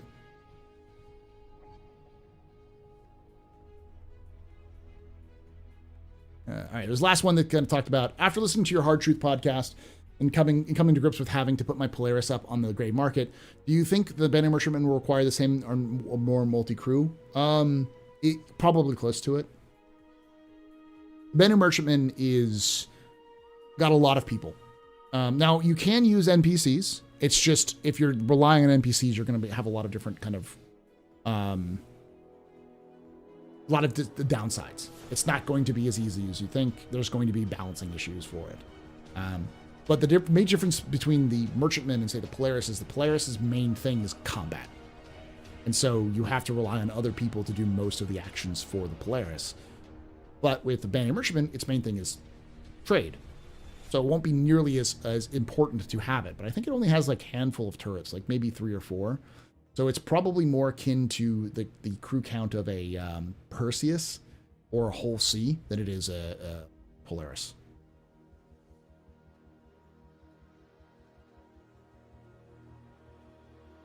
That is indeed Skaven. Processors use a lot of energy and ship off unwanted waste gases and potentially import N2, O2, etc. And they're very complicated. They have to build them in orbit. So they have to build them on planets or in orbit of a planet, and they have to build them in hundreds of quantities. And you can't reuse them because they don't fit through jump points. They don't have engines. So they are very expensive to build. They take years, like a decade or so, to actually function. And they're very energy and production hungry. So we're talking about they're mega projects. They're huge inventors. I've actually seen them too. Let me pull it up.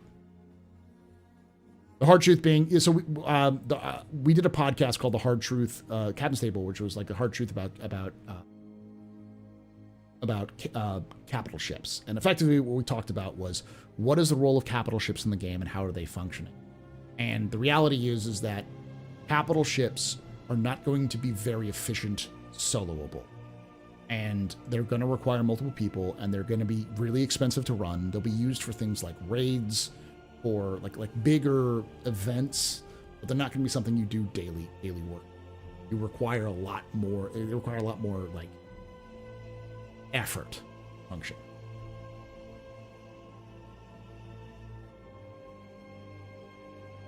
All right.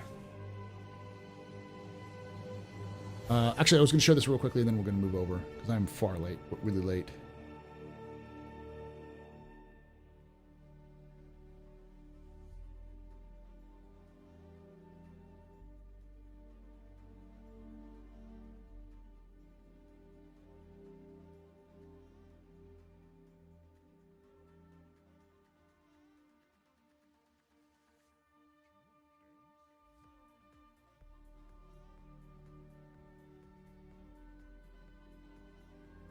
I'll be right back. Then I'll show you the thing, and then we'll move over.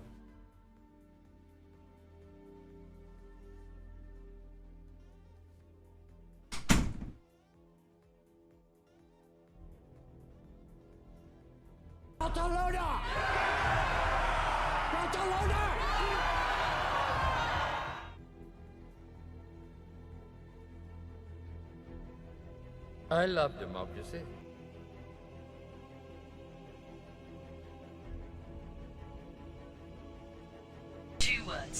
Distress bacon. Good news, everyone. I'm pilot. Christian amount. Drugs. To democracy! Weapons free, y'all. Hello, I like Mission complete. Everybody and his dog calls himself an outlaw. I eat. There you go.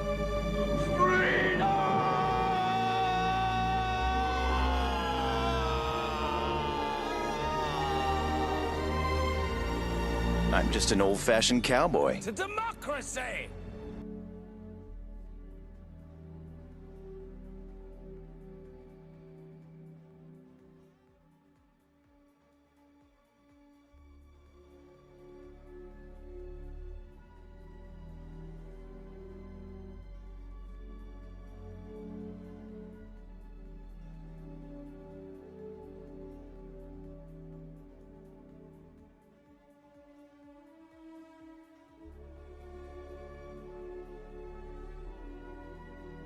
Two words.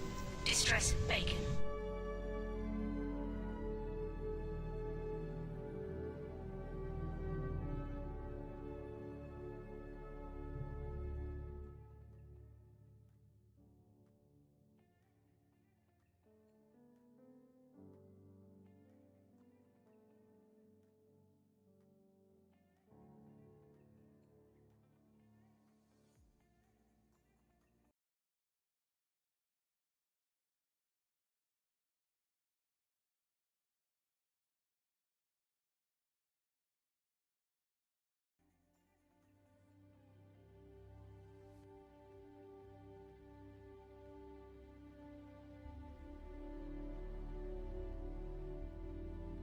Drugs.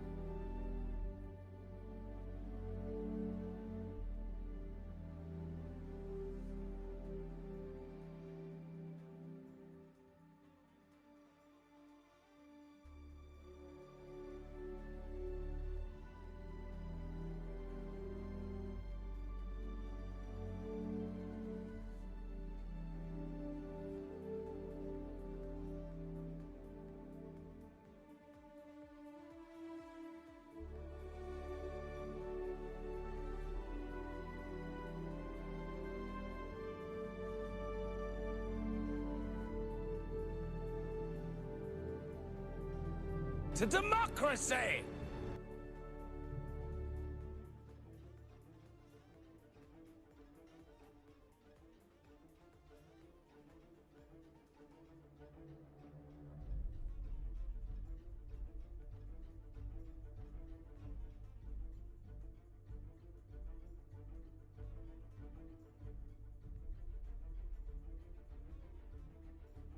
Barcelona!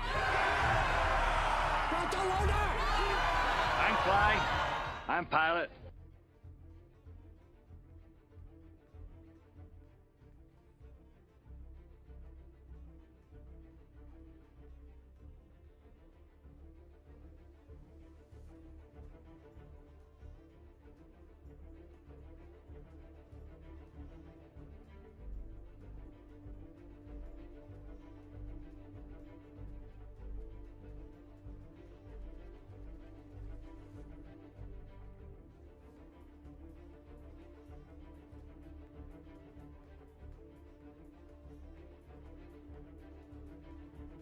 I'm a little late. But this came in.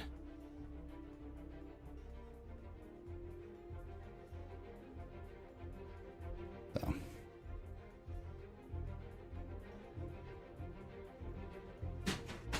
Find a space for it. So right now I don't have space.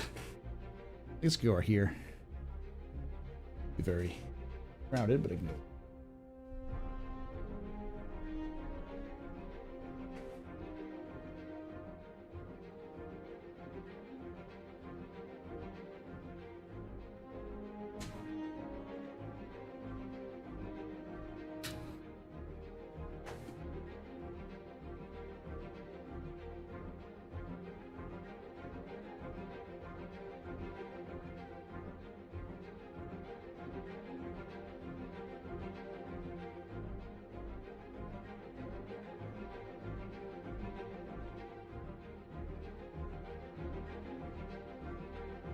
I'll have to get some stuff, but yeah.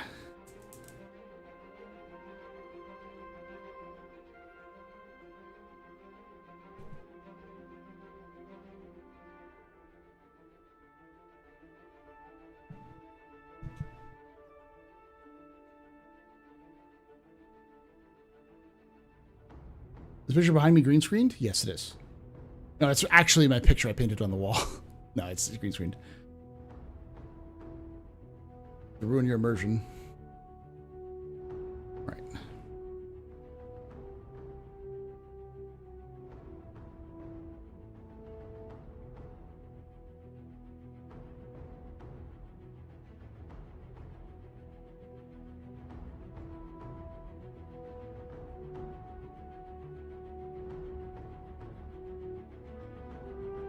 I'm going to show you something real quick, chat, before we go.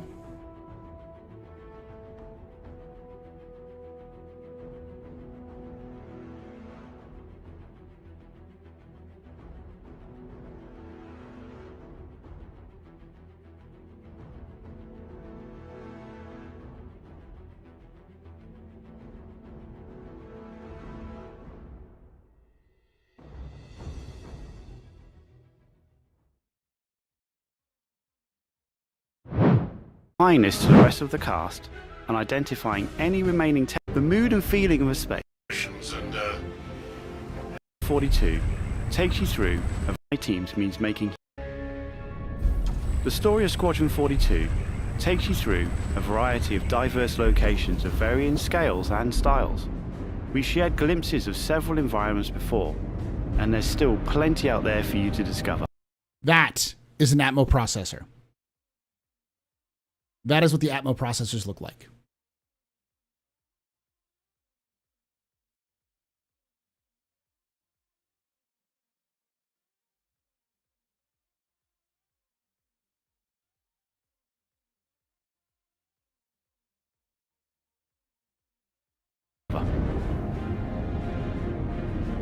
One of the main challenges the art teams had to. You can hear him say it right here. Physics-based puzzles using our updated rope tech.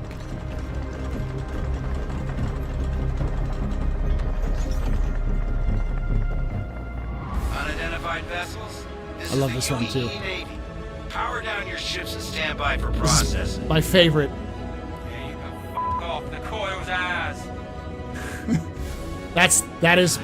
Our scanning, targeting, and marker system has also seen an overhaul, allowing us to highlight only the essential information that you need, such as key objectives, mission targets, and high-level scan information, while keeping your overall view as clean. Ultimately, this is the final phase of gameplay iteration, before we fully transition into optimization and stability on the road to release. Listen. Agent Trejo, this is Colton. Come back. That's all in the back. You see all that? Always trips me out to see terraforming setups like this. Web tried explaining how atmosphere processors work. Really shows how far we've come. What the hell is she?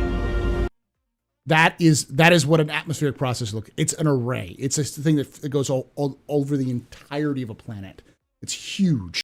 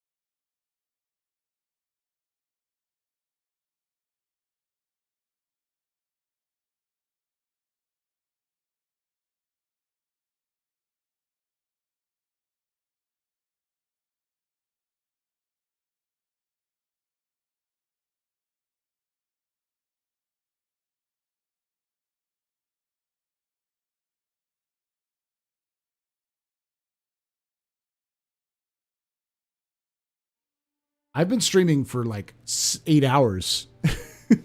Fish. Go on. All right. We're going to be moving over to doing Sea of Thieves.